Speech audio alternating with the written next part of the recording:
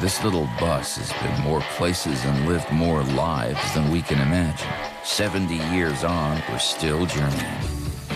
The only difference is how we get there. We once ran on flower power. Now it's for motion. Nowadays, world peace is having a bathroom all to yourself. Revolutionary ideas happen in the kitchen. And freedom is found in the little things, like a 5-year warranty. The little bus we've grown up with has also grown up. For the all-new Grand California, the journey's just begun.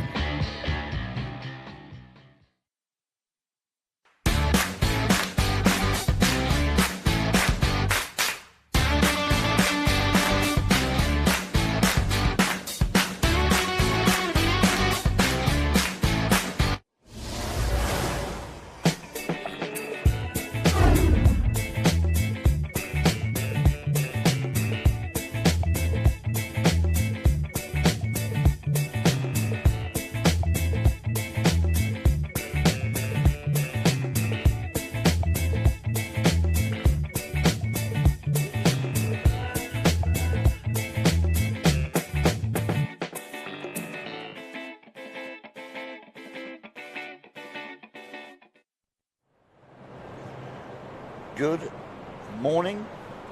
Welcome to Whangamatā Beach. We are here for the 2022 Hurley New Zealand Club Championships. It is a beautiful day here. It's Sunday, surf is pumping, and you're here with Gav Bisman and my good friend Mr. Ben Kennings from Surfing New Zealand. It's our pleasure to be here on the couch. Look at the scenery here from Whangamatā. Ben, your hometown? Yes, it is, Gav. Mate, I tell you what, you couldn't turn on a better day for us and the competitors. It's flawless, sunshine, pumping waves. It was pretty big yesterday, and we're into idyllic again conditions today, Ben. I know, 2 days in a row, and pretty lucky at this time of year, mid-May, start of May. But yeah, beautiful 1 metre swell, 1.5 metre swell, midday full tide, and heaps of action to come. Indeed, indeed. We've got the men's semi-finals coming up. In fact, all semi-finals and finals this afternoon. The beautiful thing about this Hurley Club Champs event is the fact that it actually is a Board Riders Club Championships. So not only are surfers here competing sort of for themselves individually like we're used to at so many surf comps, but in fact Board Riders teams are here together with open men's surfers, open women's, juniors and over 40s as well. So we ran a few heats yesterday, but today we're into the semi-finals and grand finals for the tag team as well. Yeah, and that team element's not something that you get from surfing every event, so it brings those clubs together. This year we've got 14 clubs from around the country, from Northland through to Canterbury. And yes, some really good action yesterday. 2017 champions Point Board Riders of Raglan holding out on top, followed by New Plymouth Surf Riders and the hosts Whangamatā Board Riders, so looking forward to that. A little bit of an upset yesterday too. The defending champs from 2021, of course, last year, Keyhole Board Riders from PR, were coming back this year to be defending champs, but actually got knocked out in the quarterfinals yesterday. Yeah, the tag team, they didn't quite get a rhythm going, and then in the end they ran out of time, and their last surfer didn't make it back into the box, and they got a 5-point penalty, which pushed them from second to third in elimination. Oh, so we're going to have, regardless of who wins today, we're going to have a brand new champ for the Hurley Club Championships tag team event. Like I said, alluded to, of course, obviously we had plenty of action yesterday as well, about a 10-12 hour day on the beach yesterday, plenty of surfing, and today we're going to open up with the men's semi-final coming up shortly. Yeah, looking forward to these semi-finals. Some of the best surfers in New Zealand are out in the water at the moment, just about ready to start, and looking forward to the open women as well. I think it's going to be an awesome final that's coming up. And then we've also got the, as you see on the screen there, so yeah, Open Men's Semi-Final number 1. Again, you can see the regions all, being represented. Waihi, Point Board Riders, of course, being Raglan, a quarter there from Taranaki, and North Coast from up there in sort of, Northland, Whangarei way. Yep. But as you alluded to as well, we've got Open Women's, we've got Under 18s, and also an Over 40s division in this. Yeah, yep, making sure that the seniors are all part of the event. Board Riders clubs rely on a lot of volunteers, a lot of guys that have been through the program and they give back, and they're also here and they get a chance to compete as well. So, I think it's an important part. Celebrating the diversity of surfing, mate, as it is. We're all shapes and sizes, all genders, and everyone's kind of. I mean, I think that's the best thing about seeing a board riders community kind of event like this, is that, like you say, it's not just it's just the open men's, or it's not just a women's event. It's actually everyone and anyone can be involved. Yeah, and I think when you look around the beach here, it's not just the 5 participants from the club. You know, they've got a lot of their volunteers, they've got some parents here, they've got some younger kids that have come to support the team. So creates that team environment, which is definitely different to the majority of other events we run. Yeah, indeed. It feels like, I think regionally all the board races have been strong around Aotearoa, but definitely it feels like through Surfing New Zealand and some of that development you're trying to work on now, there's definitely been big moves forward, and the fact that board riders are now becoming a pathway for surfers who in their region like surf their local beach and start to see like, oh, maybe I'll do this comp for fun, and if they're good enough, they get sort of noticed by the board riders and a few people in it and go, hey, look, we'll support you, get you to a national event. And of course, if they start to do well there, then we create a pathway for them to, chase the dream, much like the Billy Stearmans, Ricardo Christie's, Maz Quinn, Paige Harrop, and beyond them as well, that have made it onto World Tour sort of ratings. Yeah, and you can't underestimate what a club does, in your region. They're doing Learn to Surf programs, they're doing the fundraisers that you mentioned, they're developing those surfers, they're bringing in coaches for their surfers, and they're priming them for the time that they get to go and do a national event. So it's pretty cool that we've got our friends Hurley, of course, making this possible, and the support of Volkswagen New Zealand as well to make this event and create those pathways, I guess, for all those board riders to join us this weekend. Like you said, 14 teams from all around the country here to challenge one another. And also, the really cool thing about the tag team event is that not only will the team obviously get to be the Hurley New Zealand Board Riders Club champs, they'll actually get an all-expenses trip paid over to Australia to compete in the Usher Cup in January next year. Yeah, something new for us, and the Usher Cup's actually new for international participants, so has been an Australian event up until this year, or up until next year, January 2023, so 4 surfers get to represent the club. I think they're board rider clubs from Japan, Indonesia, Hawaii, America, and then a big contingent, obviously, of Australians. Oh, so it will be a full international board riders challenge. Yeah, and they're looking to grow it. And an awesome event over there. I've heard nothing but good things, and pretty stoked that the Kiwis are going to be part of that. Indeed. I mean, I think we've always been, as surfers, we've been fairly envious of the board riders culture in Australia and how sort of ingrained it is in the coastal regions over there. So hopefully we can we'll carry on the tradition of this, the Hurley Club champs, and get over there, and wouldn't hurt if we could upset a couple of them as well. Maybe try and grab the prize over there as well. But we are into live action now from Whangamatā Beach. Ben, thank you very much. I'll let you step out. I know you've got a busy day ahead, mate, running the event. Cool. Thanks, Gav. Thanks, mate. Enjoy. I get to welcome into the booth my good mate, a prime surfer in his own right, bit of a standout junior, and legend on the microphone, Mr. J. Piper Hellion, joining me in the booth, mate. Yeah, good morning, Gav. How's it going? Oh, it's not bad. Yeah, can't complain, eh? Kicking back on the couch. We've got a beautiful day here at Whangamatā. Waves are pumping. Yeah.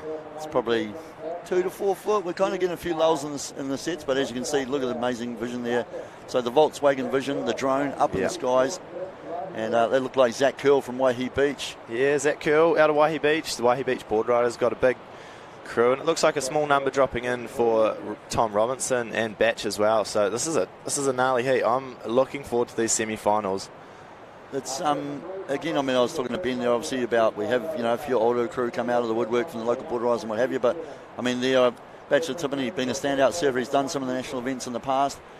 Resides down in Taranaki, and I haven't seen Batch for a few years. I think we did a multi-nats down the Naki a few years back. But great to see him travelling up, and then obviously now, like, just coming up to be part of the board riders and that whole community thing of what's going on. But has actually, has always been a great surfer, and here he is in the semi-finals, representing for himself and his board riders club. Yeah, no, Batch, his style is one to watch. He's got the nicest style when he opens up on those waves. It's looking like a little bit of a slow start to this heat, though. Not too many. Is that 6.17 for Reds? Yeah, first wave for Zach Curl. Looks like white surfer Taylor Hutchison from Point Board Riders having a look now. So nice. Point border has, of course, been Raglan. And, Yeah. I mean, you can see Taylor very at home on the backhand on the left-handers. Yeah, Taylor's got the big wingspan. He just starts going and up and down. It's one to watch out at Manu Bay, but he looks like he's found a nice little runner here. He was one of the standouts for me yesterday in the opening rounds. There's no doubt. He's well and truly earned his spot in the semi-finals. Oh, clutch, not quite bouncing out of that one to finish, but, oh, mate, I lost count of turns, 5 or 6 quality manoeuvres on that wave. That was a great succession of turns there. It's having a look at this replay now. So, yeah, he got those few big turns out the back, and then he could just work through this inside. And it was foamy, but he was getting some turns in, just adding those points to the score. He was, as we got down to the beach, it was still dark, and just as the sun was hitting the horizon, it was Taylor had already been in the water and was making his way up the beach. He was first guy in the water this morning, and he came in just beaming, smiling ear to ear, and was like, Gav, it's pumping. It's going to be such a good day.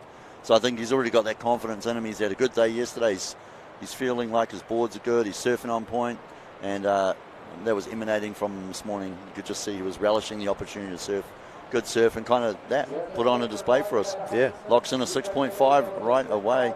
So obviously the scale for surfing, we're kind of, each wave's going to be scored out of 10 possible points. The lower numbers, the 2s, 3s, it's kind of average, poor surfing. The 4 to 6 range, we're kind of average to good. Yep. The good. I mean, I don't really get in the good category too often. Jay, you're a lot more used to being in those good to excellent waves. Yeah, it's always nice when you get in there. Looks like blue surfer now, Tom Robinson. He also, even though he's from the North Coast, spent a lot of time with the Raglan Surf Academy, so he knows left-handers very well. And especially from being up there, you got a short drive away once those big southerly swells start coming up. And he's just looking to finish this one off now, finishing on his feet. So that's a bit of a difference there. So Taylor's wave, we saw he didn't quite ride out of his last turn, but Tom there finishing on his feet, making sure he rides out clear of the whitewash. It'll be interesting to see where that number comes in. Yeah, probably not the size, like at the start, not the committed sort of size of the connection here, as you see on the Hurley replay. So that one just a little bit sort of softer on the initial takeoff, but you're right, he's cutting back, staying in the pocket, generating more speed as he comes to the oncoming section. You can kind of see the wave about to finish off. Yep. And then it was actually quite a nice turn to finish. So that was a nice little finish there for sure. Yep. We've got New Zealand's best judges on the panel. We'll let them crunch the numbers. Meanwhile, they look at the action, mate. There's so many waves coming through Bachelor Tippany. Yeah, look this at that drone angle looking. That was sick. That Volkswagen vision on the drone is incredible, and you can see the quality of the turns there. Every turn of Bachelor Tippany there on the backhand just crisp. By saying that, what I'm meaning is you'll see the board just hit the lip and throw that wash out. Oh, look at the speed he carries through that section as well. Yeah, so in terms of the judging criteria, speed, power and flow, that's a big part of the criteria, and also the amount of critical manoeuvres done in critical sections of the wave. So Batch was right up in the pocket there. So you talk like a guy who gets in the 6 to 8 range, mate. That's probably the problem. Yeah, I try my best, but I definitely didn't yesterday, that's for sure. Well, that's all right, mate. That's to my advantage, because it means I get to hang out with you today. Otherwise you'd be out there surfing yourself, so mate, I can't let you have too much fun. Yeah, no, definitely. So, yeah, I mean, so we've seen the 6 to 8 range, like I said, that's the good to excellent. And then if you're lucky enough to break into the 8 to 10 range, that is excellent surfing. The judges are, you kind of got to blow their mind if you want to get up into that realm. We've got to see something pretty impressive, big airs, big turns. Yeah. Haven't seen any barrels out here, but might be the odd one. There was Friday night and maybe yesterday morning. It's eased back a bit. It has eased back, but I think the fact that it has eased back has actually made it a lot more contestable for the surfers. Those paddle outs on those first 2 days, Friday and Saturday, it was gnarly. It took a lot of time and a lot of energy. That was the main thing. It doesn't matter about the time. You can paddle out early for your heat and get out there, but once you're gassed after trying to paddle out, it's hard to get into a rhythm after that. Yeah, there's definitely a few competitors coming up, breathing heavily and sucking in the air. Here we see Bachelor Tippany, mate, he's just paddled back out and straight into another one. Yeah, that one just fades out into the little channel there. So there's kind of been a couple of key rip banks, I guess. Yeah. There was quite a big A-frame yesterday. It was sort of more of a left, and then as the tide filled in like it is this morning, swinging right across. Yeah. Looks like Rangi Ormond, I think, from Whangamatā. Yeah, local lad, Rangi, looking to get amongst it. And there goes Taylor Hutchison, finding a right-hander now. So 2 nice opening calves, really opening up these shoulders, and now just looking to connect it through the inside. This one actually has a nice line to it. So he's only got the single wave so far, the 6.5, but as you see, that is going to be a nice backup score for him. So, of course, the surfers have 20 minutes. They can surf a maximum of 12 waves. Yep. but it's the best 2 scores they can get out of those 12. So it's not like, oh, you're only allowed to get 2 waves and that's it. It is like that in the tag team, which we'll talk about later. But yeah, right now, Taylor Hutch on the Hurley replay. Just, look, he still carries speed even through that as it dives right into the channel there. Yeah, 100%. And Taylor's not a small human being. He's tall, he's lanky, but, you know, he's fast too. That's the thing about Taylor. He can really, I think he's moved to the Mount now, so he's living in Mount Maunganui. He's got a small wave game dialed now.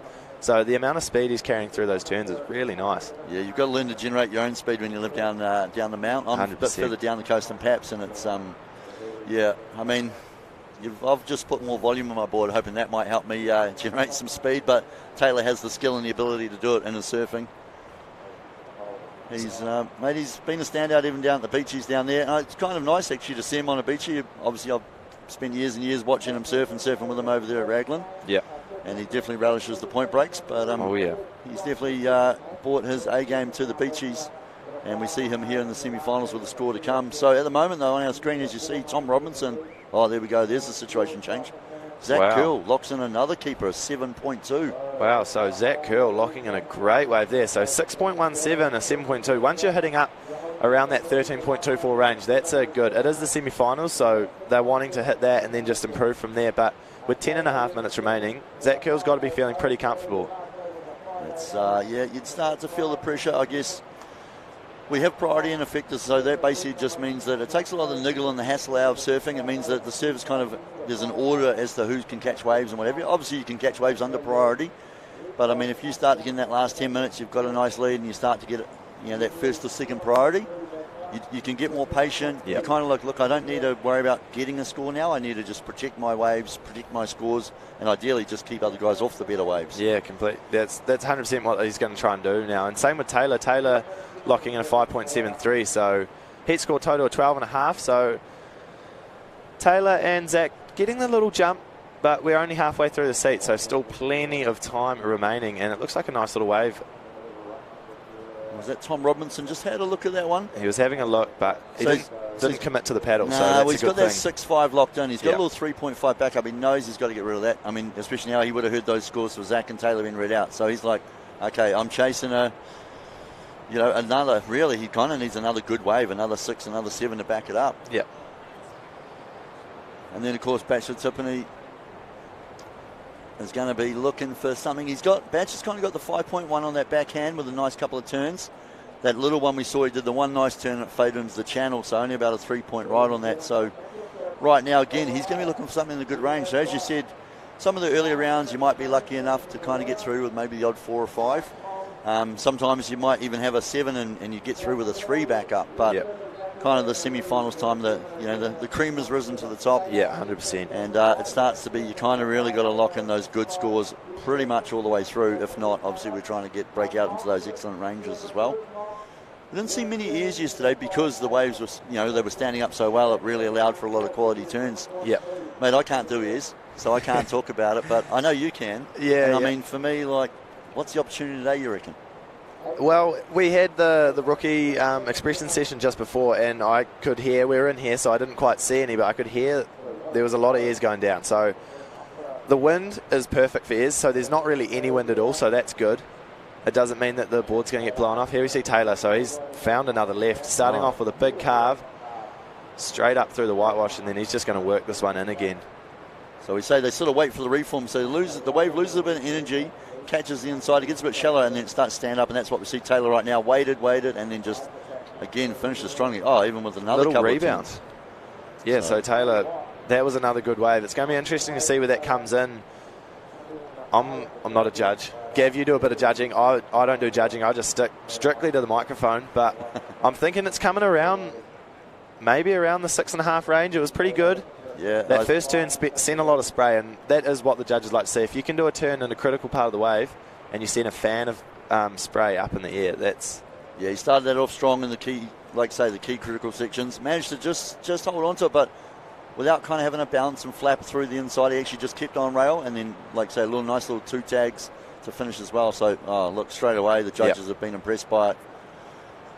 So we are going to see that. It's definitely going to help his situation right now. So, of course, 4 surfers in the water for semi-finals. Only 2 will continue to the grand final.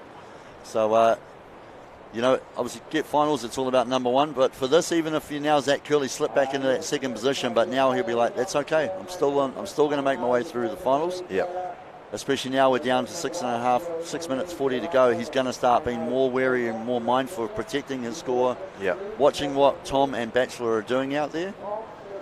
You can't block the wave. You cannot deliberately paddle in someone's way, otherwise you will be called for an interference by the judges. Yeah. But obviously, tactically, like I spoke about with priority, you can take them off other waves that you want, or you can maybe paddle right beside them, maybe get in their head a little bit. Yeah, 100%. I think that's probably what Zach will be looking to do now. He wants to get priority, so then he can take his pick, and he can also hold someone off a wave. That's the idea with priority. Looks like he kind of took a bit of a close out there. Batch down the line. Yeah, this opening one up on the back end. I don't know if he thought maybe Tom was going, but I'm not too sure that you're right. That one just was too straight and closed out, but Batch managing to sort of find a little wall here. Oh, wow. And so he slid the tail out on that end turn, so finishing with a bang. I think he's going to be pretty happy with that. It's going to be interesting to see now. This is getting real close. Coming into the last kind of 5 minutes, Batch has that 5.1, so that's going to improve on his 3.07. It's just about how much work did he get on the outside section. So we're just seeing this replay here. That end turn was money. I think that was probably my favourite turn of that wave. He got real low, slid the tail out. Yeah, that Hurley replay, great vision there. And then we see from the Volkswagen drone as well, up in the sky. Who we got here? This is... there's Zach Curl. Oh, he's looking flustered. He does. He's looking like he's maybe hitting panic stations where really he shouldn't. It's going to be interesting where Batch's last score comes in. But I think Zach Curl, he also should be confident. He's got still plenty of time, 5 minutes remaining. And Taylor, just the one big turn out the back. White Surfer from Point Board Riders. Point Board Riders are looking deadly, I have to say. They're looking like the people to beat at the moment. I know they've had Larry in the over 40s through to the final. They've got Bree through to the women's final and Cora through to the under 18s final. So Taylor and Caleb Cutmore coming up in these next two heats. So I think they're the only team that still has all 5 of their surfers in the open event, and obviously everyone's in the tag team. But yeah, a lot of the other board riders, because obviously what happens in the open event is that each individual surfer, their points as they make it their way through heats is accumulated for the team as well. I know, like I say, I'm from Papamar. The Papamar board riders up here this weekend and representing. No bias here on the mics, but unfortunately I know we lost a couple of our servers yesterday, and then I think one more this morning. So straight away you start to lose a few of those extra points. So you're right, Point Board Riders, they actually got the highest score in the tag team yesterday too. I think 30.6, I think it was from memory. So they were a clear standout in the tag team event, and as you say, to have all 5 servers still in semis and finals, it's going to bode well for them trying to grab a hold of that trophy. So looks like Taylor finding another little left, so he's just keeping busy. He's in the lead, but looking to just work through here, just wanting to build his house, build those scores, keep on improving, and hopefully put it out of reach. But nice tag there, looking for the rebound now, going right. And finishing with a reverse. So found that little whitewash section, managed to tag it and spin it around. So that was a pretty technical little turn there. And here we see Zach Curl right behind him as well. He's found a little corner. This one, unless he stayed on his feet for this one. Maybe he's just, running protective. He's trying to just milk this thing through. It's got a little bit of it's not running as straight, bit more of a curl, bit of froth there. But it does well to finish that and stomp the finish as well. That'll probably just help him settle the nerves a little bit, especially with these last few minutes to go. Yeah, so Zach looking to improve on a 6.17. We got Yellow's last wave, Batch's last wave, 7.63 coming in, so that is a good score. That's put him up into third. Indeed. So now Taylor's got the 6.9 and the 6.5, still holding on to the lead. Zach Curl with that 6.17 early, got the 7-point ride to back it up. But you're right, now with Batch with the 7.63, he's only going to be needing about a 5.6. He had the 5.1 early, so it's easy for him. But it's a matter of if he can find the waves. And now with time sort of ticking down, it's going to be the pressure of the nerves of like, I've got 2 minutes, I've got to find a wave. Yeah, no, definitely. And those nerves, these guys, they've been the ones to deal with it best. They've got through to the semi-finals. And then you've got Tom Robinson, he's kind of gone the other way. He's got the 6.5 locked in on that second wave, and he's just sort of, I wouldn't say sat, but he's just been patient. He's a game plan. You go out, you go, I'm going to be busy. I'm going to try and catch as many waves as I can. Yep. Or it's like, hey, look, I'll let the other guys do that. I'm going to try and just get the 3 or 4 waves. I know. Here we go. Yeah, here he goes. So opening up that first carve, but kicking out. That wave obviously not giving him much down the line. And so he's going to look to get back out with just under 2 minutes remaining. Tom's going to be looking for a score. So, yeah, he needs something. Well, it's in a high good range, probably in the 6.75 kind of range. Yep. So he's definitely, I mean, that was probably the right thing. Just get off that wave. He realises this is not going to give me the opportunity. The judges don't score the wave, but we all know that you need a good wave, and if you can put a couple of really good turns on it, Yep. you're going to get in that good range. If you get a smaller, softer wave, yes, you can surf it well, but there's nothing critical about it. There's Yep. nothing, there's nothing too quality that's really going to come from that, and that's, of course, going to be reflected in your score. 100%. It's interesting too. So Tom is the lone goofy foot out there. So goofy foot meaning he surfs with his right foot forward. And he was hunting up those little lefts, whereas we saw Batch go right on one. He's gone right. Taylor's managed to go left and then turn around and go right. And so, yeah, Tom the lone goofy footer, Batch, Zach and Taylor all natural or regular footers, so that means they're left foot forward.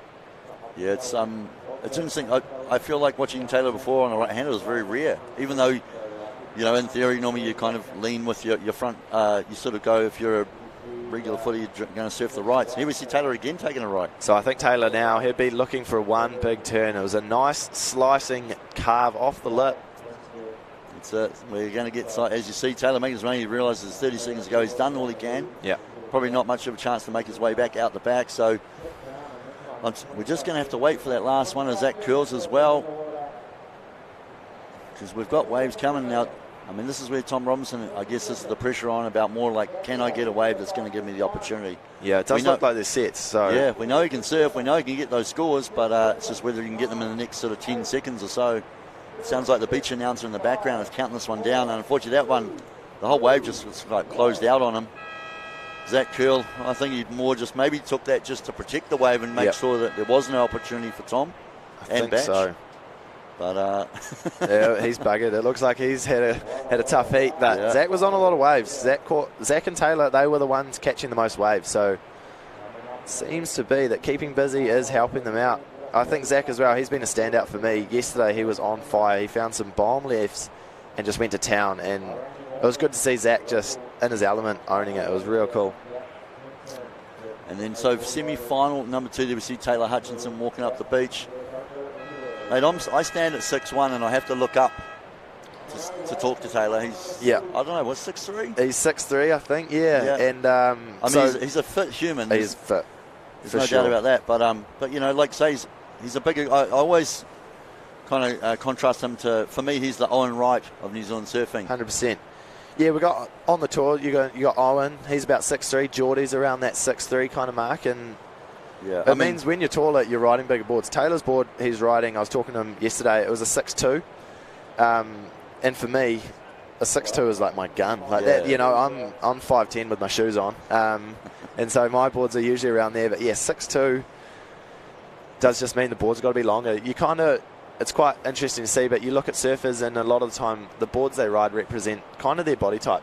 If you've got a shorter guy, he'll be riding a shorter board, maybe a little bit wider, more volume. And then if you've got a long, tall guy like Taylor or Owen or Geordie, they're riding those longer, thinner boards. Yeah, I mean, he definitely knows how to throw that thing around. Like you're right, like sometimes when the waves are a bit softer at the beaches, people opt for a slightly smaller board, a bit shorter, a bit wider. But Taylor just seems to have a magic board, and he just sticks on it the whole time. He does. Here we see the lineup for Open Men's semi-final number 2 coming up again, as you alluded to. Caleb Cutmore from the point, the point board riders there from Raglan. Jared Hancock, it was great to see him back in the event. He's up here for the New Plymouth Surf Riders. Rangi Orman, our good mate from here in Whangamatā, and of course Jack Hinton from Bay Board Riders.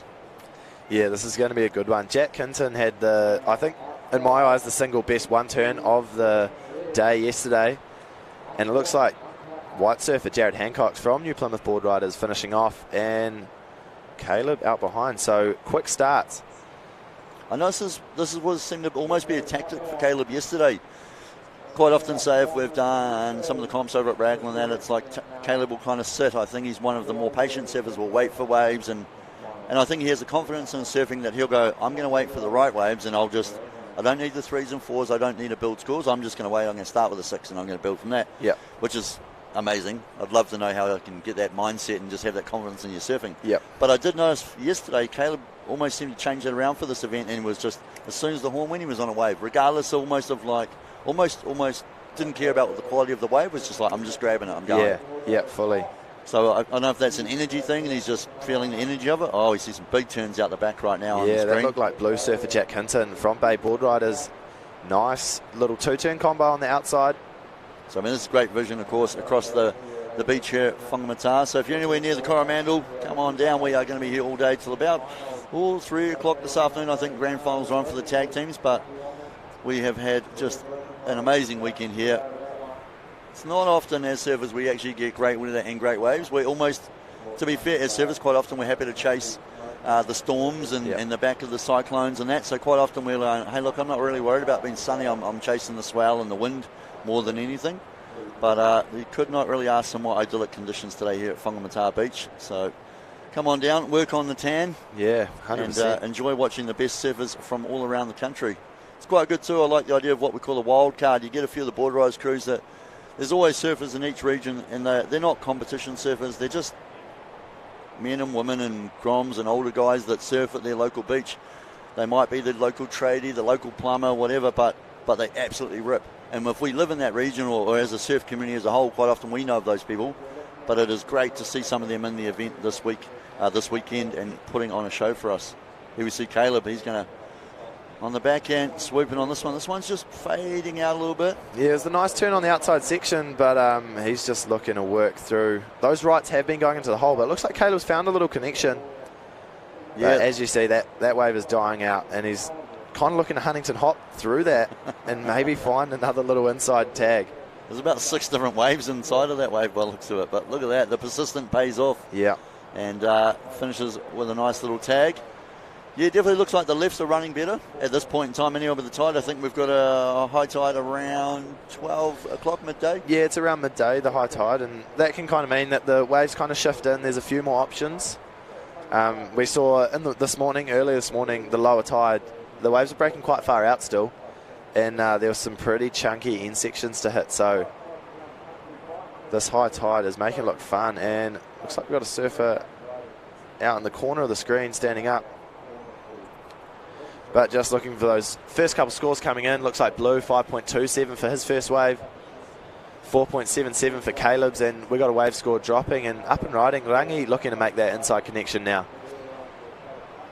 Yeah, you'll see the little 0.67 on the screen for Surfer in Green, Rangi Ullman from Whangamatā. I mean, that's just, maybe he stood up, looked at the wave, went nah, and kicked off the back. Yeah, it was just a little in and out for that one, but didn't quite get that finishing turn. And what does that finishing turn mean, Gav? Like, what does that do as a judge? It always looks nice to finish a wave, doesn't it? Yeah, it's been funny it's something in surfing that's been around since surf competition started back in, the early 70s and have continued and now has become a massive professional sport. But it's kind of the statement on the wave to kind of finish the wave for the judges. You have to ride out. There's been a big thing, especially in the last couple of years, with the level that surfing has gotten to now and the crazy years that we see even on our domestic comps, but especially at the world tour level and that sort of thing.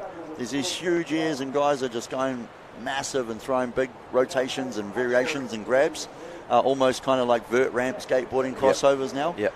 But the key to surfing is the difference is it's not, in skateboarding it's like landing it. You basically land it, that's kind of trick made. In surfing, you've got to land it, but then you have to actually show forward momentum and riding out in front of the wave. Gets a little bit subjective. Yep. We've definitely seen some, even at, again, world tour level and obviously across our Surfing New Zealand domestic thing, there's guys that are coming in going, I made that wave, I should have got a big air, I should have got a 6 or a 7 or something like that. And you're like, mate, it's a 2. Yep. You did not ride out of it. So it can be a really, really key thing. As we see Jack Hinton again. Yeah. Beautiful first turn. Unfortunately, I mean, it's great to see him pushing it, but just pushed it a bit too hard on the second one. Yeah, kind of lost the tail on that turn.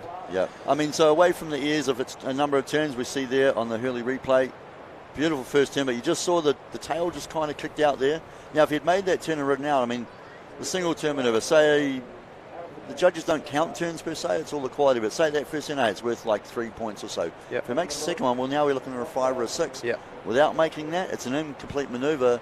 Maximum points allocated to that are probably going to be around the 1 to 1.5 range. So there's still some reward for the effort into the turn, but without making it. So you definitely, but the problem is there, you actually end up losing, say, 2 to 3 points of that potential score. Yeah, no, 100%. So it's all about finishing the waves, which, as you've seen, the likes of especially Taylor Hutchin, the one before, making a point of carrying on with the wave as long as he could to finish it strongly. And that was, of course, why he's been rewarded with 6s and 7s. Yeah. See, Caleb Cutmore's now backed up that earlier score as well. Looks like he's locked in. I mean, a heat total on your screen right now of 11.10, but that's 2 waves together. Caleb with a 6.33 and the 4.7 earlier on. Now, Jack Hinton got the 5.27 earlier on that really nice, that 2-turn snap we saw. But then we just saw a 4-point ride for that last one. So heat total of 9.34, Jack Hinton from Bay Borderos, which is based down there in Mount Maunganui. Oh, there we see the best wax in the world, mate. Yeah, Sticky Johnson getting the wax job. Looking like some nice beads on that board.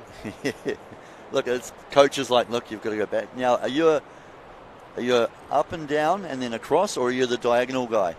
To be honest, when I'm waxing out my board, I'm usually that amped. I don't mind. I'm going all over it. I'm getting it from nose to tail, and then I'm just out there. Mate, I've had tutorials on the stuff. I just don't know. Maybe it's because I'm just trying to figure out anything I can to make my surfing a little bit better. But, we'll have to ask our good friends at Sticky Johnson. Yeah, they know how to do it properly. There's a process to it, eh? You need the warm water wax your base coat, your cool water on top, and then circles. Once you've got a good bead down, that's the bead. Yeah. No, so I've definitely got a process for my base coat. I do the crisscrosses and then I go through with the circles, and usually it makes it all right. But looks like Red Surfer Caleb Cutmore finding a left now, so opening carve, slicing down on that one.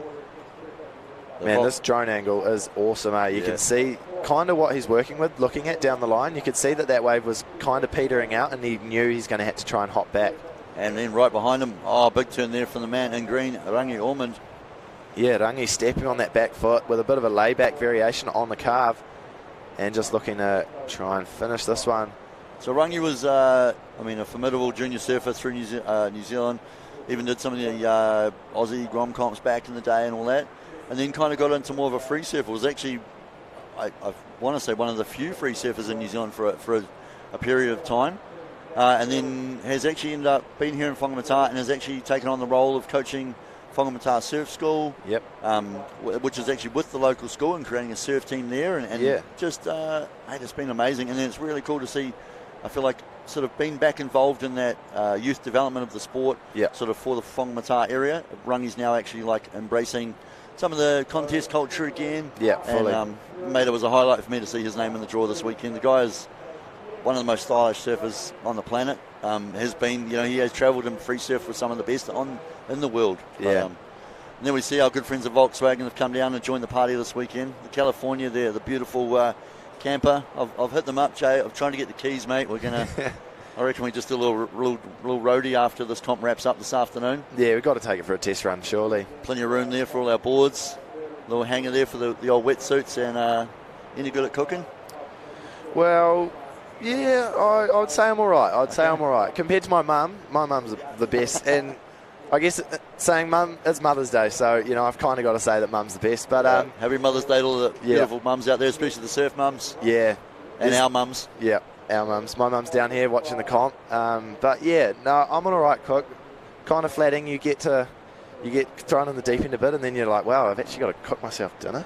Yeah, well, the old VW California, mate's got full kitchen facilities in it, so we'll see how you go. If you burn the toast and your baked beans are cold, well, I'll take over and I'll whip out something a bit better, mate. Yeah, that definitely could happen. So we see the Hurley and Volkswagen tents down the beach there. It looks like the teams are starting to assemble themselves, so semi-finals underway right now, but the teams will be starting to kind of regroup.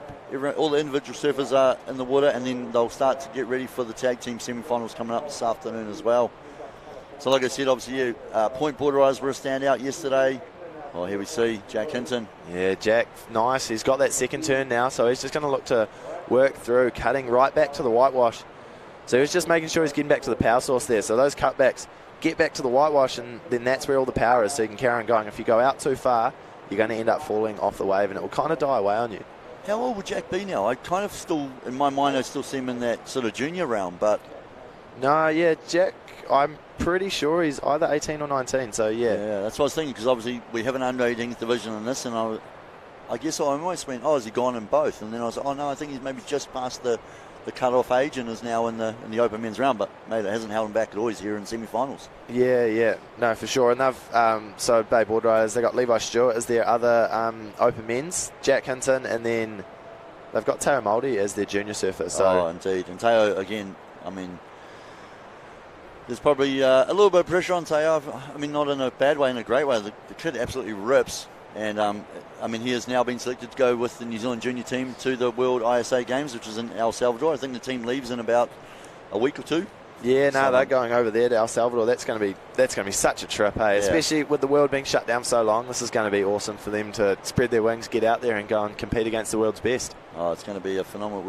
I'm stoked, mate. Our junior team this time around is so strong. And the good thing is we've got a number of both male and female surfers in the juniors. Here we see Rangi Ormond. Yeah, so he got that nice first turn and just looking to maybe carve this one back.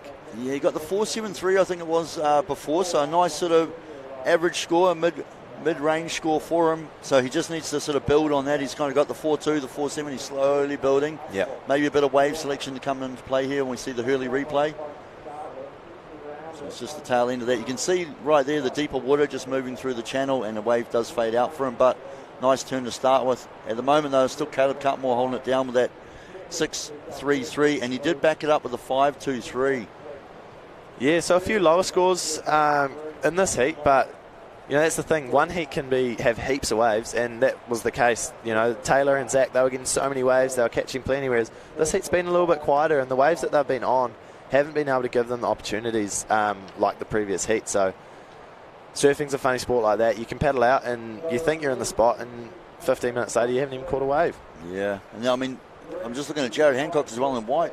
It's kind of weird. I just realised that J-Rod's sitting quite still. J-Rod's normally quite an active surfer in his heats. Yeah. But yeah, he's got the 4.5 locked in, so you know, good average score, kind of a good little base score to settle on. But he's playing the patient game. But now you get into, I mean, we're nearly under 6 minutes to go. I would be feeling the nerves now. You're like, look, I'm going to need a decent one. I'm going to need something in the 6 to 7 range if I want to progress through this. He doesn't have to worry about winning this heat, but he definitely needs to be at least in second position if he wants to progress to finals. Yeah. And yeah, I mean, there's enough waves out there. You want to give yourself the best opportunity. Yeah. At which point, if you've had a plan like I'm going to be patient in a 20-minute heat, but maybe at the 10-minute mark you go, okay, plan B. I've got to start paddling around, finding ways more. We all know we have surfs where we paddle to the left and then it moves, and we paddle to the right and it moves again. And sometimes you just have those surfs, but J-Rod, mate, I've never seen really J-Rod out of rhythm with the ocean. No, J-Rod is Mr. Consistent. He always finds 2 scores. So the thing is, though, you only need 2 waves. So J-Rod, he is sitting in 4th, but he's only looking for a 5.84. So a 5.84 is a very achievable score. If the wave comes to you, that looks like Caleb Cutmore's dog, Quado. Quade getting on the camera. Yeah, I think he might be looking the wrong way, though. Come on, Quade. Caleb's out in the water, currently leading. Yeah, I was like, mate, Caleb's doing good out there, buddy. What are you up to? Maybe he's like, you've only got 1 6, I want one more. Yeah, I think he might be. It looks like a bit of a set. There we go. J-Rod finding a right-hander. So he's heard us around the water. Yeah. Oh, through big the roof tag on that one. He'd be feeling that. Yeah.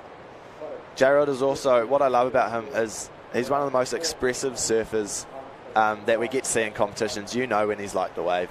He's not afraid to claim. He's not afraid to show the love. And that's what surfing competition is all about. And that was a big turn to finish off on.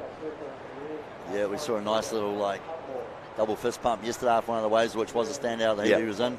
Here we see Caleb Cutmore. This one looking pretty foamy. Yeah. Oh, you can see it though, bending back. Great vision from the Volkswagen drone there. You can see that, but unfortunately didn't make the turn. No, that little convergence there kind of caught up with him, and it's quite hard, but here we go, Jack Hinton. Jack's got a really explosive style. He goes into a turn and you're not sure what he's going to do, and suddenly sprays flying everywhere, and he's just gone and done one of the biggest turns you've seen all day. So Jack's exciting. All these surfers are exciting. Yeah, but you're right. Jack's almost, the loose cannon, but in the best possible way. It's kind of, but it brings the free surf sort of anticipation to his heats. Yeah, fully. Look like Rangi having a look there. You see that one, a bigger one, but that one just kind of what we call a closeout. The wave will come in, and instead of kind of hitting a certain point and peeling off better, which gives the surfers more opportunity, it does just shut down. You see all that whitewash on the screen there. So, I mean, it's a bit of soup in there, as we call it. Yeah. And what happens, of course, there is if it closes out, well, you've got no scoring opportunity. But in that situation too, it sort of slows you down when you're trying to do turns through all that whitewash. Yeah, no, 100%. that aerated water does make it easy. It always is a bit harder there to try and surf through that stuff as well. Looked like Rungy Ormond you saw there, so for the viewers at home, you'll see green surfer with his hands up in the air. He wasn't kind of like trying to get the party started. It was basically, that's his way of sort of hands up as a signal to the beach marshals and the beach commentators, kind of going, what's the time, what scores do I need? He's just basically looking for information. Yeah. Here we go, Jack Hinton finding a left, throwing the tail out on that first turn. That was nice. So he's in second. He's probably in a bit of a scary position with the last couple scores for White to come through as well, but Jack working this left all the way through, and he's found an inside connection. Nice spray turn there and finishing off. So he was happy after that. He was feeling a little bit of puff of the chest there as he finished, but like you say, I guess no, he's probably sitting there going, look, I know J-Rod got one, look like I got a couple of turns, so they're on different parts of the beach, so instead of trying to go over and paddle and sit near him, he's like, nah, I'm just going to go for broke and put on a display of my surfing. And we see Rungy Ormond. Yeah, just catching the tail end of this wave, working his way through as well on the left. Backhand just working it up and down. That wave looks so flat and small, but he's still just generating speed on rail. Yeah. No, that Anderson looked like it was going good for him there. Yeah, he's not, I mean, you could see he didn't look as happy as maybe at the end of the wave. But, mate, that's still quality surfing. Here we see J-Rod now. He's stepped up another gear now. He's waited 15 minutes for waves, and now he's catching multiple of them. Yeah, so that can be the difference. We were kind of worried for J-Rod with about 4 minutes to go, and now in the space of 2 minutes he's caught 2 waves, and he's kind of looking to jump into that second position. But we've got scores coming in everywhere, so we're going to have to wait and see. And what a day we have here. It's such a nice day. Coromandel putting it on. Oh, indeed. You see beautiful vision as we pan around here at the beautiful bay in Whangamatā Beach. We're right here on the main beach, parked up. Obviously, this place is a hive of activity over the peak of summer, but right now it's a little bit quieter, and it's actually nice.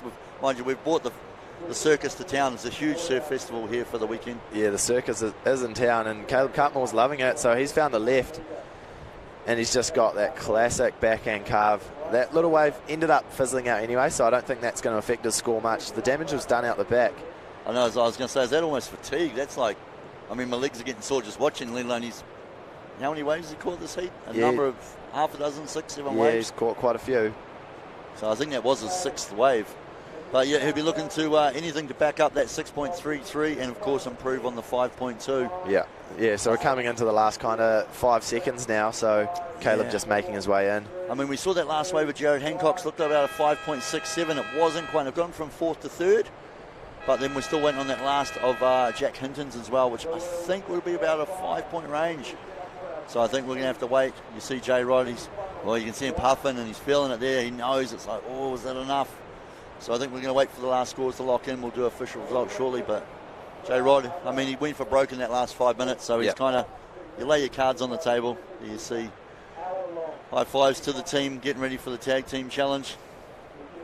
So that's got to be a part of the fatigue as well, not only surfing individually for yourself, then you're straight up in the tent ready to surf for your team, and then of course if you make it through the semis, after the tag team you're back out there to compete in your final. And the tag team, it is taxing. We'll run over kind of rules and stuff very shortly, but it involves a lot of paddling, and man, when you're paddling as hard as you can to get out the back, it's quite hard to then turn and go on a wave and surf as good as you can. So there's definitely going to be some deep breaths coming in through the nose, out through the mouth, and now we see Caleb Cutmore making his way up. So I mean, he's going to be the same. He's going to come up and join the point board riders and be straight into the tag team semi-final with them. So yeah, tag team semi-final coming up. We're going to have New Plymouth Surf Riders against point board riders, which is from Raglan. Okra board riders from down there in Taranaki as well, and the Māori Bay board riders we're here for the year as well, and they've done pretty well yesterday. Upset a couple of teams yesterday, which is cool. No, there was point board riders are looking good. New Plymouth are looking good as well. So all these teams, Owakura, they've got some talent in there as well. I mean, there's got to be.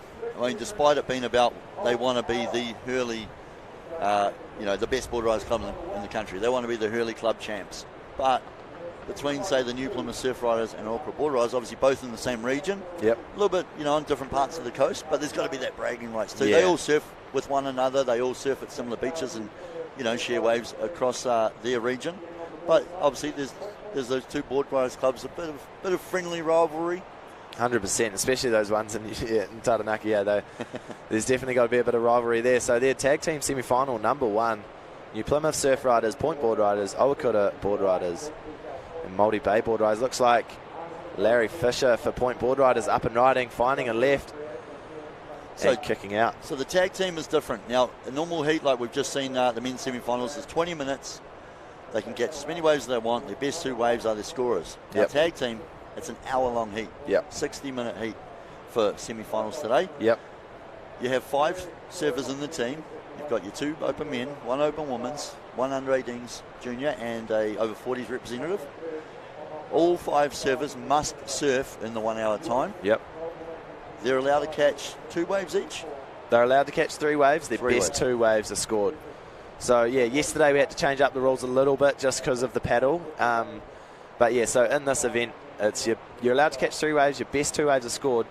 But that time pressure, that's the thing that's killer in these tag team events. If you can get out and get 2 4s, get in quickly, you're looking good. So it's quite a different pressure. And I think the fact that it's a team event, it attracts quite a lot of surfers because it means that you're hanging out with your friends, you know, you're supporting each other, and surfing's such an individual sport. But when you get into a team environment, it's just so entertaining to watch and so entertaining to be a part of. It looks like Blue Surfer, Māori Bay Board Riders, and I believe that's Alice Westerkamp up and riding there.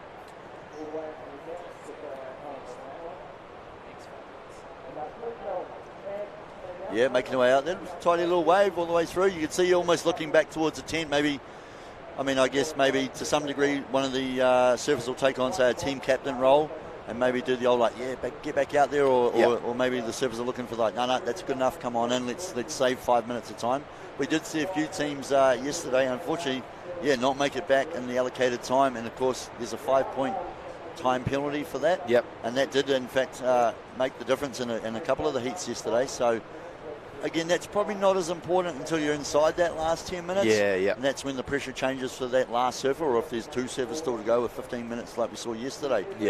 But, I mean, at this point in time, everyone feels a bit more confident, like, we got an hour, mate, it's heaps of time.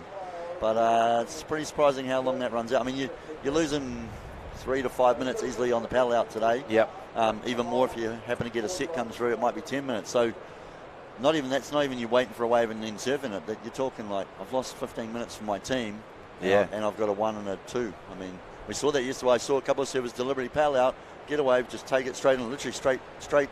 Didn't even try and do a turn, straight back to the beach, because it was more about I've got 4 minutes to get back to the beach rather than worrying about I've got to get a 6-point ride, because the thing was obviously was more about not losing 5 points in time penalties. So we see there the new, the Owakura Board Riders.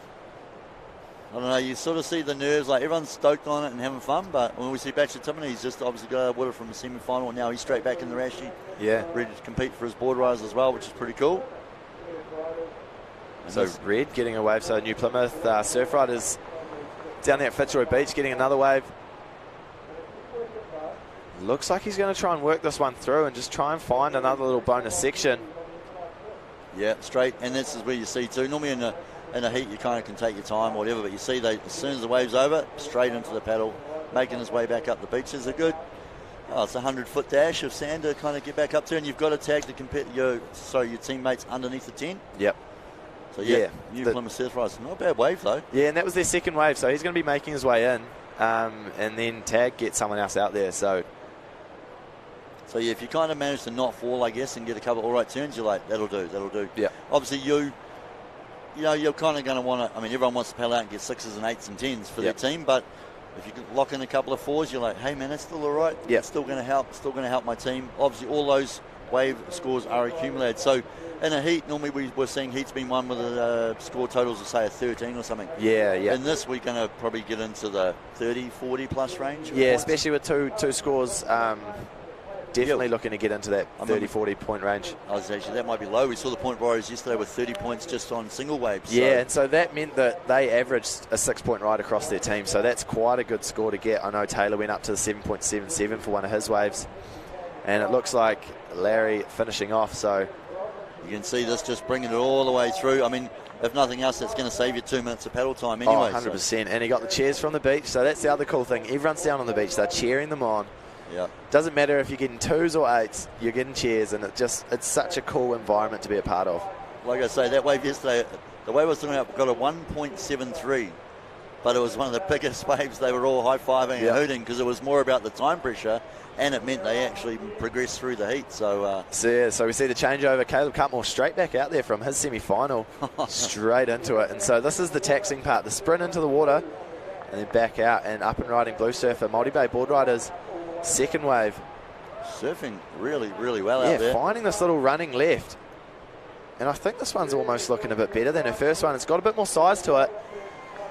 Finishes off strong, so they're looking good too. Nice, strong start for Multi-Bay board riders. You could hear the club in the background there cheering and amping and clapping on that one. There's definitely a fair bit of stoke down inside the Hurley tents there today.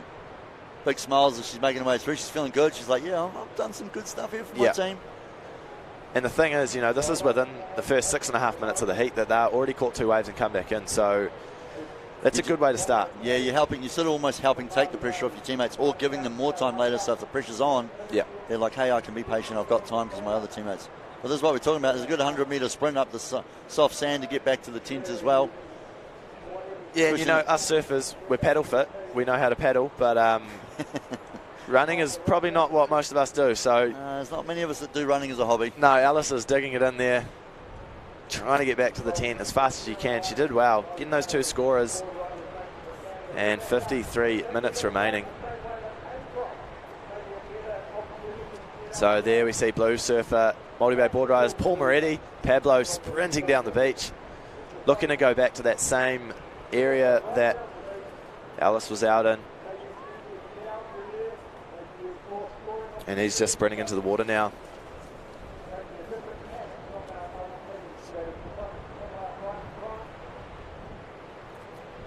And so with 52.5 minutes remaining, Point Bordeaux's getting a nice lead. Larry Fisher a 10.5. His first 2 waves, so that's a good way to start the heat. New Plymouth got 7.6 on their first 2 waves. Multi-Bay 7.44, so looks like Green, Owakura board riders, Tom Butlin coming unstuck. Yeah, stumbling on that one. You could see Jared Hancock's there obviously just come in from the semi-final, but as we talk straight into the tent and now sort of figuring out a plan, talking with the rest of the team, checking the watches, seeing who's going to run which order. I guess that's a strategy too. Some are like, we'll run our junior first, or some are like, we'll run our over 40s first. It was actually quite cool to see yesterday. Everyone had different ideas of how they were going to do it. I don't know if some of them even bothered planning. They're just like, who's less tired than the other person, and ran it that way. Yeah. But it's always, I don't know, the tactics come into play with that. With the red, you let the old boy go out first and give a bit more time. Well, it kind of depends. Especially yesterday, we were allowed to start out the back. So usually it's a beach start. You got to do that sprint paddle. But since we're allowed to start at the back, I know a lot of clubs were utilising that and thinking, okay, these guys aren't as strong paddlers, so we'll put them out. We'll make it easy for them. And hopefully they can get a scorer and come in within 5 minutes. Mate, if Pat Borderise had put me in and I had to run from the beach, it's just going to be tough work.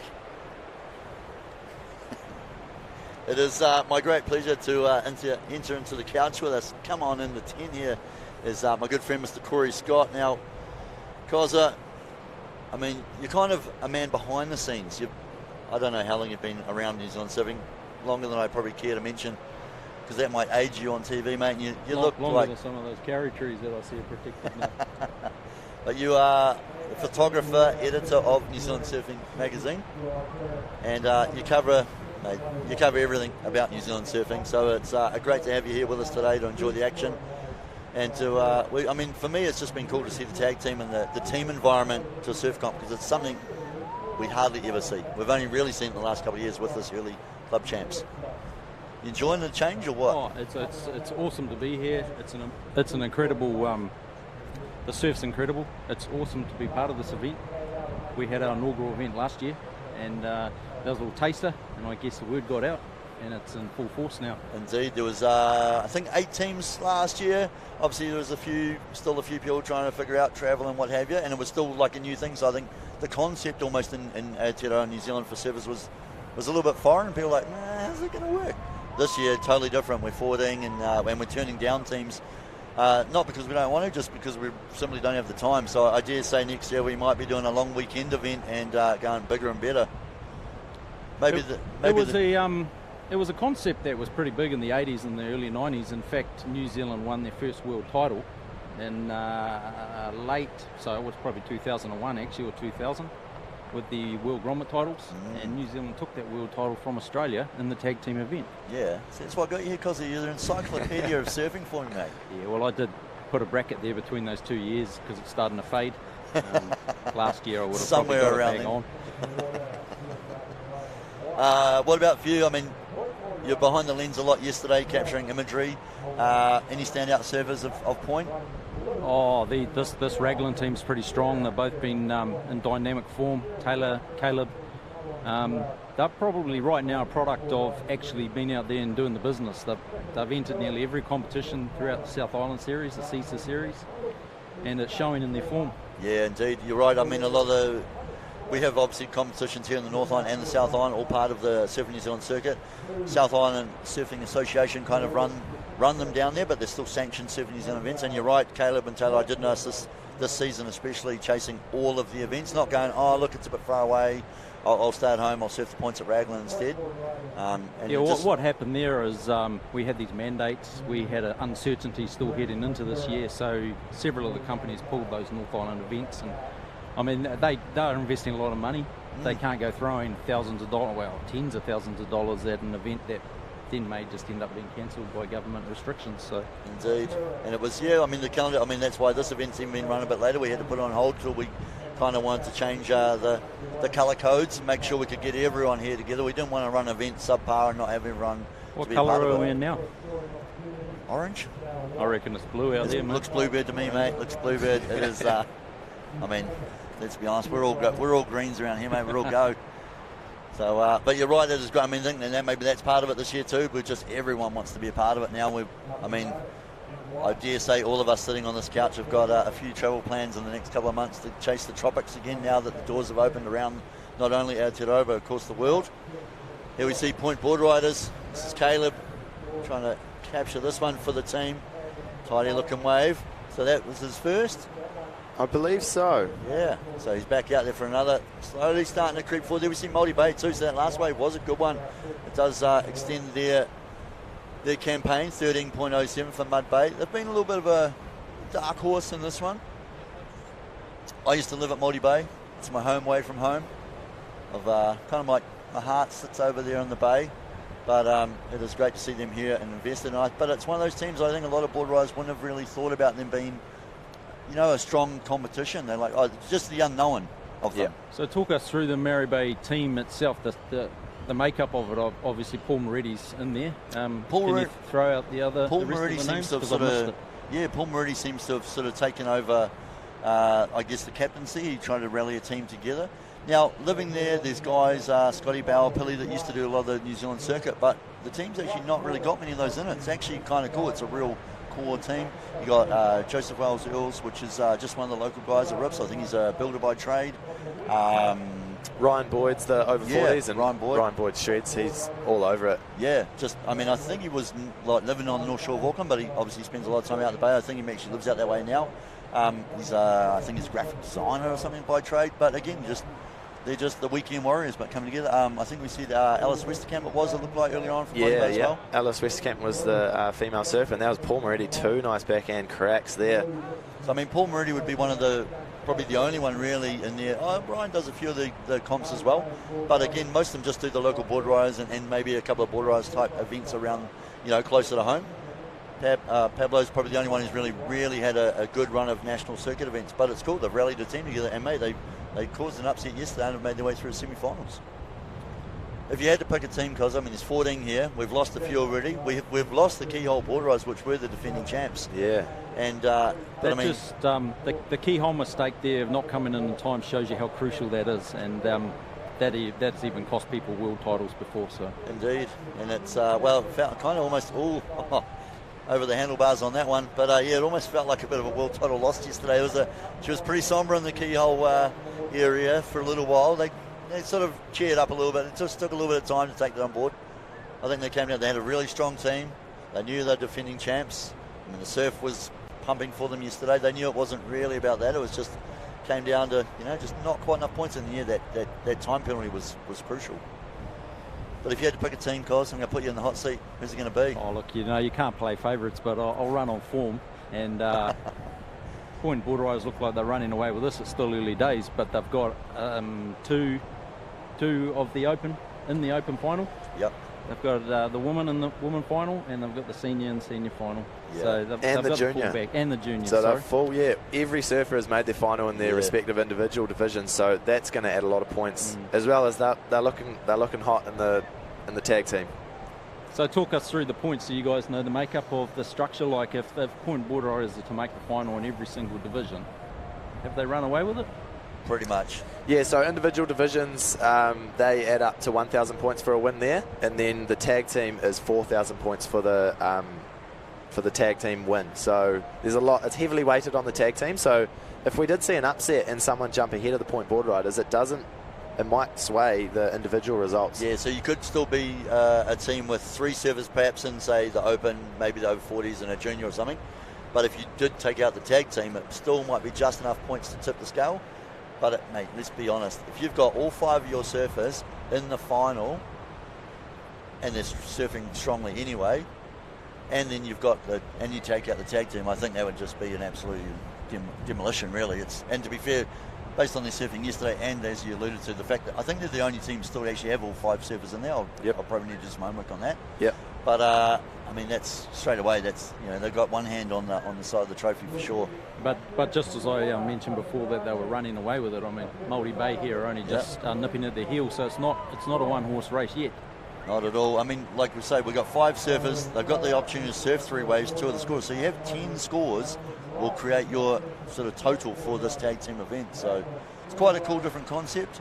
I mean, normally if you saw a 20 on screen, that means someone's got 2 perfect waves, 2 10s, which, I mean, in the history of surfing, it's only been done, you know, a handful of times or more.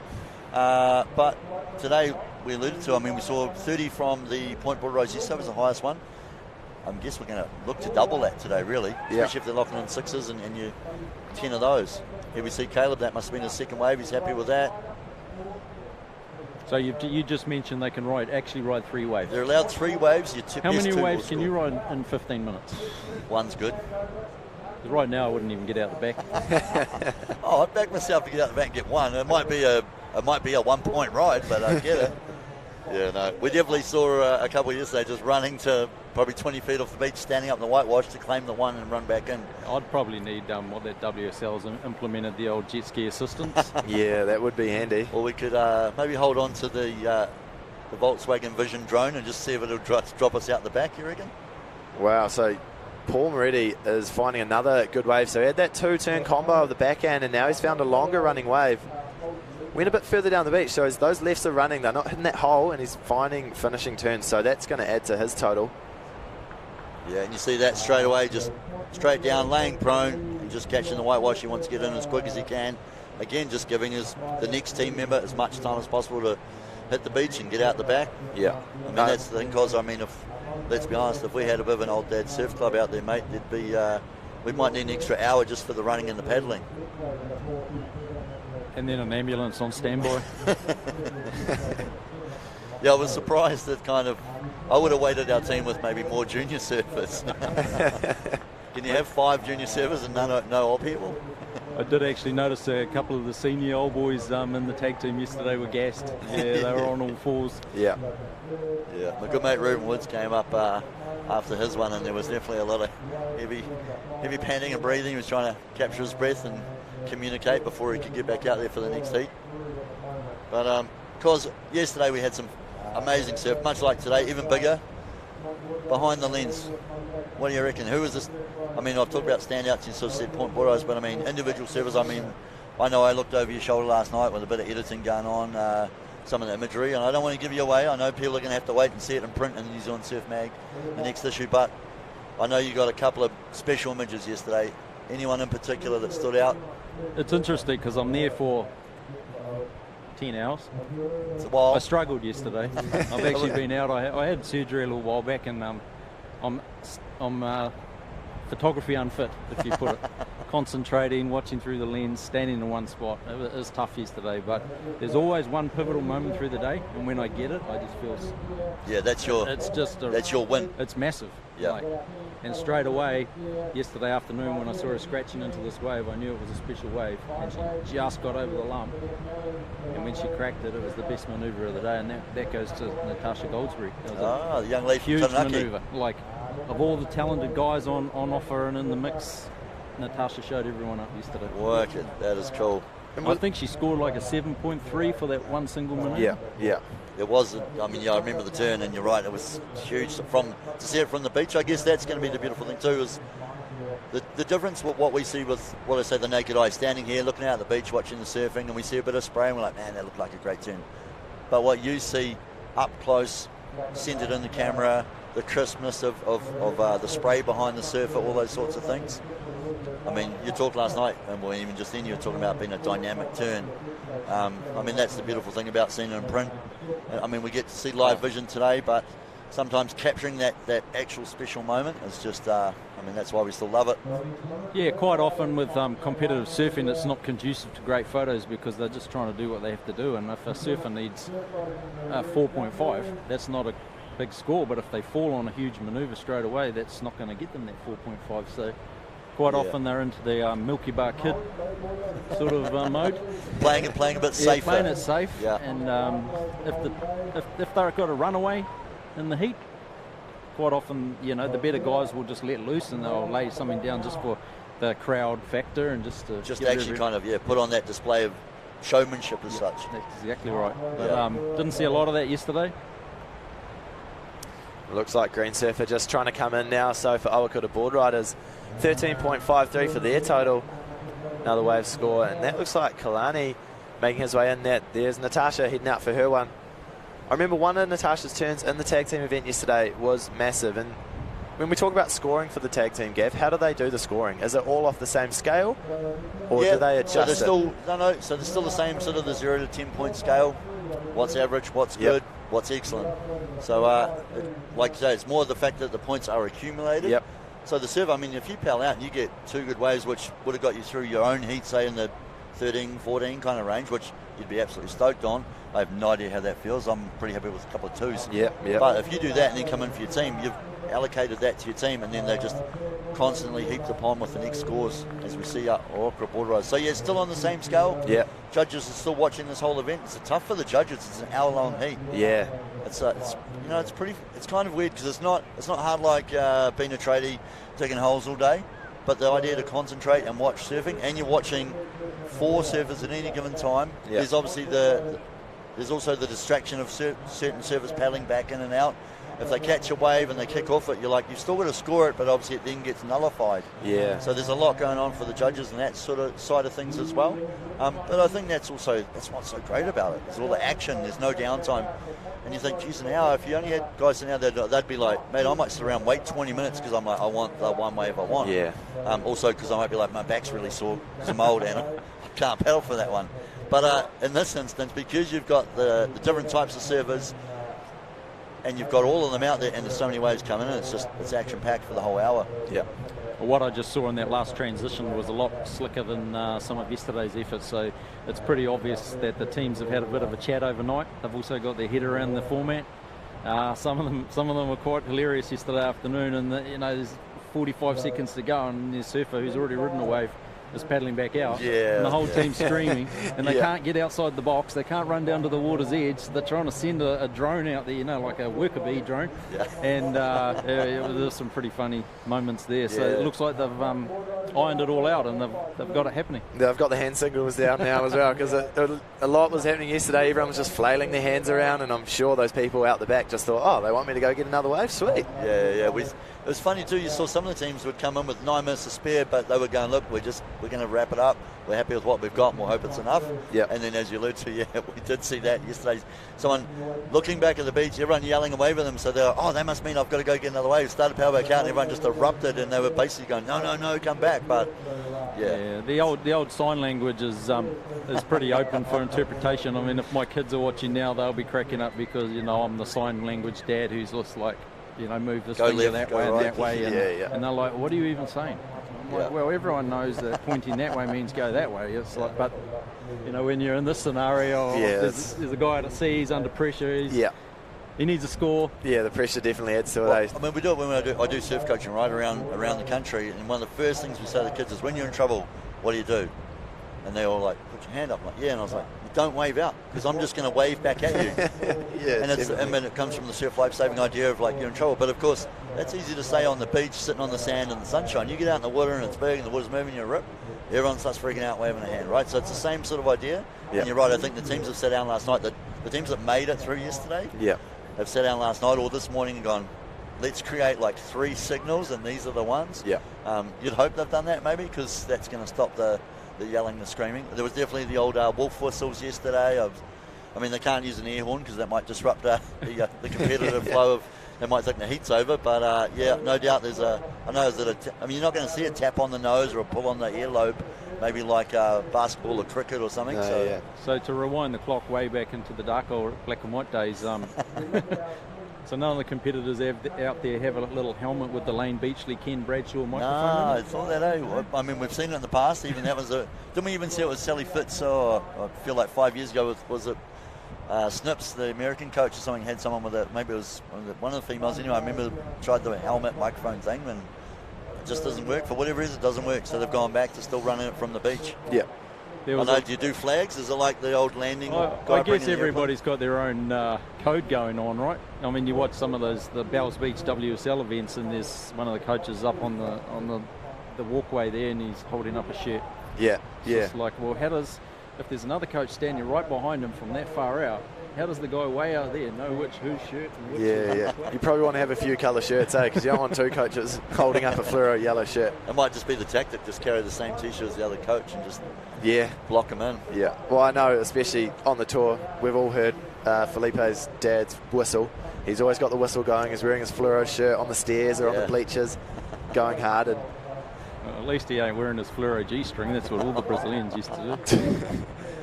Here we go, white surfer, Cora Cooper. So he's getting his second wave now. It's looking like a good one. Finishing off strong and maybe coming around for one more turn. Oh, it does well. Riding out. So the Grom was on. He was surfing real well yesterday. Again, he was probably one of those sort of top 10 standouts for me. He was in the mix. And you can see there he's just basically using that to help himself travel back in towards the beach. I think that was the interesting thing too, as we ran some of the quarterfinals later in the afternoon. With the way the tide was, there was a good couple 100-metre paddle back in. So not only did you have to surf the wave, then you literally had to do a 200-metre sort of pool swim to get back into the beach. So I think that's why we were definitely seeing the fatigue kick in late Arvo yesterday. 100%. Especially with that outgoing tide yesterday afternoon, that rip started going, and if you happen to be in that rip when you're trying to come in, it was no hope. You're having to go do the loop around and come back in.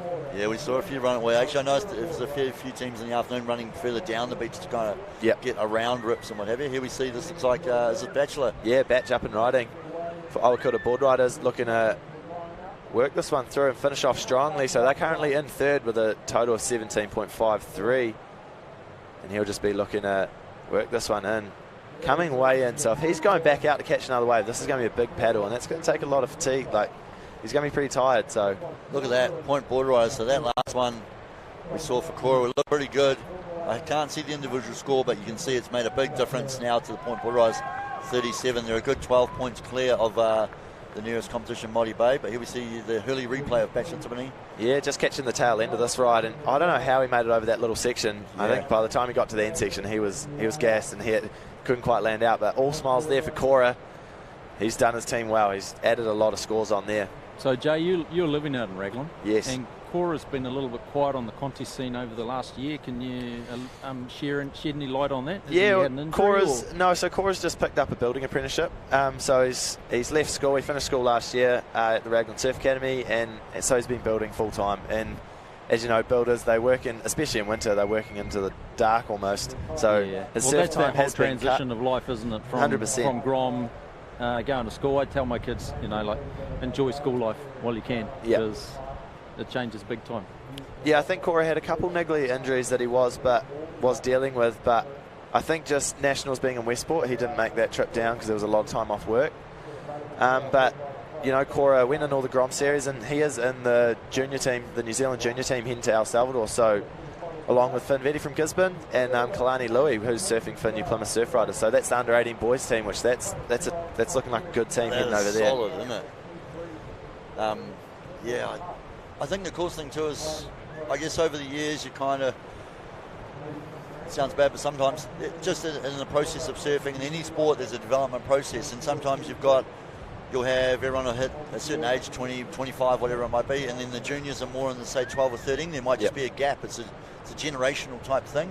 But I feel like at the moment we have this melting pot of talent in New Zealand in that sort of junior surfing realm of anywhere from the younger kids in the 10, 11 age. There's definitely some really progressive surfers. The toes at the 13, 14 age, and then now, like we alluded to, Natasha Gouldsbury, all the boys you just met as well, in that sort of that 15 to 18, 19 range. Obviously in the World Juniors it's sub 20, is that correct? Yeah, it's under 18. So there's under 18 boys, and that's Finn Vetti, Cora, and Kalani Louie. Yeah. And then under 18 girls, so Natasha's going for the under 18 girls along with Avi Henderson and Liv Haysom. Yeah, it's a strong team. Yeah, and then there's under 16. So it's just under 18s, under 16s. For the 16 boys, Jack Tyra from Christchurch, who was on form at Nationals, he was a standout. And all, like, he put himself in a few divisions and stood out in all of them. He won all three he went in. Yeah. So crazy. He won the longboard, and then I don't know how he did it. He was on fire. And then so Spencer Rowson from Taranaki in there as well. He's stepped up this year. It's cool. 100%. He was really consistent through the Grom Series. I was lucky enough to be commentating at the Grom Series, and he was one of those guys who was always in the final. He was always putting a 6 and a 7 on the board, making heats. And that consistency is really hard to find a lot of the time. Yeah, is that coming down to confidence, or it's just you just get on that bit of a roll and maybe you find a magic board that's working for you well? Yeah, I think it's just about getting on the roll. If you're in the right rhythm with the ocean, you're going to find a 6 and a 7 if you've got the talent there, and Spencer definitely does. Yeah, it's not to go against any other junior teams over all the years. We've had huge standouts. We've had Jay Quinn win World Junior titles, and I mean, I feel like for such a small country as far as a global scale goes, we've done so well over the years in a surfing sense, and now it's become such a bigger professional sport, and hopefully days like today we get to share it with more and more people around the country and the world through SkysportNext, and of course simulcast on Sky Sport Channel 8. But for me, this is one of the best junior teams I've seen what feels like in years, just in the fact that there's such a strength amongst themselves. Every one of those surfers has almost like another reserve that's just as good, ready to come through as well. And it's not only in the one certain category, and also I think now the diversity of surfing, and we've seen so many more females surfing, and our junior women are like some of the best in the world in that sense of what's going to happen in the next few years. So hopefully this is a pathway to develop them and help them get onto that world tour if that's what they want to pursue. Yeah, fully. We see Ryan Boyd heading out now for multi-bay board riders. And up and riding is Natasha for New Plymouth. Find this little left, and it's a little runner, so that's a lot of time that's what you want to see. You want to be able to get multiple turns on a wave, and Natasha working her way in. I'm unsure if this is her first wave or second. It looks like it might have been her first, so she's going to head back out and try and get another one. I mean, Jay, we understand it, but for people at home, I mean, I've been on waves. I can do 6 turns and I'll still get a 2-point ride from the judges, so I don't get it, mate. Don't I get a point for every turn I do? Yeah, well, it doesn't quite work like that. So we can see Natasha, she's going right up to the top of the wave and kind of carving or getting her board vertical. So she's on her backhand there. She's a regular foot, left foot forward, going on a left-hand wave. So a lot of time people get confused when they're looking at surf competitions or at the surf and someone yells out, wow, how's that right over there? And they're like, well, that's breaking left. So when you're looking at a wave, it's when you're out in the water looking back to the beach, it's whatever way it breaks from there. So yeah, we call them rights, lefts. We make it tricky. Yeah, we do. We call it like we would see it from being in the water. But yeah, I mean, judges looking for quality over quantity. I mean, they watch 6 of my turns, like, yeah, no, that's definitely pretty bad surfing. I'll give that guy a 2. They watch Natasha's 3 turns on the backhand and go, that's good surfing. Yeah. We're going to throw a 6 at it. Koza, for you, I mean, it's a bit different right now. Mate, you've been a photographer for all eternity. 27 years. 27 years, there we go. I was going to say, I've known you for 20 odd of those, probably at least, from my little internship days, way back in the days. And of getting into the magazines and writing and being around the New Zealand surf scene. But then I guess now things with, I mean, the Instagram, the Facebooks, and sort of the social media takeover, we're now live streaming events and that. I almost feel like print is actually stronger now in a way that it's what you talked about before, is the special moments. We see so much of this, and a lot of it, I almost feel like the Instagram's like, I mean, we live lives through it almost, but it's like a lot of throwaway moments. But for me, print's never going to die in the sense that it's become more of an art form. It's probably gotten a lot harder to create. The good thing is you used to be able to do a magazine and put contests, say, photos in it, because people hadn't seen it until they saw it in the magazine. Now they're going to watch it today live, and it's going to be gone by tomorrow. But for you, so how do you adapt to that? Well, when you mention that everyone sees everything now, I remember the most extreme of them all was probably when I first started surfing when I was about 12, and Tom Carroll was the man in Hawaii, of course, and he pulled into this big wave at off the wall. Quicksilver ran that as an ad campaign over a year, and you never got to find out whether Tom made that barrel until the end of the year. It was So 12 good. back covers. First was a free fall drop, and it said Tom Carroll off the wall, did he make it? And you had to buy every mag for a whole year to see if Tom made it. So they ran it as a sequence. They ran it as but a that sequence. Oh, That's cool. Yeah, And- Did he and did he make it? He made it. And in the last, I think it was December issue, it says he made it. Yeah, that's cool. So that's the most extreme of how long it took to get stuff so out. you had to wait 12 months to see the guy make one wave. But even results, you never knew. Like back when Ratso was on tour, you never knew how Ratso went at the bow repairs in Cronulla until it was printed in the Moray wetsuit catalogue. Yeah, or tracks. Oh my ran it. God, Ratso got fifth. And it was you're like talking, 2 months later. Oh, longer. Yeah. 6-8 months. Yeah. But now, we're living in an almost live world. Yeah.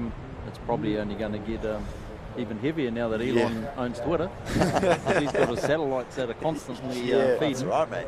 We can get up there and just hack into them and beam it down. But I guess what you've alluded to there, Gav, is print has become quite special and unique. It's like a little... It's where things can be archived that are special rather than throwaway. Indeed, yeah. One of the things I do get frustrated with social media across all the aspects of my life, in particular my fishing that everyone knows I love, is you might see something and then you go to show your mate that afternoon, you can't find it. It's gone.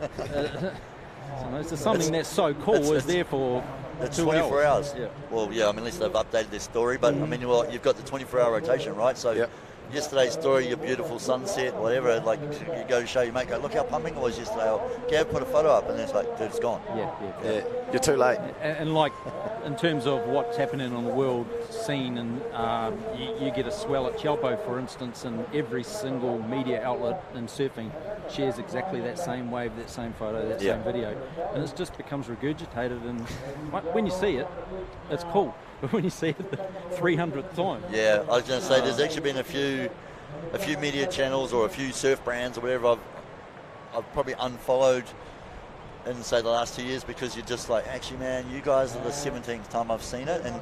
But I guess that's also becomes part of media, that you're trying to be one of the first, I wouldn't even say you're trying to be the first, because you'll all think that, but actually you're trying to be one of the first 3 or 5, because at that level you still feel like you're relevant. After that, it's the saturation has just been filtered right out of it.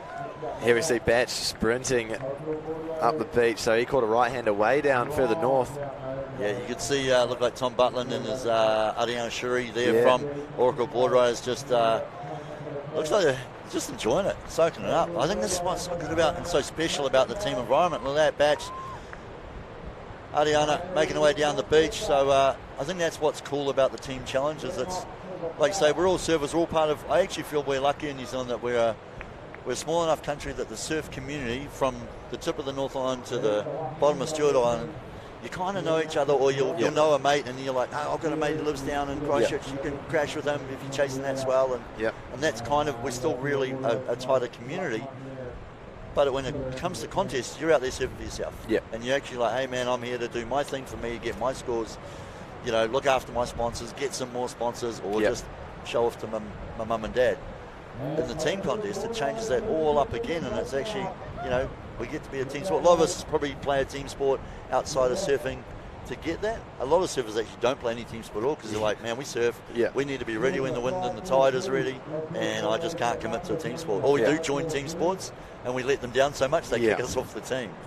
I've definitely been kicked out of a few teams because I just can't make you're like, no, I can't make training because it's like the wind's gone offshore, dude. I'm not going to be there. How does someone kick you out of the team? Like, how do you take that? How do they deliver their message? Well, I think you just have accepted it as a surfer that like you're like, I haven't made 3 trainings in a row, and you know there's the like 2 training rule, and you know it's not because like, you know, there's a real reason. They know that, and you don't lie because you're like, oh, I'm not going to do that. I'm just going to tell you it's offshore. I'm not going to make it. And also, I mean, it depends. I guess that's when you start to weigh up, what am I? Am I going to be a team sport person, or am I going to be a hardcore surfer? Yeah. So this is, I think, is a cool thing. We get to bring the 2 together. And this right here, we've got Taylor Hutchinson, what I spoke about yesterday. This is the unphotographic wave, and this is the Milky Bar kid. But he's going to throw a big number up here. Yeah. Well, not a huge number, but he'll get a lock nice something score. in. Yeah. He's obviously already ridden the wave, Jake. Yeah, so he had that one single turn. He didn't get anything after that, but probably would have been coming in around that mid-range 5 for just the single turn because there was a big crack out the back. And, you know, he's backed that up with probably a similar number, maybe slightly better. So nothing special enough to make a cover on a print, in a surf mag. But he'll win a tag team. But he'll win a tag team, and they'll be taking home the Hurley New Zealand Board Rider Club Champs Trophy, maybe, and a few prizes. So I noticed he just ditched his board and ran up the beach. Is that a rule? He can ditch his board? Does he have to cross the line with his board? I'd have to look at the fine print. I don't know. I think it's more about just the surfer themselves getting back and then tagging their teammate. I think that tag has to be done in the tent. You can't meet, we saw Bree Bennett there running down. You can't run down the beach to meet them at the water's edge or whatever. They have to come to the tent to you. But I don't know. Maybe it's that fine print. So, Jay, one of your mentors is Larry Fisher. Yes. School teacher, surfing legend. Yeah, he is. Generally great human. Never won a national title, but he was always the bridesmaid, and he should have won probably 30 national titles. Yep. Larry surfing last for the Point Board Riders? No, so Larry went first. He went first. Okay, yeah, so Lazar, that's the old man card. I think so. I think he might have paddle out pre-heat. Yeah, he might have been like, well, I might as well save my arms and just go and catch 2 waves quickly. But yeah, so they're actually onto their last surfer. Bree's their final surfer with 18 minutes to go. So she's got an 18-minute heat to go and catch 2 waves and make it back into the box in time. So which would be just like her surfing in the other heats she surfed in multiple events around the country. Yeah, exactly. It looks like a nice wave here coming up. Ryan Boyd. Yeah, so Ryan Boyd up and riding for Multi Bay. This is his second wave, so he's just looking for that little inside just to try and find. Now, do you think the fluoro spray, I think he rides J-Dub boards? Yeah, he's riding J-Dub boards. Do you think a bit of extra colour on top to make sure the judges see him? Is that a plan? Has it ever worked? Well, maybe that's my problem. Maybe I just need to put more paint on my board. I might be seen and get better scores. Yeah, that's... No? Well, I believe in something like that. I was good friends with a guy who was former World Tour surfer, Glendon Ringrose, and he was a shaper himself, and he used to ride these little snub nose boards, these little round nose boards, and basically like a 5'6" male. You know, it was a shape like a male, but I was 5'6". Took the middle section out, put some fins on it. And he used to absolutely shred on those, and he used to ride them in World Tour events, but he reckoned the judges would consistently downscore him 1.5 to 2 points per wave. Yep. And then when he rode a standard pointy nose shaped board, he would get the 8 that he knew he deserved on the round nose board. Yeah, he's like, so he actually stopped riding them just for career factor. Yeah. Just like I've got to make some heats, I'll change it up. Yeah, well, like 100%. Surfing is an aesthetic sport. It's what looks good is what gets scored good. So if you've got a board and looking a bit funky, like the judges might not like it. They do like what they used to as well. So you saw Kelly Slater when he brought out some of his little egg boards and he was trying to ride them and didn't work, eh? No, it didn't really work. I mean, humans don't like change, eh? No. A bit of that. But I think definitely in terms of spray though, it's also if it looks good and we can easily spot his board out in the water, so it just makes it easier to look. And I used to think, we spend so much time around surf competitions, and you're going to wear a red rashie, a green rashie, or a green/yellow type one, a blue one, or a white one. I used to think, as a surfer, wouldn't you have a quiver of boards all the same and just match it all up and make a point of just making sure the judges are seeing you more than anyone else? But then I was like, maybe that's not a good thing if you're not standing out enough. Here we see J Rod ready to go for New Plymouth Surf Riders. Look, they've got half the points of the Point Board Riders. Point Board Riders now, massively. Yeah. 50.20. Obviously, we've still got, depends on how many surfers you get to get in the water. If New Plymouth has still got 2 to come, that can suddenly jump up 15, 20 points. Yep. But if this is their last surfer, pressure's on J Rod to carry it home. I don't know, man. Sometimes being the anchor of the team and such, the last surfer, Is that pressure on or pressure off? I'm not too sure. I don't think J-Rod feels pressure. No, I don't think he does either. I think he actually enjoys pressure. Yeah. I think actually J-Rod's one of the few humans, I think, especially in 7, that it almost brings out the best in him. Yeah, he relishes in it, eh? Yeah. Doesn't work for me, cracks my nerves, freaks me out. J-Rod just switches on, and actually I reckon it just helps him get in the zone. J-Rod... We're certainly in no hurry here. No, it's like just gentlemanly stroll. It's a Sunday drive for J-Rod. He's just taking the Volkswagen down the beach for a little cruise. I know, I was looking at it going, does he know he's going to run? Does he know the time? And to be fair, J-Rod will know exactly every second 100%. Left in the heat. That was one of the first times I've ever actually seen J-Rod a bit rattled was yesterday when he was late for his heat. And it was quite interesting because I saw him and they were counting down his heat and he was getting his wetty on, and I was like, J-Rod, where are you going? He's like, oh, just floored it out. Got 2 scores, won the heat, and he served half the amount of time that anyone else did. I've never, ever, until yesterday, seen J-Rod late for heat. Yeah. He's the guy who's an hour early, ready for his heat.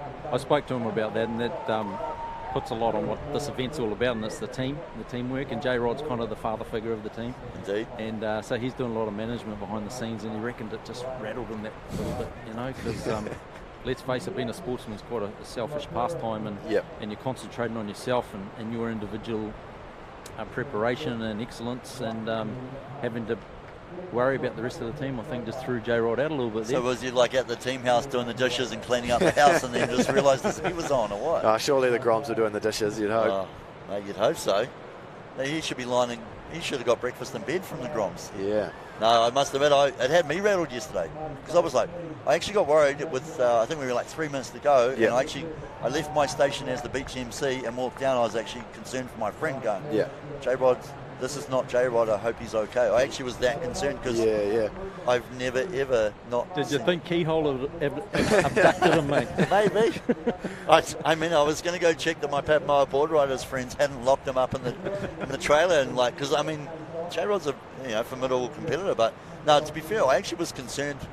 Like, I hope he's okay. I hope it hasn't been a car accident or something. It was actually that serious, because I was like, J-Rod is never, ever late. Yeah. Usually he's coming early in from heats because he's got 2 9s, and he's like, I don't need to go back out. I remember one Nationals in Dunedin. Oh, that was hilarious. It was so funny, eh? So we see New Plymouth, though. Oh, they've got some work to do. J-Rod is going to have to get out there and, mate, right now he's going to probably need to find those 2 9s for them. Clock is winding down. Point Bullrise, I mean, they've got to be feeling pretty good with that. There we go, the Grom soaking up. Mate, turn around. The action's out in the water there, champ. Hope he doesn't draw anything. Watch out for the tide.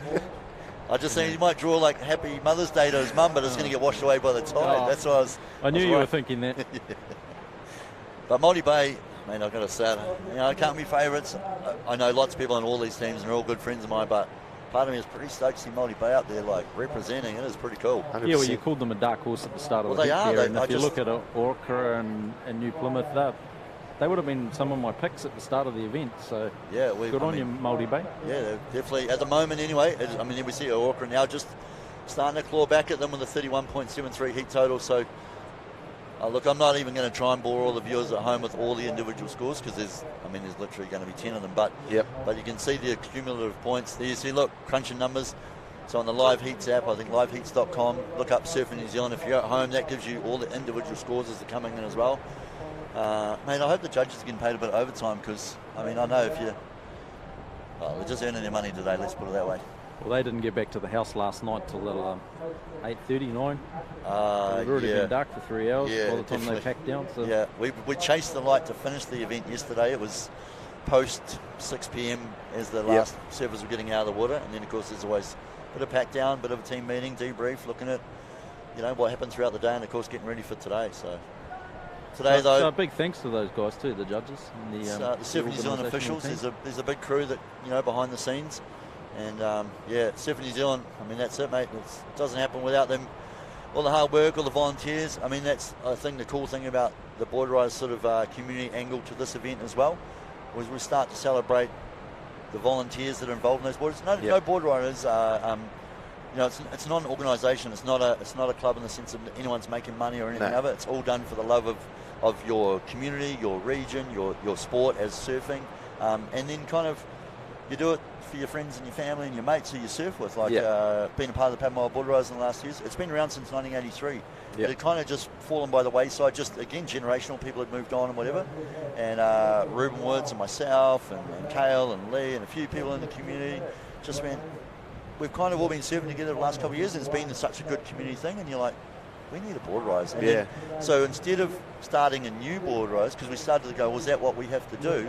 We actually went to, I guess, it's a bit of a shout out, but our elders are Matt Hall, Shane, and a few of the older guys that had started the club back in the 80s, and we asked permission to basically reuse the name and restart it. And they were like, they were stoked. Yeah. Honestly, they were like in tears when we had prize giving. And it was epic because it was like we're putting the community back together again. And it's a new community, a different feel. But Yeah. I surfed on Matt Hall like yesterday, on Friday before he came to the event. So you've strengthened that, and I think that's only going to be good for surfing in the region. And then it gives the old boys a chance to hang out with their mates and go surfing, and it gives our juniors a chance to surf as well.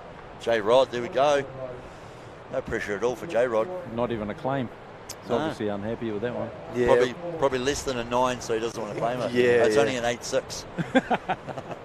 Now, there was a nice wave there, so good start. The first wave for New Plymouth Surfers for J-Rod. He's going to try and punch back out. We can see the sets. They've just been pouring in all morning. We've been so lucky. It's been a super consistent swell.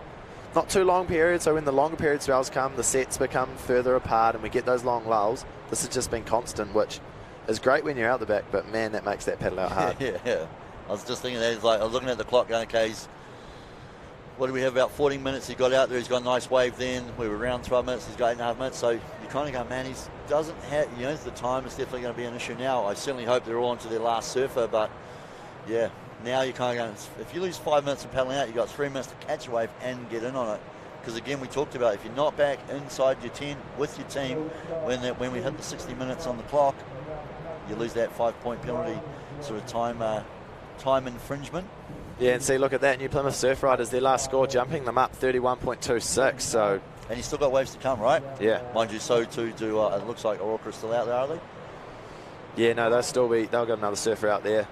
Hey, Koza, you're from the Gisborne region, and we know the talent that comes out of Gisborne with surfing. We've had the likes of Ricardo Christie on the World Tour, Maz Quinn on the World Tour, Jay Quinn.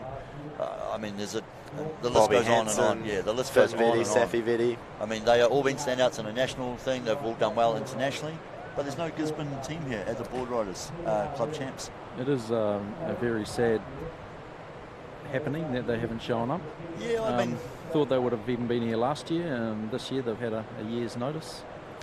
I'm not going to go stabbing them in the back or anything, but like you say, like the depth of talent and the history that Gisborne has. I mean, even right back to Alan Byrne, Benny Hutchings.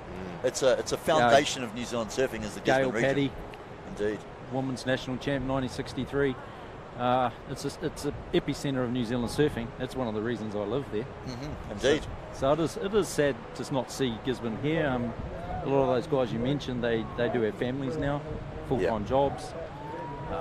So do a lot of the other people that are here today. So yeah, you say sad. I was surprised. Another word is relief. I think all the other 14 teams are almost relieved that Gisborne haven't put a team in. Because, it's one of those things, if you had to go to the old TAB and put a punt on, if you saw Gisborne in it, you'd be like, well, that's going to be one of the top 3 teams. Without even seeing anyone in the team, you'd just be like, that region's so strong. But yeah, I was surprised. Hopefully they start to see the vision from home today that we've seen on Sky Sport Next, and they're like, what, Gav, we'll come back next year and we're going for it. Whether those surfers weren't told or weren't aware that there's actually a free trip to the Gold Coast to the World Club Challenge up for grabs. I know. Well, I dare say that's why there's a few clubs that have come out of the woodwork this year. We've literally nearly doubled the numbers of teams in the event.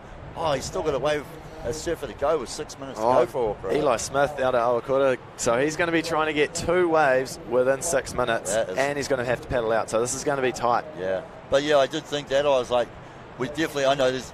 I've talked to a few people in teams, and some of them have deliberately said, we are here because, because they want to be a part of it and have fun, but they're like, we know if we win, we get to go to Aussie, and we can have a crack at this international. Right now, everybody's the hot topic on everyone's Lips is where we're going overseas. Indeed. Why wouldn't you want to have a chance of grabbing a free trip to the Gold Coast to surf snapper? That's it. With just a couple out.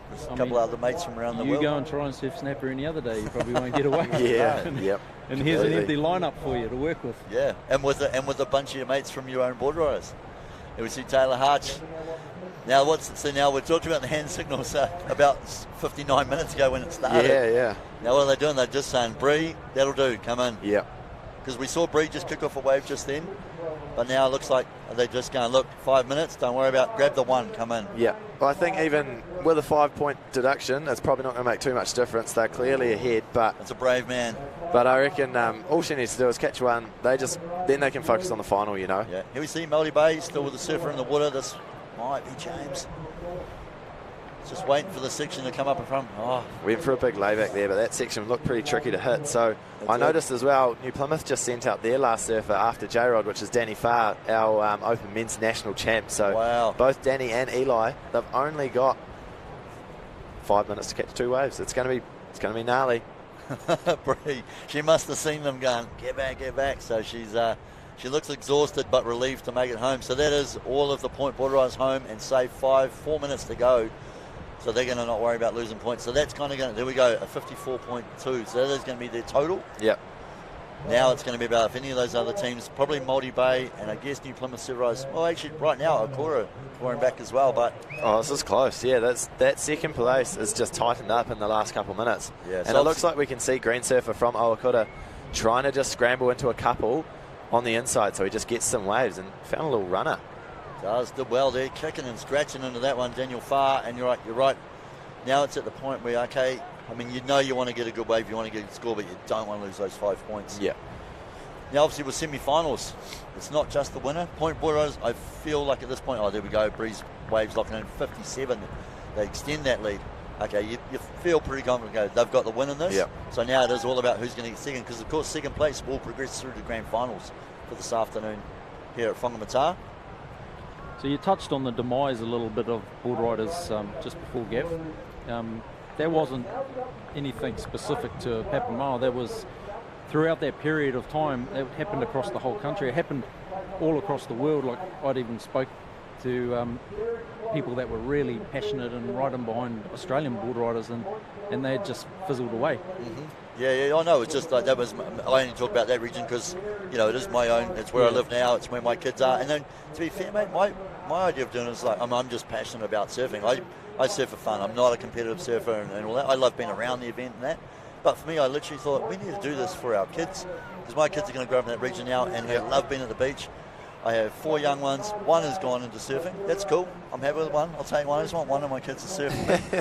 I mean, 4 would be good, but it's probably going to be too expensive, and then I won't buy all the boards. I want to get myself some new boards, not just the kids. But that was almost my own selfish reasoning. But it was because as a community, I thought, man, we've got this cool lifestyle here. We've got a cool bunch of people. I surf with all these cool mates all day. Yep. I want to embrace that. So that was just me talking from my region because I know I can. I live there. But you're right. That's what it does. It gives the community a sense of belonging. They come together. They're more of a core. It's not just about throwing a rashie on and paddling out on the surf comp on a Saturday. We are so much not about the competition. We are so much about the community. There was a period there, like we talked earlier about New Zealand's. Well, I wouldn't call them early successes, but we talked about the tag team, Jay Quinn winning the World Junior title, the New Zealand team winning the World Junior title. We had Maz Quinn on tour around that same year, and then there was a big period where New Zealand was pretty stagnant. There wasn't anything coming through until Ricardo Christie, Paige Harrop. I spoke to a famous surf coach called Martin Dunn. I was going to say Martin Daly, but no, Martin Dunn.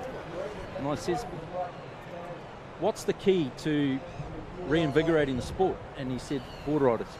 Really? He said, we're having the same problem in Australia. Yep. He said, you get your board riders strong and the talent will rise. Yeah.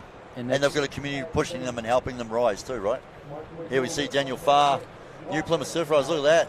So that little wave he got before was just enough, but then obviously now we're still going to see a score to drop.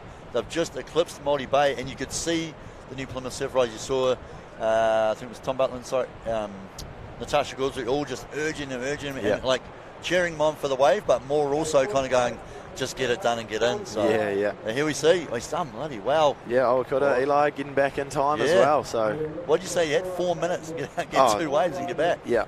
Boys, here we go. The old timer's gassed. He's sucking it in, but pats on the back from the rest of the team. We're home. We're safe. 25 look at that. seconds Multi Bay remaining. now. Jump back in a second, 43.5. But I still think we've got a wave to come from Daniel Farr. Yeah, I think. And that last wave looked better than his first. Or Yeah. second wave, should I say. A Multi Bay all in. Well, that's the thing. I don't know. Yeah, they are. They got all their last surfer back as well. So everyone's all in. No one's getting that 5-point deduction. But it's just going to be waiting for those scores to get locked in and counting it down. Look at that imagery, mate. It's just that's special. Whangamatā. Welcome to Whangamatā. I mean, if you're part of the tourism board, you're going to just take a screen grab of that and go, welcome to paradise. Yeah, this town right here was built on the waves that we have out in front, especially the iconic Whangamatā bar, the left-hander in the corner. World famous, mate. People do travel from around the world to come and surf Whangamatā bar. Probably, I feel like Raglan's probably taken a bit of left-hand glory in the last 20, 30 years, but still, look at that, mate. Beautiful. Suburb by the sea in it now. Bit of coastal living, I think that encapsulates, I mean, for a lot of us, that's how we live around Aotearoa, just right as close as we can to the beach. Yeah, fully. Well, while we wait for the official results, Tag Team 1, Tag Team 2 semi-final. Padma Border Eyes in there in the red. Bay Border Eyes just down the road there in Mount Maunganui. And, of course, the locals, Whangamatā Border Eyes, made their way through semi-finals. And North Y Border Eyes from Christchurch. So the one South Island team, all East Coast teams, though. Yeah. All residing on East Coast sort of parts of the country. Look at that. Waves are just pouring into the coastline here. Beautiful vision from the Volkswagen Vision drone. And there we see the surfers just out past the breakers out the back of the lineup. So as the heat starts, the first surfers have already been allowed to paddle out, sit out in the water, warm up in the sunshine and get ready to go. But I don't know, maybe it's better to be the first surfer because there's a bit less pressure. You're like, I've got plenty of time to paddle out. Yeah. What if you fall on both of your waves? I know. And then you've got to spend the next 60 minutes saying then sorry. all the pressure's on you. Yeah. Yeah. Or if you don't catch a wave in the first 5 minutes and then you're like, well, I did nothing about that paddle out. Yeah. Maybe, I don't know. That's what I mean. I don't think there's any good position. Maybe you're better off middle of the field being that third surfer where you're kind of in between everyone. It just, you get lost in the fray and maybe they forget that you got 2 dud waves. The Volkswagen drone showing us all around. We see a bit of a right-hander there. Starting to peel through, so looks like the heat is counting in. Well, Koza, thank you for your time, sir. Yes, thank you for having me on, Jay, you Gav. I'm going to love you and leave you. I've got to get back down there and get... Well, you've got to capture the moments, mate. Yeah. I think we're going to, I mean, as we move through the semi-finals and we move after this, we're going to start moving to the grand finals. So we know well and truly that those special moments are definitely going to come out then, the best of the best. And as you talked about, obviously from a Border Eyes community sense, we're trying to raise talent up, and you watch the cream rise, and that's exactly what we watched this afternoon with the finals. Yep. If everyone works together for a greater cause, they'll all rise to far greater heights, and they will try and do it on their own. Yeah, so, 100%. Love your board riders. Get out there, get into it. That's Catch it, you mate. later. Thank you for having me. Cheers, Corey. Thanks, brother. Thanks, Koza. So if you haven't already, make sure you check out New Zealand Surfing Mag. Jump on, load up the subscription. It's Mother's Day. There's plenty of mums who'd love a subscription to New Zealand Surfing Mag. Maybe I'll get my kids to get one for my wife. That can be a late Mother's Day present for her. But here we see Padma Border Riders in the red rashies. Bay Border Riders. So Padma is basically, like I was talking about, it's a reformed club. It's not a new club, but it has been really recently reformed. Just last year we kind of got things together, a few meetings, bit of a chat. And this year we've kicked off and had a few events, and it's been really, really cool. It's definitely brought the community closer together. Oh, look at that. The shoes got soaked. Mate, what's he up to down there, eh? And we a nice crispy white ones to the beach, champ. So that was the first wave for North Y, Georgia Wetherall. So Georgia, living in Mount Maunganui, but she's originally from Christchurch. Down there. the Hurley replay. Oh, that's the thing. You always got to keep your eye on the ocean because he's trying to get back. But I mean, let's just hope he got the shot right. Content is king. Yeah, content is, especially in this day and age, as we were talking about earlier. Yeah, you get the shot for the Insta later on, but I mean, so Padma is literally a 6-minute drive down from what you would consider to be the Bay Borderers territory. Yeah. Mount Maunganui would be the home of the Bay Borderers. It's been a really strong club, even as I was talking to Corey about before. 90s, early 2000s, really, really strong. Brought out a lot of national champs, and I mean the good old days of the Mark Dovies, the Owen Barnes, Tim O'Connor came through. There were lots of junior national representatives, and then it just sort of just phased out. It was just everyone got a bit busy, or people got a bit older and started travelling or working abroad and all those things. The club still existed, but it just simmered away a bit. And then again, even for the Bay Borderers in the last couple of years, has been really, really rejuvenated by the locals there. Lots of youth, like lots of the under 10, under 12 age categories. It's been great to see for the Bay Borderers, and they're really progressing that sort of junior development program. That was, who did I miss as they just fell off that wave? That was Papamoa. Was. Straight into it. And then, so of course, Whangamatā, good to see them in the semi-finals. You've got to think they want to be like, hey man, you guys have all come to our beach. Yeah. We have to put on a show, and really we want to be taking the title. Yeah, and you think local knowledge would be playing a big part of this as well. Like, even though the waves are so perfect, there's all the little local knowledge, that little rip runs there, and you kind of know where to paddle out. So the idiosyncrasies of the beach, you're like, everyone thinks that rip's better, but I know the one down the beach is actually bends and gets me in the waves. Or, I mean, I don't even go left. I just go right. Yeah. But, there's the odd bank at your beach. Like, the left-hander's going to run longer, give me more scoring opportunity. Yeah, fully. So you'd hope so. Let's see. Here's local. This is Pia Rogers, is it? Yeah, Pia Rogers, Whangamatā. So, yeah. Great little surfer in her own right. Yeah. And here to represent for her local board riders club.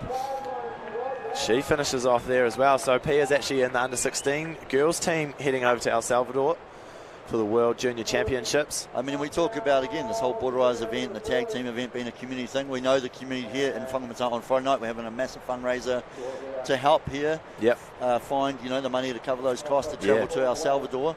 So, I mean, that's the other thing, too, that's special about this event, is that it enhances and embraces that culture around the community, but also means exactly people even from around the town who, they might be a social member as such from the Border Riders. They're not a competitive surfer. They're just a local guy who's like, hey, man, I come surfing. I know half the guys. And then they go, if this is a junior from my region and I can chuck $50 in the kitty to help them get there and take on the world, I'm going to do that. Yeah, and 100%. That's it. For me, those are the special moments that come from them being a part of a Board Riders. Yeah. Mate, it's really not about, I mean, it feels cool to chuck a rashie on and feel like it was. Like, this must be what the pros feel like. Yeah, fully. But I'm paddling out now, and I'm not going to score nines and do big airs. That's the part I know I'm not going to feel, and that's cool. I'm cool with that. Yeah. But it's more the coming back in and being a part of the community, chatting to your mates, and then we've done the same down there. We've rallied around a couple of our juniors. We've the ones that have gone a bit better in the comps. We've given them a little I wouldn't say incentives, but we're like, hey man, we can chuck $100 in the kitty if you make a final event. It helps just cover some of their travel costs and stuff like that. And we've been really lucky that we've had local businesses who have nothing to do with surfing. They're not even, the guy that owns the company is not a surfer, but he's like, you guys are cool in what you're doing for the community, and we want to support that. I think that's even a strength in what Border Riders can help build around the country, and we get to celebrate that here this weekend for the Hurley New Zealand Club Champs. North Y, look, little lead at the moment, just more the fact that just straight out. This is Georgia Wetterall, obviously 6 minutes in, she's gone, look, 2 waves in the bank and straight back in there. Feels like the breeze has picked up a little bit. Yeah, that sun's kind of gone above us and we're in the shade a bit more now. So that's for us, mate. They look just soaking up sunshine out there. But I just hopefully that wind's not going to pick up and crumble the waves too much.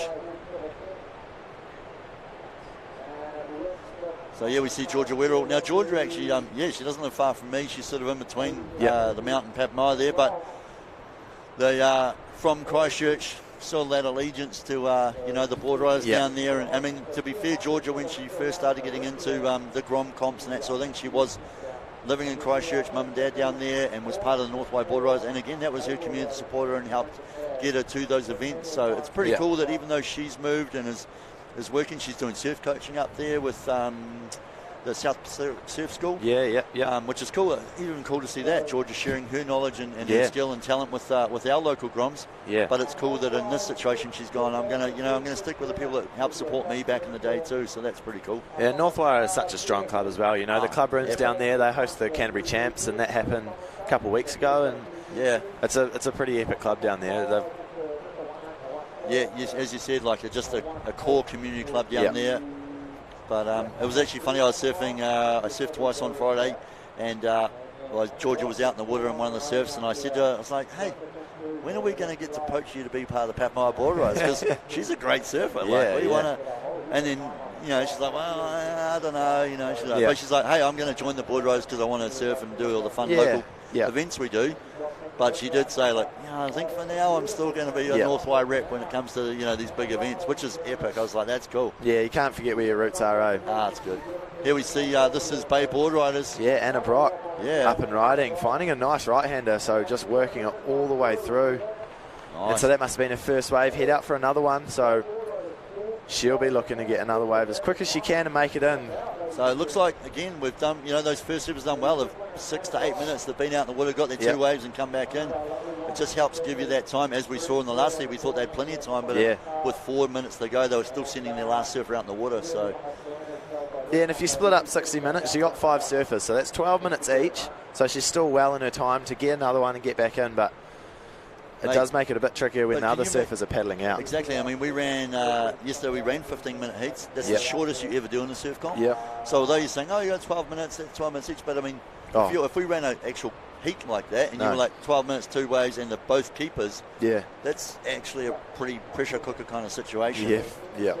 Oh, here we go. The dogs down there digging, flicking sand. Yeah, the Groms and the dogs are frothing on Whangamatā today. It's such a nice day down here.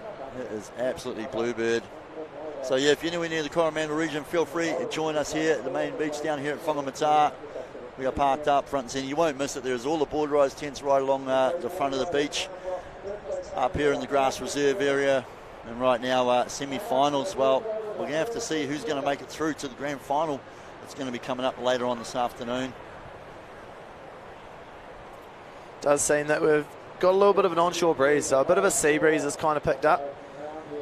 If you're not too sure what a sea breeze is, basically it's when the land heats up because it's a nice sunny, hot day, and the water's a bit cooler and the land sucks that air in. So yeah, you can see there the Hurley flags and sort of just starting to waver in the wind there. But I mean, that's the scene right here. Look at that. Everyone parked up, hanging out, watching the ocean. All the board riders tents. There's a beautiful big marquee that's set up, sort of hospitality area there. Yeah. And all walks of life, just kicking back and enjoying the scenery. Yeah, 100%. I know it was quite cool. Yesterday I had a couple of people just beach walking in the morning, walking the dog, and as we were putting a few flags in and setting speakers up, one of the ladies who lives local just said to me, like, what's going on? I said, big event on. She goes, I see a few of the contests. And but I explained to her how this is a bigger team one, and today would be the big final. So cool. That was cool. Even just to get the local community come down and sort of enjoy. I mean, mate, they get to enjoy this place every day. Yeah. But I think she was actually really stoked to see that we were going to share it with, not only the surfers from around the country, but with the entire nation today. I told her we're going to be putting on live TV, so I said to her, how cool is that? You can even sit at home if you want. And watch the action with us. So a big welcome to anyone tuned in today on Sky Sport Next, and of course on Sky Sport Channel 8. We've been simulcast as well. It is my pleasure to have you here with myself and Jay. That looked like the first wave there for Beau Woods, so Beau heading out for Papamoa board riders. Getting a nice little right-hander. Well, is it first or second, or is he the second surfer? He's the second surfer, and that was his first wave, So obviously the Woods family, they've made they've come back in the last, when I sort of started doing competitions, Ruben, I knew of Bucky. Buck was one of my favourites, but Ruben kind of didn't do too many comps, and then it was 2 years ago, came into the comps and just absolutely blitzed it. Yeah, Ruben was always, I think, one of those, which is the beautiful thing about board riders, is the local sort of not underground guy. Everyone, I guess, know good surf, but it was just like the local guy who rips. Yeah. Bucky was more on the national circuit scene and was making, used to be in the Billabong Pro team, was travelling and doing, the good old days of doing photo shoots for the magazines, and was definitely a really, really promising junior, and then into open men surfer, and is still a great surfer and still doing a lot of that stuff. Ruben was sort of behind the scenes and was just a local ripper. Ruben's son, Beau, has come through. Started coming up. And it's actually more, Ruben has actually been around sort of more supporting, Beau and his other kids, Coral, and that coming through the surf scene and just being a dad, supporting them. But he literally did nationals, and I was like, oh, you put your name in the draw, like, he's like, yeah, I thought I'd chuck the name in over 40s, and then he goes, oh, I've done over 35s, I think it was, and and then what happened was, and he's like, oh, I think I did the Open, and I was like, oh, I suppose if you come down for a week away, why not? And he was like, oh, I figured I'm just here, it's an excuse to go surfing with a few less people in the water. And then he just absolutely dominated and ended up being our national over 40s champ. Made it to four the finals. Made it. The 4 divisions he entered made it all finals. Yeah. Was he run up in the? No, near run up. He started the final, the men's open final, with one of the best scores and one of the biggest frontside airs I've ever seen. Yeah. But that's just been because he's like, oh, I was actually just more here to sport bow, and I figured I'd go for a surf. So.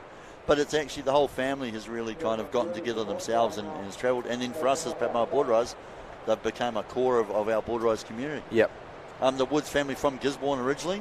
But again, those guys will live in Pat Moa, and that's what's helped reinvigorate our area as well. Yeah, fully. There's a nice wave there for Northwide, getting a good little runner. And we see Whangamatā now just have leapfrogged up into the lead there as well. So you can see from the drone angle, he gets that one turn in there. It's just a little foam climb to just line up this inside and cuts back to the whitewash, but then this is where he starts generating speed, eyes off the section, and that's the money turn there. Oh, yeah. Great vision there from the Volkswagen vision.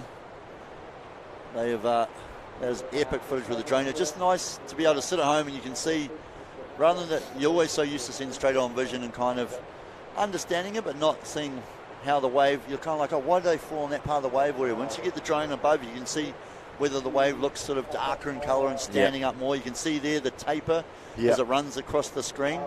And you can see where they're more in the pocket, the energy source of the wave as it takes off here. This is Pat Moa Board Rise, Bo Woods up and riding. Nice first turn there. Just looking to get around.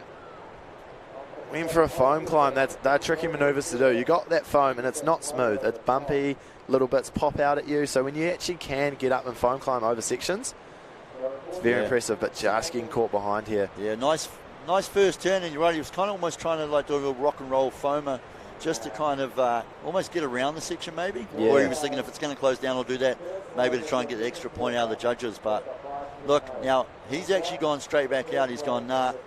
That wasn't a good one. It wasn't good enough. I'm going to go back and I'm going to risk sort of losing a few minutes in time to get that third wave. So whether that's something the team's talked about collectively and gone, hey, let's buy time early, use it throughout the heat, or whether they might have been using the hand signals too. They might have been telling him, no, you can go get another one.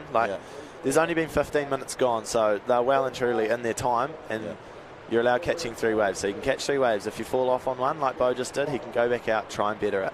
Or is that just him being a grom going, wow, I'm actually not listening to anything? He's like, I'm not going to look back at the beach because Dad's just going to be telling me to come in. Like, yeah, he could have. Like every day he's watching his dad wave him in going, hurry up, yeah, come on, get out of the water. I've got to go to work, mate. But nah, or like, hey, get out of the water, you got to go to school. Yeah, he might just be like, mate, I don't have to go to school today, I'm here to compete. I'm going to get every single wave I can.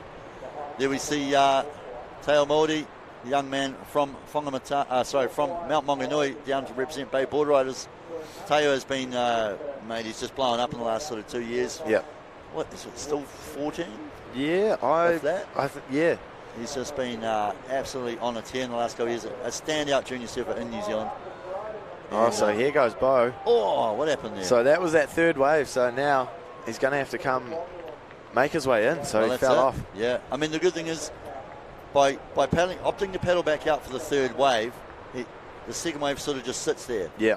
So if that one, the second one, which I'm assuming will be better because he made the first turn, it's like the default, the third one will drop out now and it will go back to that second scorer. So. Yeah, there's no harm, no foul there with that one because he caught that wave quickly too. He only took a minute to go out and catch it. So he's coming in. Yeah, I mean, if he'd sat out there and wasted 10 minutes for that, the team might have been a little bit more nervous. Yeah, for sure. But no, like you say, no harm, no foul. And he's realised now, though, that's it. Get back in the beach as quick as I can and give my next teammate the best chance. So I'm pretty sure it was Point Board Rise. In fact, it was a great win from the Point Board Rise in that first semi-final, 57.63. I've just got up on liveheats.com, so that's another way to check some of the scores at home.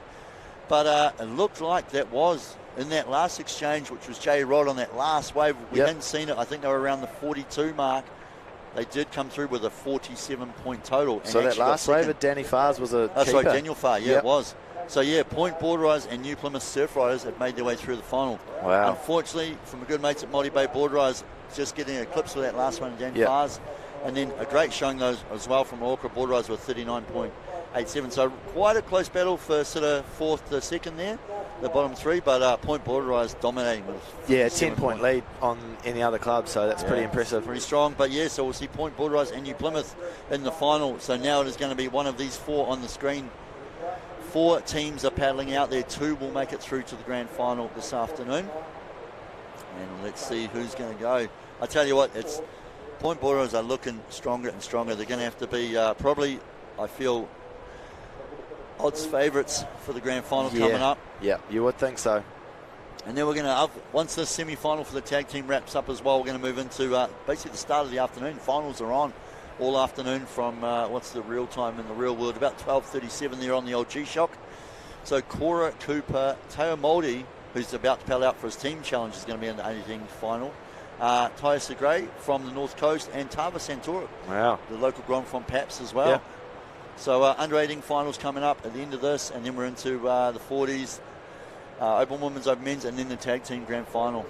There you see that man on the screen with the camera around him, Mr. CPL, Craig Levers from Piha Beach, an elder statesman of the New Zealand surf scene, and mate, there's not much that man hasn't seen from behind the camera. No, yeah. It's cool. Probably him and Corey, I reckon, mate, if the two of those guys got together and put a book of surfing together for New Zealand, we'd see some of the most amazing imagery. CPL now has pretty much actually sort of changed how he does things. He's got out of, say, the surf magazine game, and now is actually more about publishing the books and sort of the art of surfing. In the sense of coffee table books and those sorts of things. There's been some great ones around. So if you're sitting at home and you want to run on, just Google CPL, Craig Levers. He's got a website there you can check out all the stuff on, and I've got a couple of the surf collection volumes. Him and Warren Hawke doing those too. And was it down the South Island, mate? Epic. No, so they're such good coffee table books, and there's probably, I guess, that actually makes me think there was Warren Hawke, Logan Murray from sort of the Gisborne region, but those are the guys capturing, like we talked to Corey about, some of those more special moments. And those big table books sort of making, rather than just a little magazine corner, they get the full big spreads and glossy pages. Just saw a little mistake there by white surfer Teo falling off. He had that first nice turn, but local surfer for Whangamatā board riders. Is that Josh Kennings? Unsure. Looking no, that's Dean Amos. Sorry, Dean out there. So he's working through. He had that one before. They've all trimmed their hair back, mate. Like running, Dean and Joss all running like, the number one shaved head. And I was like... that was what a wave, though. Yeah, see, look, now there we see he's like, it's not a claim. He was literally, I'm in, I'm back out. Yeah. And they're like, nah, get out there, boy. They might have told him. They've given him the call. That's enough to get back in. Yeah, because he had the one turn on that first wave, and I think, that would have been a mid-range. That wouldn't have been anything special, but that last wave, that's going to be a good score, and you're going to be happy with that. Come in, give your other teammates more time. Yeah, exactly. Because as we know, it gets down to those last 2 minutes, and everyone's scrambling back in to make it. If that's your two surfers, you're 20 minutes down, you sort of, like say, if you broke it down to that 12-minute allocation per surfer, perhaps. He's got the sprint on him. Dean making his way up the beach. Yep. Pegging it home. So smiles. Just doing all he can to make sure his teammates got as much time as possible. See, look, I told you, mate, matching haircuts. Yeah, Rangi out there next. Here we see on the Hurley replay. Yeah, nice. Over the top of the foamy section. It's hard to do that. Yep. Makes it look effortless, though, Dean. Yeah, and you can just see that wave just... Not too much wall, but he's just found a little pocket, and those last couple turns just went to town. Yeah, and that's a great vision from the Volkswagen Vision drone there. You sort of look at that wave, actually, it was like a wave behind a wave, and the two merged together. Yeah, it kind of split up, but he managed to do it. And this is the part where you start trying to suck in air, because you're paddling as hard as you can to make it back out. If you can save yourself a minute and get out earlier, we change it completely. We saw the last 40 seconds or so in the other semi-final. There was those two teams coming back. Yeah. So, like say, I mean, at this point in time, with 40 minutes, you kind of ride off a minute. But that would have been the difference between someone losing 5 points and maybe getting relegated back in the third position. So, could be key. Dean Amos doing the right thing for Whangamatā board riders. Extends their lead, 14.23 on your screen at home. So just over 38 minutes remaining in this heat. 60 minutes is a long time. It is. It's quite weird because, usually we're working with 20 minutes. 20 minutes is pretty, standard time. And 60 minutes, it's strange, but it's quite fun to watch a timer tick down from 60 minutes. And here we go, Blue Surfer having a look for North Y, looking to get that second good wave. Nice slashing turn off the top, just looking to work this one through. Is there an inside connection to finish off? And little rebound, so... Oh, mate, actually kind of did right to just finish that nicely. Bit of downtime in the middle, but tidy enough. Obviously, the good old days length the ride, you'd be like, oh, man, he went the longest way along the way, we would have scored the most. Did the most turns. I mean, that's no longer an issue in surfing. It's definitely about the quality. And, I mean, length of ride is nothing. But actually, almost today, it helps you. The longer you can ride the wave, the closer it's bringing you in to kind of 100%. cut down on the paddle time. And even though that's not scored anymore, usually if you're riding a wave longer, it's more opportunities to do turns. So, like, if you're looking at it, longer rides do help a lot. And look at that last wave there for North Y, jumping them into the lead, 15.24. And there is Blue Surfer Nick out there next. Yeah. He's amping. Look at him, he's just chomping at the bit. He's like, come on, boy, I want to turn. And the cool thing is that's not a pressure, that's nothing, you just the excitement. Yeah, he's just actually excited to get out there and try and do the best he can for his team. Yeah. He's tried to, I thought the spray looked blue. I was like, he's tried to match the spray to the Rashi, but he's almost a bit more purple looking maybe. So here we go. Bay board riders, Teo Moldy, looking to work this one in, cutting back to that power pocket. Trying to hop through, so side to side there, carrying speed, and nice finish there. So I think he wouldn't have been happy with that first one. He did fall off, so he's going to gun it back out and try and get another one as quick as he can. You see a little finger point, like I'm back out, because he knows that first one to fall, it's not enough. It'll be a one, it's not enough. Now he'll feel better. Okay, that's a better wave. I'll get back out. I'll grab that third one real quickly and get ready. See all the Groms running around enjoying the action. I don't know. You don't want them in the way when you're trying to sprint down the beach. No, yeah. Oh, it looks like Hurley might be down there giving away a few hats. That's why I think all the Groms have turned up to maybe like, score a hat. So big thanks to our friends at Hurley, of course, making this event possible. Yeah. It's such a cool format that Hurley have kind of helped create here and then have supported the idea of to create the New Zealand Board Riders Club Championships. And there's definitely a good breeze starting to kick up now, you can see there, so more just kind of, I say the crumble, it's just more of those white waters, the offshore winds, obviously offshore pushing off from the land out to sea, stands the wave up, better for us as servers, means the waves hold up, we get a bit more opportunity to do better turns. But you're an air guy, normally the onshore is almost better for airs. Well, the onshore is good for airs, it kind of holds your board to your feet a bit more. The people who do airs told me that, mate. Yeah, like 100%. A cross-shore wind is also ideal because especially, say, if you're going on a right-hander, a wind blowing up the face can also help hold your board. But, like the guys on tour and stuff, they're that good. It can be 40 knots offshore and they're still, Philippe Toledo's still throwing an air reverse. So for a lot of them, it doesn't matter. But, in general speaking, an onshore does help with airs for sure. What's the onshore going to do to the wave quality, though? Because generally, we kind of want offshores normally because we'll stand the wave up more. This onshore, especially now it's picked up to, if the flags are flying like this, it must be around a 10 knot maybe. Yep. It's just going to push the wave down a bit. Yeah, you can kind of see it there crumbling a bit more. So instead of holding up and creating a bit more of a lip, it just crumbles down a bit quicker than what it would. So sometimes that can mean you've got to be a bit faster to get around it. But sometimes it also means there's a little bit of crumble to try and do a turn off. So sometimes can help work in your favour, creates a section that wasn't there before. Feel the North Y crew there, Connor McLennan, Georgia's looking pretty cold. Yeah, maybe that breeze is a bit cooler down there than you thought, but mind you, she was the first server, so probably just like staying in the wetsuits down there. Yeah, keeping warm. Wonder if there's any banter in between the tents. Obviously, you can see in the background look like Bo Woods and the Papamara Board Riders. Do you reckon there's a bit of friendly sledging going on? I think for sure, especially between mates, you'd have to, And like we're talking about the surfing, like in New Zealand, the surfing community, everyone knows everyone. You've got mates up north from the north coast. You got mates down North Y. You got mates in Dunedin.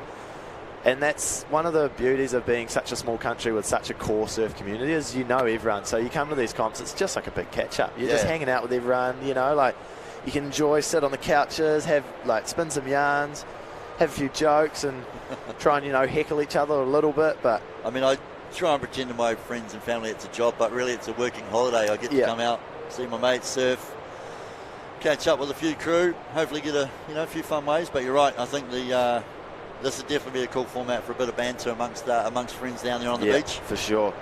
Here we see this is like Bucky Woods. Yeah. So this is Ruben Woods' younger brother, Bo Woods' uncle. Yeah. And he's found a nice right-hander, so he's carrying his speed real nice and just looking to wrap that one back, coming unstuck. So we call that turn a roundhouse cutback. So he's coming all the way around and hitting the whitewash, but that little turn just knocked him off, that little whitewash. This board he's on too looks kind of newish. I haven't, only in the last week or two, even at home, I've seen him on that board. I normally rides Tommy Dalton, lost boards by Tommy Dalton down there from Gisborne. Like I said, the family originally from Gisborne, so still supporting his local board his local shaper, which is again a cool thing about board riders communities. It works into the local surf stores and local shapers. But yeah, that board Bucky's been tearing on it down at home, so he must be thinking that's the good one. He was riding like a little fun twin fins some of the smaller days we've had, but he's changed it up for something a bit more performance. We see Levi Stewart. I don't know what he's up to. He must be the next surfer for Bay Board. Maybe he's trying to cheer the Groms on to help. Go and help Teo get in. Yeah, carry Teo's board or something. Like anything you can to get a little bit of advantage, you reckon? Teo sprinting in, and here goes Levi. Tag is on, Levi Stewart. Well, he's just come back from Aussie. He's been over there competing in, I don't know how, I think he did about 6 events in probably a month or so. Yeah, it was 2 months stint over there in Aussie with Billy, Kehu, Safi. They had a nice little crew. We just heard some cheers for Rangi.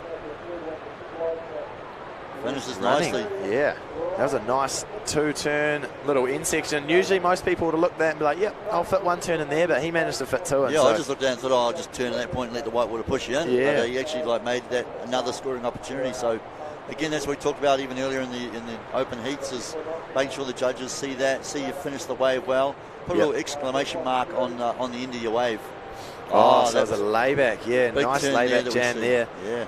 And this is what I was talking about. Nice little carve, and then just managed to sneak up for 1 more and hold on. So nice combination of manoeuvres there for Whangamatā board riders. Currently in second. That will help their situation. And their next surfer about to head out. Josh Kennings is the local man behind Hurley here. Based here, lives in Whangamatā. Yep. But he's travels around the country. Yeah. Representing the brand and sort of selling it into stores and the surf stores and fashion stores around the country. But mate, he's a standout surfer in his own right as well. Yeah. I mean, I guess we've talked about, say, the Woods family and say the Papamoa board riders community now. The Kennings family, formidable. Yeah. I mean, especially for Whangamatā, but Lyndon Kennings, Ben Kennings, Taff Kennings. Yeah. I mean, you're literally talking a full lineage of surfers. And then you got, Dune. Dune. Well, Dune Kennings, India Kennings now, Ben's India, daughter, Tora. Yeah. I mean, mate, it's a legacy it is. of a surfing family, the Kennings family. So Jossie out there, I guess today he's more out there to represent Whangamatā than the Kennings family name, but he'll be wanting to put on a show, especially the fact, it's a Hurley combi. You're like, I want to anchor it down. Yeah, fully. Jeez, the Groms are ready. Oh, look, I think the Groms have been hired as board caddies for the team. Yeah, they must have been. Well, because there is that rule. So under the tents, as a team, you're not allowed stepping outside. So you can't go away and hang out, get changed. You've got to stay in that team environment. So a little bit of fine print, for some of the scores. Here we see Bucky Woods up again. This wave a bit flat. He realises he's you can see him going, maybe this wasn't the right choice, but does well. He's just waiting for what we say, the wave to reform. Basically, the wave just hits a bit of a shallower part of the beach and will sort of find a bit more energy in the wave. But unfortunately, that one doesn't look like it's going to do it. Maybe that was the end of the wave and he's just using it to come in. Yeah, could have just been his little ticket in.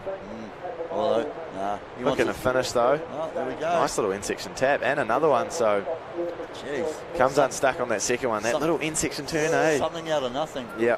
I know you kind of get down score a little bit by the judges sometimes if you've had to lie down and then get up again, but we'll see.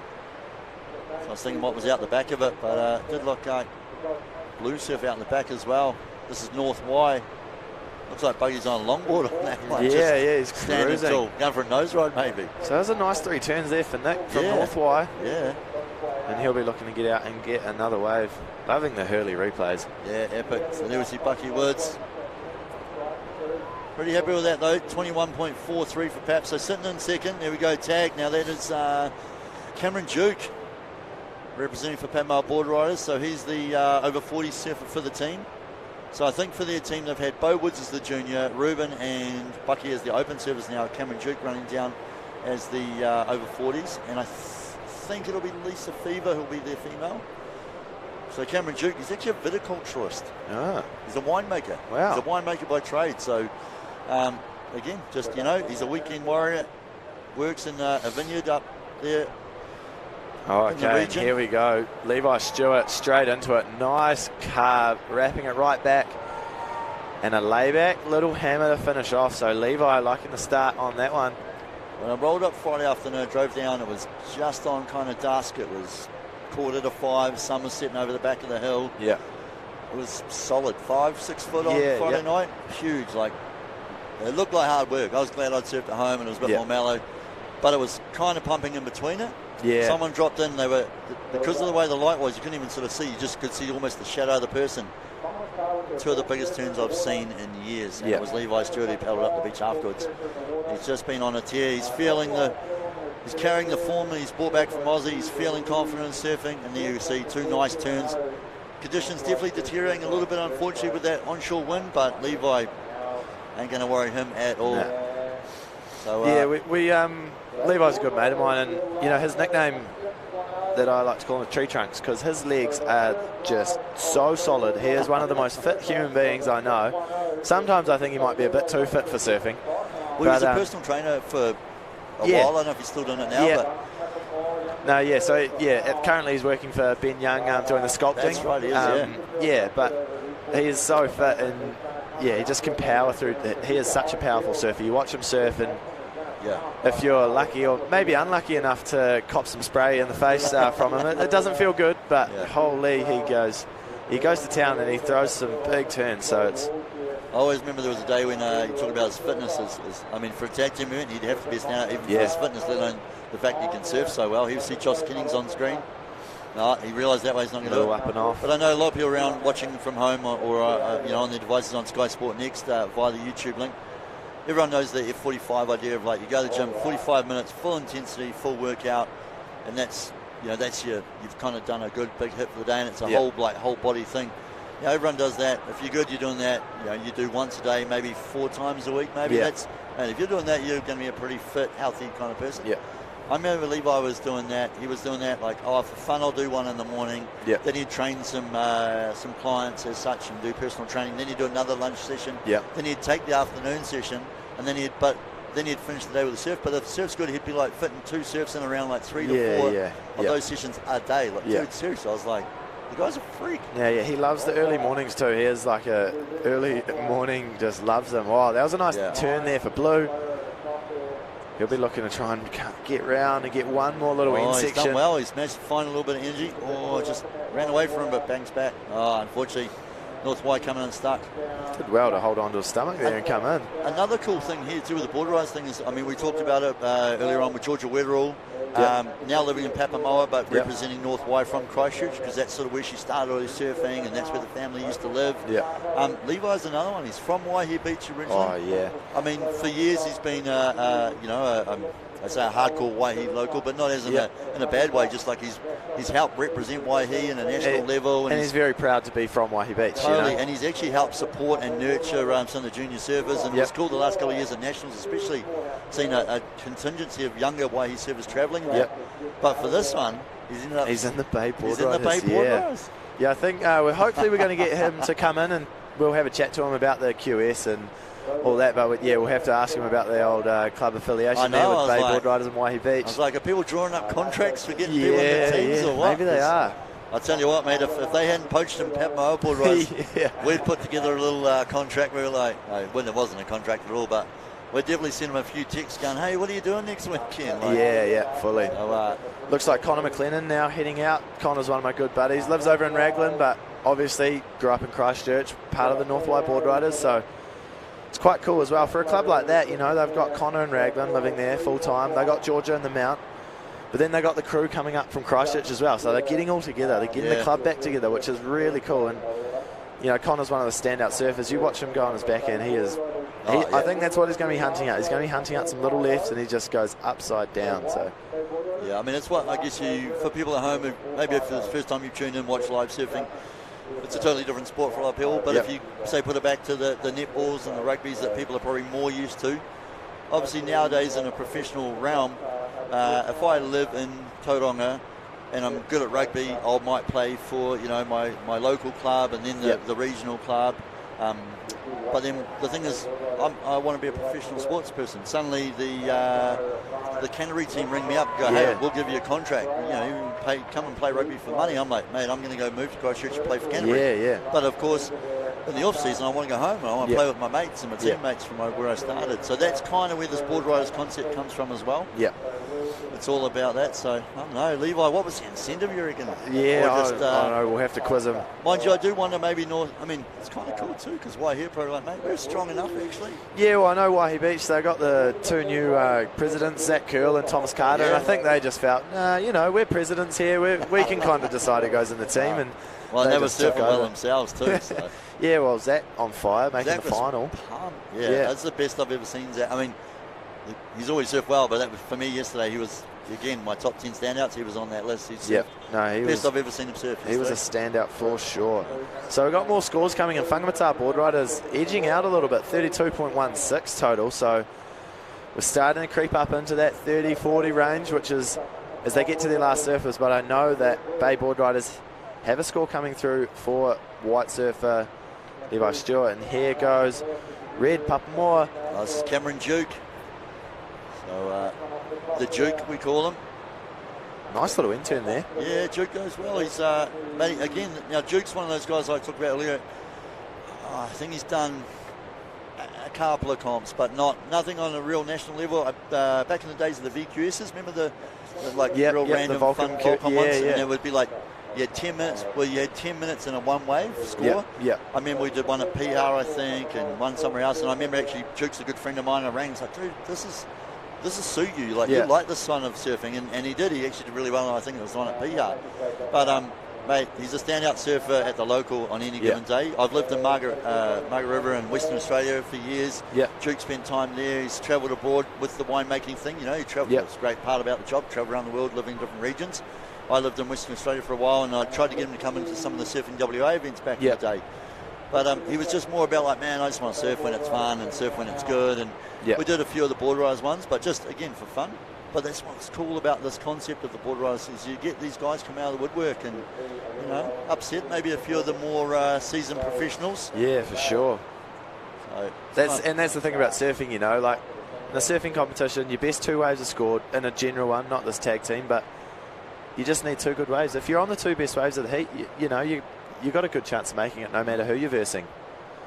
Well, that was good. Jukes put a little score on the bars, getting a bit worried. My board riders dropped back into sort of 4th to 21 there, but we're just starting to creep in. Look, I mean, this one's pretty close though. I mean, 9 points between all 4 teams. Yeah. No, this is really close. We saw obviously that point one sort of eclipsing everyone with that 10-point difference before, but this one definitely a bit tighter. 20 minutes now. Now's when you start to get a little bit more sort of mindful of the time and the clock ticking down, I reckon. Yeah, so as I said, Connor for North White on his backhand, trying to find these little lefts. Looks like this one might run into the hole, but he'll be looking to try and get an end section turn. So no real turns of consequence yet, but he's hopped through, and here we go. Bangs it. Yeah, it just, I mean, a couple of nice sort of softer, more carving kind of turns. It was a hard wave to surf. Yeah, it didn't really stand up. You can see from the angle, the previous wave had just put foam all through that wave, and so that foam, it just makes it so much harder to do turns. You can't set your fins in through it. Yeah, and you can see to the right of the screen, that little wave coming back at him almost, and that's what he was waiting for that to stand up as it does now, and he cracks the oncoming section. So, but you could see right then quite a flat section through, which is probably a bit of a sign of the rip or just the water moving in and out of the beach. Yeah. But the two waves are coming across and converging together.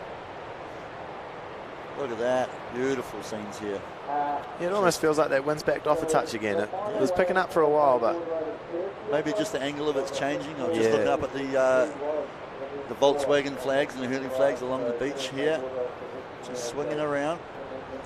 So you see Bucky Woods. He's probably, I reckon he's got the old phone, the live heat's open, looking at the scores, going, 100%. Okay, who needs what? Looks like, I think that's Bo Woods' board. sitting beside him. It was Jossie Kennings, I think, looking at that one. Now, there's no priority in this like we run in the other heats, so kind of, any wave can be anyone's within reason. Yeah. Obviously, you can't drop in on someone or cause an interference. Yeah. But when you've got priority too, what you've got to be careful is if you paddle with good intent for a wave and don't catch it, you lose your priority. Yeah. Quite nice to know that you don't have that pressure on you for this. You can have a look at any single wave, and you saw Jocelyn looking kind of over that one, and I don't know if he wanted it or not, but he just couldn't quite get into it. Yeah. It doesn't sort of cost him another opportunity on the next wave. Here we see this one looks like it's going to stand up a bit more. You see the wave get darker in colour, you kind of know that's going to pick up and peel off better. Looks like Jack Hinton there, big front side turn there for Jack.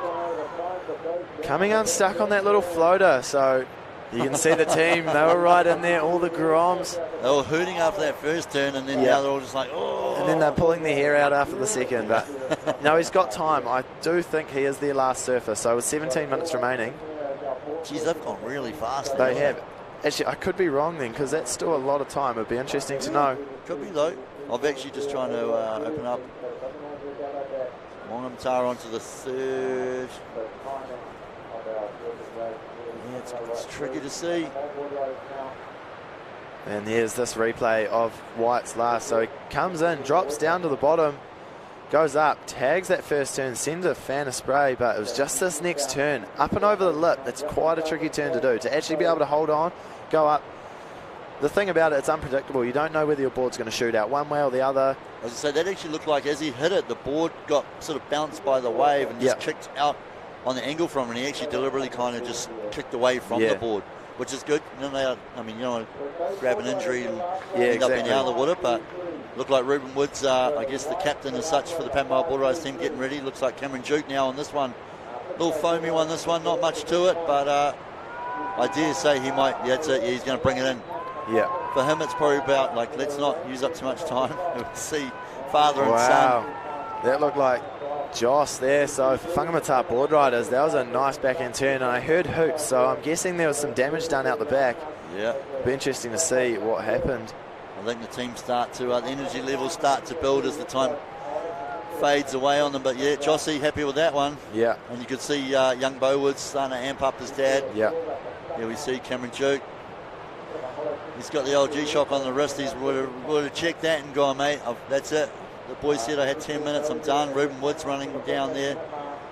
That little flame board. Flames seem to be the order of the day, mate. But, there's a couple of flames around. I'm sure that just makes you go faster. I think that must be the idea behind it. So how's this angle? So this is blue, Northwide, Conor McLennan finding a right-hander. Right on top of him there for the Volkswagen Vision. And that one right into the sand. Jossie, look, he's left the board behind. Yeah, ditched the board. Just go and sprint. So I guess, Kozler asked about that earlier. We have to check the fine print, but I'm guessing there's no rule about it. Well, we haven't heard anything, so this must be their Whangamatā's last surfer. It looked like he was outside the 10 of it there. Yeah, I wonder. I know there's a rule. We might need to get a replay on that. Last surfer was Taj heading out Whangamatā. Here's Jack. Nice board riders represented. Oh, nice. Well, we saw a two-turn combo. Maybe he's done more. Yeah, there could have been more behind that one. You can hear the team in the background hurting him from the tent as well. So, you can see a bit of fatigue, but he's happy with that. Yeah. Oh, no, I thought he was about to swing and head back out. Yeah. No, just looking to try and find a wave to help him get into the beach quicker.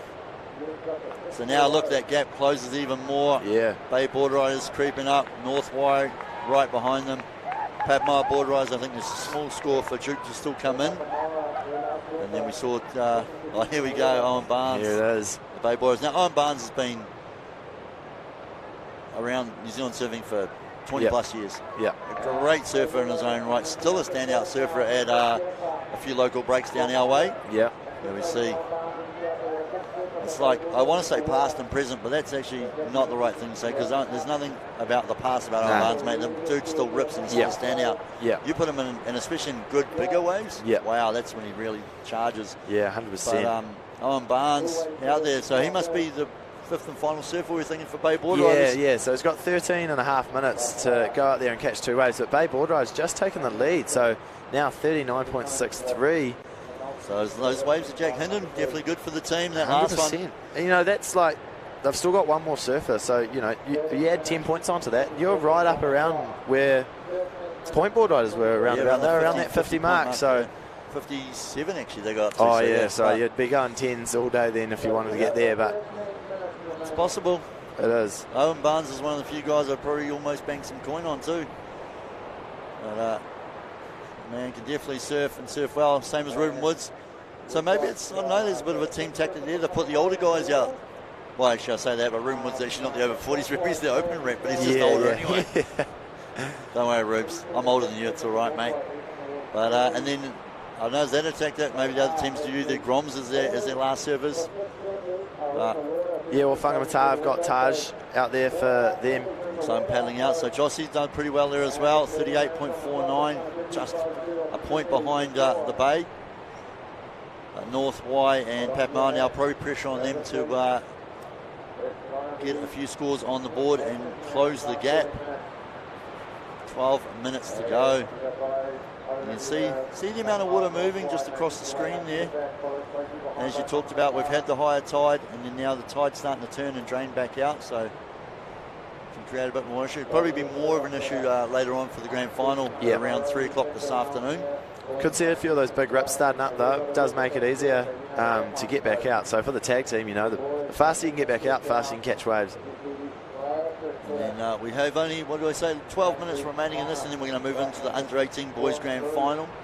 And then we have the over 40s grand final coming up after that, the open women's final, the open men's final, and then of course the tag team grand final at approximately 3 o'clock this afternoon. So North Y looking to work this one in. Not quite making the inside connection, but there wasn't much on offer there. He's got still 11.5 minutes remaining to go back out. Plenty of time. Straight around, straight back out there. But yeah, so if you tuned in on Sky Sport Next by the YouTube channel, or of course if you're parked up at home on the couch enjoying it on Sky Sport Channel 8, don't go anywhere, we've got hours. So off to the fridge, make a sandwich, grab some chips, cup of tea, maybe a cold refreshment, and settle in on the couch. We have got plenty of surf action for the afternoon here from Whangamatā for the Hurley New Zealand Board Riders Club Championships, which, I mean, you're similar yourself, you've lived in a few different regions. Yeah, to be fair, I'm a bit of a free agent. So I grew up in Whitianga. Available for a new contract? Yeah. You know, if there's contracts going, I'm all ears. So growing up in Whitianga, we didn't have a Board Riders Club up there. Yeah. There was a lot of surfers, but it's quite spread out from Hot Water Beach up to kind of Whangaparra. There's a lot of good surfers, but we've just in the last couple of years... Too, right? Yeah, there's way too many waves. Yeah. But yeah, so we're... In the last couple of years, there's been talks about getting it back up and running, and we didn't get a team in this year, but I'm hoping in the next couple of years we can show it. But mate, even if you get a board riders going purely to just have a bit of fun throughout the year, but really with this being the goal that, hey, once a year let's turn up and compete in this. So. And just for the kids back home, like growing up there, the way that it is spread out so much, you know, you don't get to surf with too many people. I surf by myself all the time, and having that board riders, having friends you can go and meet, you can go and surf with, you know, you make connections, you like come to a comp like this, you meet other people from around the country, you go stay with them. It's pretty key. So yeah, hopefully. But I surfed for Lion Rock Board Riders this year. I surfed for them last year as well, so out of Piha, and it looks like Ruben Wood's up and riding right now. So because you've been at Raglan Surf Academy. Yeah. So I was like, oh, maybe he gets the call up for Raglan. That's why I was like, well, I know you're from Whitty. Yeah. I was like, maybe, you know, someone down the coast here and Whanga hits you up. But again, like these guys have got I wouldn't say their own community, but yeah, they've got that base already. Yeah, for sure. But then again, you spend a lot of time at Piha and Raglan just with those things. Here we see Ruben Woods. Yeah, pretty nice on rail. The wave not standing up, but he's surfing it really well on rail. That little board just looks like it's fast, eh? That is, I would say, an old faithful. It's not even that old, that board, but he surfs it a lot. Yeah. Another little magic shape from Tommy Dalton down there, Lost Surfboards in Gisborne. Yeah. But, it's been, Rubes is on that board a lot. It's been funny. Again, like I say, he's not really been a comp guy. He's more just about enjoys the surfing, surfs for fun, but is very good at surfing. Yeah. But in the last couple of days at home, he was surfing like just out the beach and whatever. And one of the days I said, oh, what about such and such a spot that we knew would be probably better on that point. I had just surfed the beach because it was more about only having an hour or two during the day. So but Rip said, oh no, I wanted to surf here today because I figured we're going to be at the beach here at Whangamatā. That's what I want to do. So he was mindful of the contest coming up, trying to get in the zone. Oh, look at this wave. Wow, so that was a good wave there for Taj out of Whangamatā Board Riders. Mate, that's looking one of the better waves for Whangamatā. I think that is, and now he's just got to go out, get another little backup, and The Grom's going to be... make it in. He's got 8 minutes, so... I was waiting for the claim on that one. Almost. Yeah. Here we see North Y, another nice wave for them as well. Looking for a finish. Oh, I thought he was going to run right over him. Yeah, that was a close call. It's all right, though. So now 8 minutes to go. I thought that might have been the second wave for North Y, but must have been the first. So Ruben Woods with the first, obviously, but it must be their last surfer. Yeah. Yeah, so this was that replay of green. Whangamatā Board Riders, Taj. Little layback variation there and just working it through. And a nice lip line tag there to finish, so it's almost looking like a right-hand point break out there right now. It's peeling through. Looks like a mini Stent Road if you didn't see the island in the background. Yeah, fully. And you can see their little double up. Slow-mo. Oh, so crucial. pretty close. Yeah. That's one thing, you don't want to get too close to other competitors. When they're on the waves, you want to give them as much room. And now we're seeing a little bit of a paddle battle. Even though there's no priority, if one of them gets out ahead of the other, they might be in the position for the better wave. The guy on the inside still has sort of the it's that surfer rule about whoever's inside to the peak has got the priority of the wave as such. So there's none of that old school first to the feet. Stuff. Mind you, it's still up for debate a fair bit of time in the water. But we know. Yeah. We know. Yeah. If you're on the inside, it's yours. So it looks like Ruben, that was his second wave, but he's wanting to get another one. So yeah. Well, if he's the last surfer, they're going to need a score. And he's kind of going, I've got the opportunity to get 3. I'm just going to get all 3 and just try and get the best scores I can for my team. I've got the time. That's okay. If they had another surfer, I mean, he'd be like, no, I've got to get in. But knowing that he's got the time, why not go back out and try and get the best scores he can for his team. Couple nice cutters there for that foamy wave. Once again, the foam, it's playing a big factor. If you can get one of those waves that's nice and clean, you're going to be good. Oh, I was like, there's Teo Moldy. I was like, why is he waxing up again? I was thinking, why is he going back out? He's already been out in the tag team, and of course he's getting ready for the under-18 boys grand final. Yeah, so he'll be heading out very shortly. Do you reckon that was a bit more the old Sticky Johnson super wax? Yeah, could have been. No, he didn't look like he had those nice circular motions. It looked sticky. It looked very sticky. It did indeed. So yeah, it is actually. Teo Moldy's going to be out in the under-18 boys grand final. He's going to be against Cora Cooper, who's here from Raglan's. Yeah, Point Board Riders. And then of course Ty Ursa Gray actually from the North Coast, and then Tava Santorik, who's not in the tag team for Palmar, but is in the event as the under-18 boys surfer. Yeah. So up and riding out of Bay Board Riders. On Barnes, finding a right-hander, carving through. Told you, mate, the old boy can rip. Oh, he's coming in. Oh. Big layback jam as Look well. At that. And that's not a claim as in like for the judges. That's just his own excitement of like 100%. Nailed that one. How good is it? I think that's the other thing too. When you surf in a comp, if I'm with you in a heat and we're surfing against each other, I'm going to get my waves and whatever.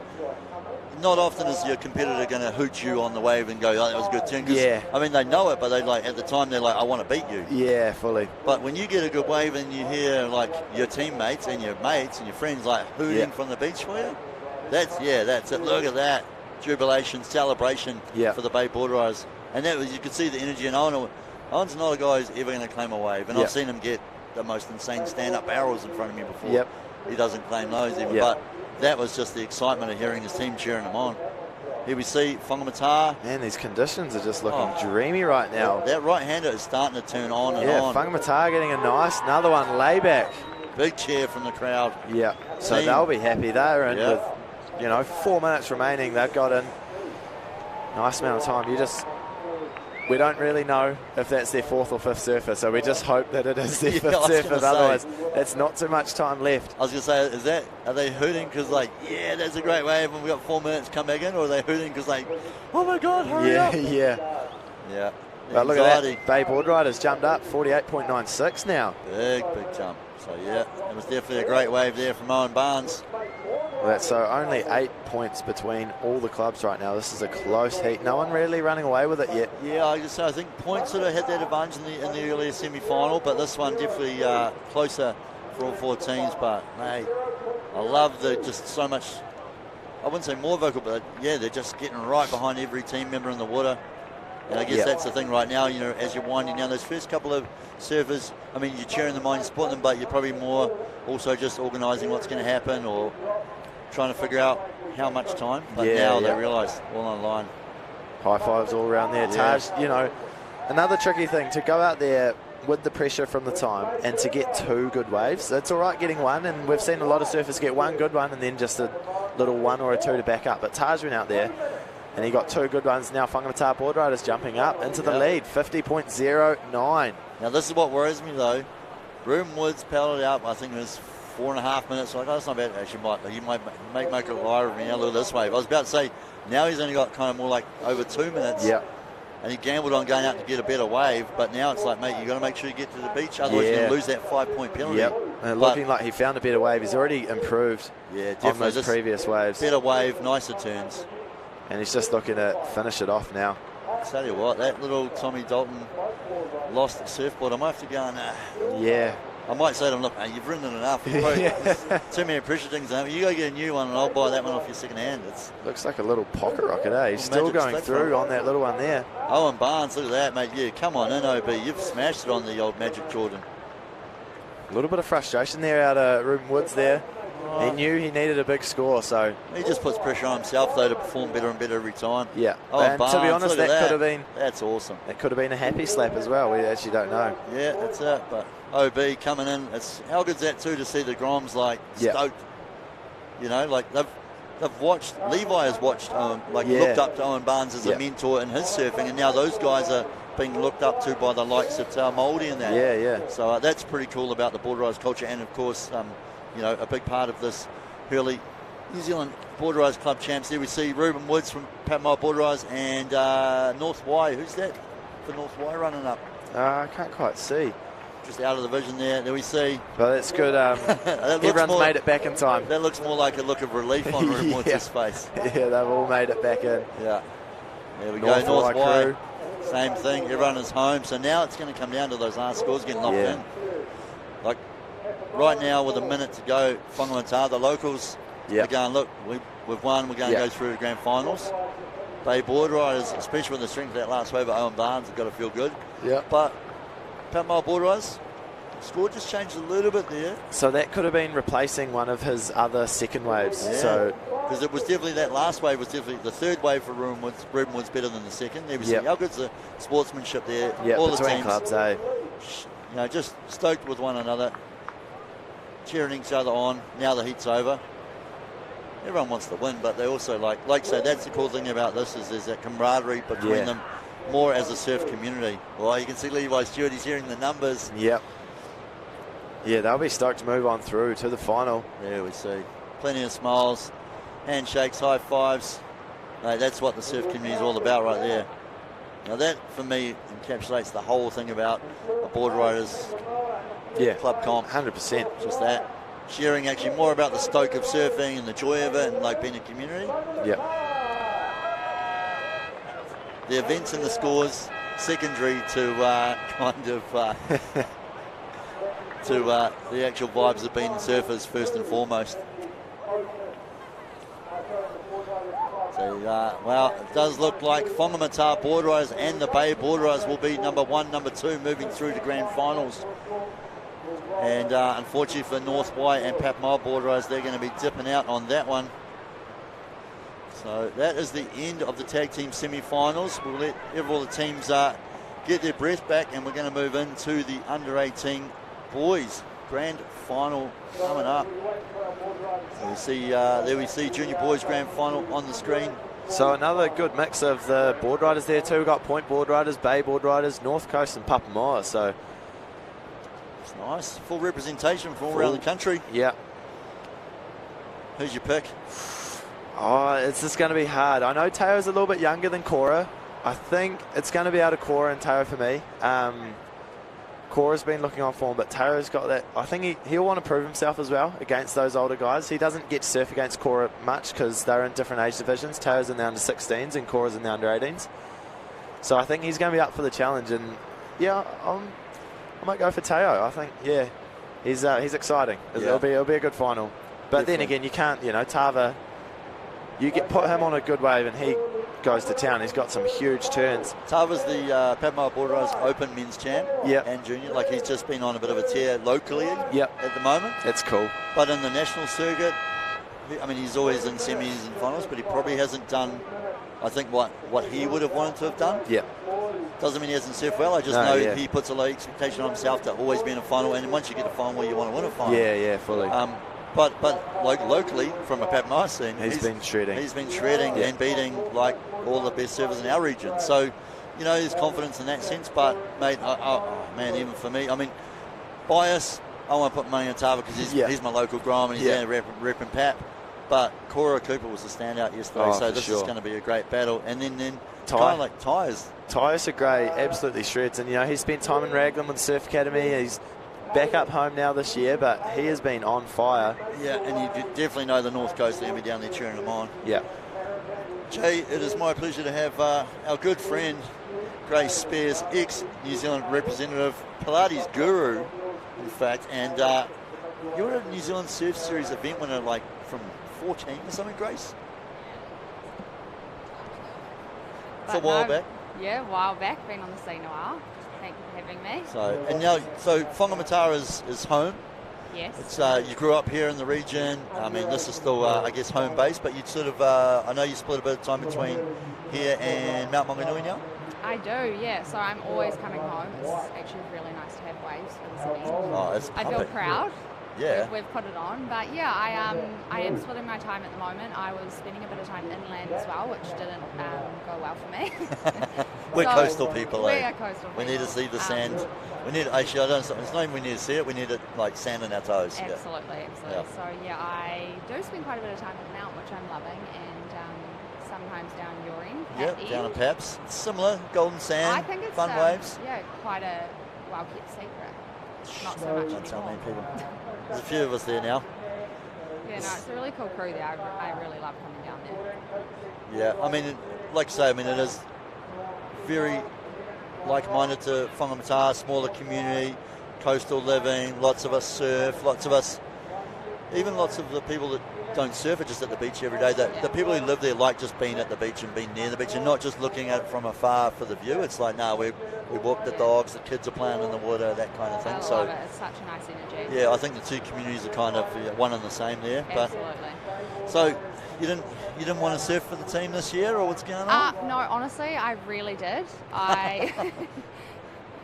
Didn't get the call up. No, I didn't get the call up. No, I'm still being very supportive. Obviously, it's my hometown. Totally. The boys in Waihi Beach, I ended up surfing for Waihi Beach. Yeah. So I spent a lot of time growing up there as well, so that's a place close to my heart. And when the boys asked me, I was absolutely Stoked yes. to be part of yeah, it. they're absolute legends.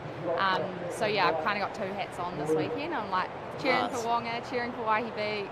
It's been cool. We talked about it. Like for me, I was surprised to see that Levi Stewart, we just saw on screen, was surfing the Bay Border Riders this time, which is obviously Mount Maunganui based. But you know, for me, watching Levi more so as a junior surfer come through is always representing Waihi, and I think that's still, I mean, it will always be his home. Yeah. Happy Mother's Day to his beautiful mum Joy. I know she'll be tuned in as well. She is amazing. I love Joy. Yeah, but and it was cool to sort of see. I was surprised, but it was actually cool to see that the teams have changed up a bit, and it's not about you've forgotten alliances or whatever. No. It's just like people are now growing up and living in different regions and got different friendships and that sort of thing. So exactly. Yeah, Levi and I were joking about it yesterday. We were saying it's quite interesting. We've all shuffled around. But it actually makes it, it makes it fun. Yeah, it's kind of cool. Yeah. It's kind of, in a way, it's definitely been an added strength for, say, Bay Border Riders, but it certainly hasn't taken away from Waihi either. Like, they've stepped up this year and the team is solid. We've got Zach in the final, Zach Hill, which is so cool for him. Yeah. He's so stoked. And Bay Border Riders are doing amazing. Yeah, They're it's been smashing cool. it. I mean, this year too, we got 14 teams. I think we had 8 last year here at Whangamatā. Unfortunately, I couldn't even be here for last year, but stoked to see so many more teams. And I mean, Whangamatā is like a surf festival this weekend. It's been epic. It's so fun. And last night with the Corona tent and beers being given out, it was such a cool atmosphere. And there was a lot of locals that watched the local rugby game and then came after. Yeah, I thought it was pretty cool actually. It was nice that everyone coming down and sort of going, hey man, this is. Because quite often with the comp, we've got a couple of tents, but we sit down in the corner a bit more. We run our event. It's not that we are insular on purpose, but it ends up being like We're just part of our own environment running our comp. And to be fair, we actually do that in a way to respect the locals and give them still the majority of the beach to enjoy. Yeah. And we want everyone who else is here for the weekend to enjoy. But this weekend we have definitely kind of taken over a bit more. We've made, I mean, instead of having 2 or 3 tents, we have about 15 to 18 tents both spread down the beach. I mean, I think it's awesome. As a local here, we all love hosting and having everyone come and be a part of the weekend and enjoy our waves.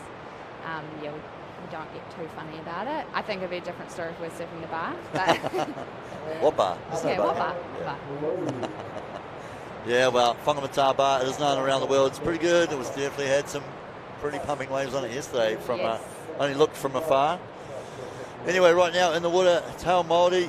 Well, he's already opened up with a couple of good waves. 11.2 total heat score locked in. So, as Jay was talking earlier on, he's going to be, he's younger than sort of these other guys, but he's been a standout younger junior surfer coming through in those under 14, under 16 divisions. And this is a chance for him to really have a crack at those. Normally he's probably competing in those under 14, under 16 age groups. Now he's having a crack at the under 18s. Cora Cooper, Tava probably more considered the favourites in this one just because they've been in that age group for those 2 years. But straight away, Teo in there with some higher scores. Yeah, no, it's awesome. I actually helped Surfing New Zealand out on their high performance camp in Hawanui and had a couple of these boys, and they're really cool and absolute shredding.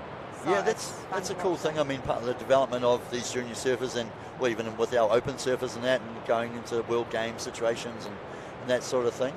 So for you, what were you helping with the camp? Yeah, I was. It was really cool.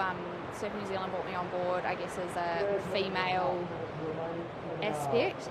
Also, I did a little bit of Pilates with the Groms, which was cool, just to kind of change up their training and introduce them to a few more things to add to their repertoire. Be mindful that their body's actually you got to sort of put something back into the body too. It takes a lot out of you, all the surfing, and I mean we always go, the best thing for surfing is surfing more. That's kind of the best training as such, but it's also I mean, especially as I'm getting older, I know the old back's not the muscles aren't as limber as they used to be. No, the legs don't stretch as easily. Exactly. Yeah. No, you got to take care of the bod after surfing.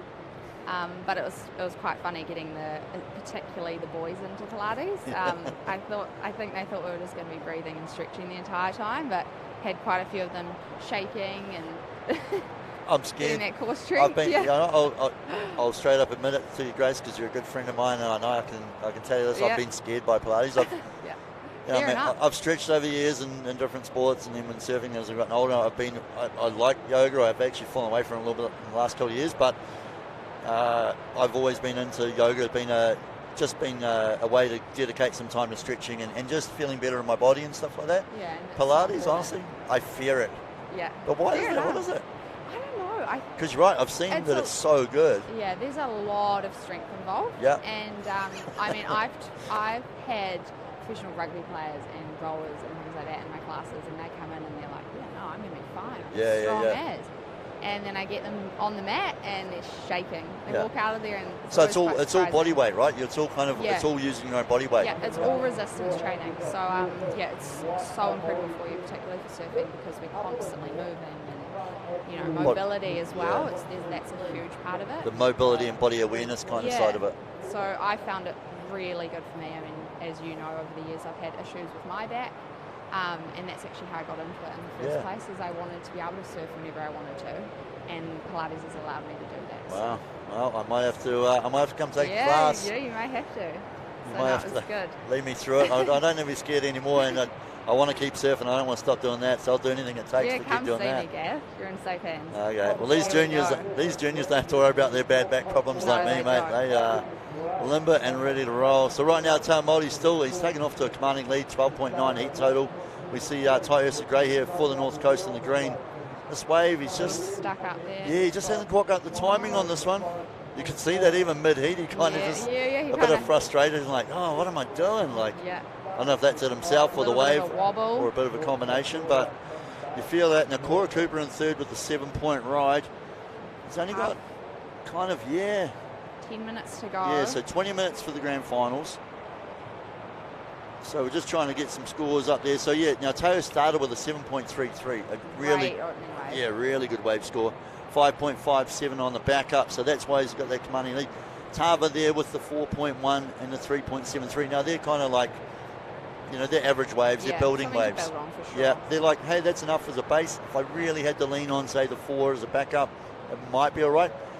But to be fair, I feel like that's more in your earlier heats. Now you're in grand finals, you've got to be in the good. You've got to step up. Yeah, sure. totally. Look, Judge, and really for yourself, you want to step up and go, Yeah. look, I know I've earned my spot in the final, Yeah. and here we see Here Cora we go. Cooper doing Cora, just that. was a nice Yeah. turn. You kind of want your 6s to be your backups, and you want to be chasing, wow. Yeah, that was amazing. You want to be chasing those excellent scores now. It's grand final time. Cora has a lot of strength. Yeah. For a young guy, he really puts power into his surfing. Yeah, it's funny. I always see him as a Grom as such, because it's just I've watched him come through those junior sort of the Grom, literally the Billabong Groms, the Rip Curl Groms, all those Grom comps over the years. But actually having a chat to him this morning, I pulled him aside. I was like, dude, you were just ripping yesterday, surfing. I've seen you surf and I know you surf good, but he was just blew my mind yesterday. And you're right, I actually noticed just in his body, I was like, you're more solid in himself. He's grown into himself, and you can see that strength in the surfing now. So I think that's happened almost in the last 6 months, probably finishing school. Yep. Jay talking earlier, he's doing a building Yeah, when he talked about the building, I was like, maybe that's a bit of strength, maybe a bit of like this. I've been a builder, I'm a builder. There's hard work. There's physicality in the role. Yeah, there is. I don't know. I reckon that's why my back's so bloody bad, mate. But no, I mean, for him, it's almost like maybe it has like strengthened him up a bit as well. I think so. Yeah. So we've got Cora in the lead now. Yeah, there we go. So it was a great wave. I thought it looked pretty tidy, and the judges obviously agreed with us. I mean, for us, we know what good surfing looks like, and that was nice to watch. Yeah, it was a 7-point ride. So yeah, I mean, we could see that first turn was real nice. The second one, he almost looked like he got a bit of air under the board, just came through smooth and hit it again. So we've got that outgoing tide now, so we might see a little bit of a shift, kind of that in between gap. We saw at the end of the tag team there, those right-handers were just starting to really rip through. Is that sort of I mean, again, you're local. I'm not going to give away all the local secrets, but that looked like that bank sort of seems to turn on now as the tide has turned. Definitely. As that tide goes out, it should start connecting a little better. So is it just a rip that runs through? Yeah, and with the high tide here, generally we do have those fat sections that you've got to work through, but with that outgoing tide, it just tends to start to turn on a little bit better, although you do get the reel in between, and that's not what you want. But it's starting to look really fun. Yeah, it's must be hard watching all day. Kind of. I'm glad we had lots of waves at home last week. I know you surfed a couple of times down my way last week as well, and I surfed twice on Friday because I was like, I've got to get some waves in because I have a feeling this weekend could be pretty exceptional, and it hurts as a surfer to sit there. I mean, I'm stoked to watch all my friends and mates and their kids even out there surfing and getting good waves. And, I'm here to celebrate our champions and crown some champs this afternoon. But let's be honest, as surfers, if you haven't surfed much in, say, the last couple of days or the last couple of weeks and you've watched pumping waves, it hurts. You're like, I just want to get out there and get a couple myself. So I got my quota on Friday. I'm happy to let everyone else have theirs today. Yeah. And let's be honest, they're going to put on way more of a show for people at home than I am, guys. Come on, give yourself some more credit. Mate, I'm cool with, but hey, there's a reason I get to sit on the couch and hang out now, and I'm cool with that too. Yeah, no, it's going to be a really exciting afternoon of surfing.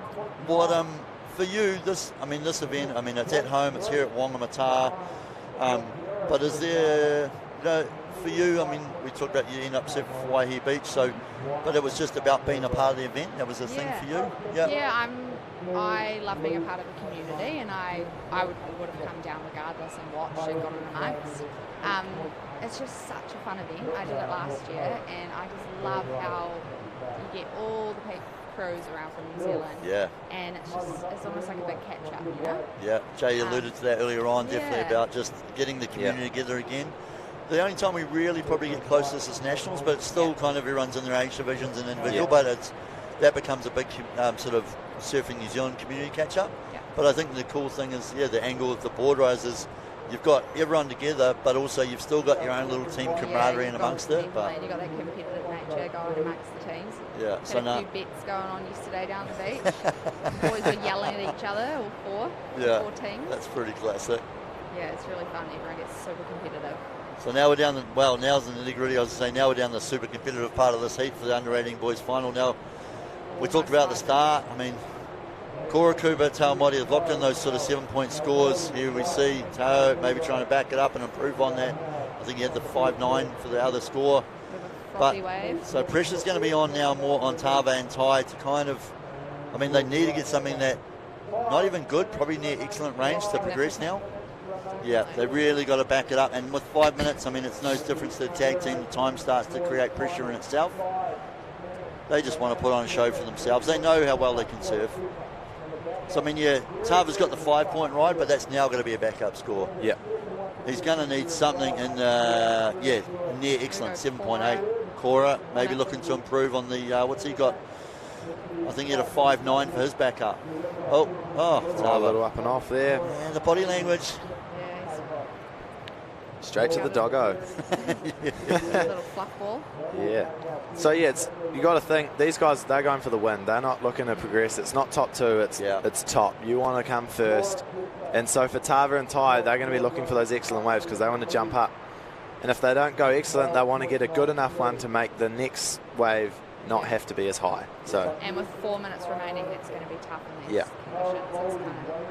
Okay, so Grace, for you, you're in the heat, 4 minutes to go, you're sitting in that third position, and you're just hearing going, you need, a 7.8. I mean, you hear that like, it's a solid score. You're not like, I need a 4, I think I can get it. It's like 7.8's like, you can get them, I've got them in the past, but so what do you do? What's the game like? I would personally, with only 3.5 minutes to go, I would sit and wait. I'd set myself up.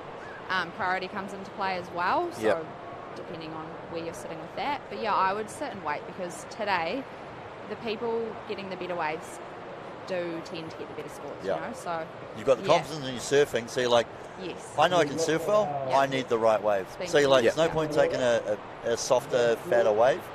Because they're not going to give me a score on that. No, and so you're willing to risk the idea of like, look, I may lose the heat if that wave doesn't come in the next 3.5 minutes, but I actually have to just risk that in order to just I think for a high 7, for sure, in these conditions, if you're taking off with something a little smaller, especially with this tide, there's a few fat spots and you're going to be working a lot harder. You're not going to get the opportunity to get that score, or to put on the surfing to get that score. Yes, exactly. So I'd probably wait.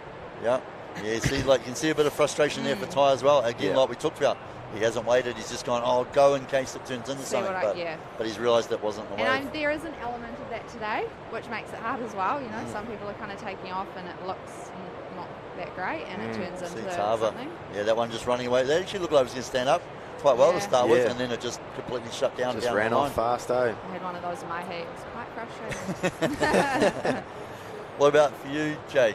Yeah, I agree. mean, 2 minutes to go now. 2 minutes to go. And especially Cora's improved, so he's now got a heat total of 14.23. So he's backed up his other 7.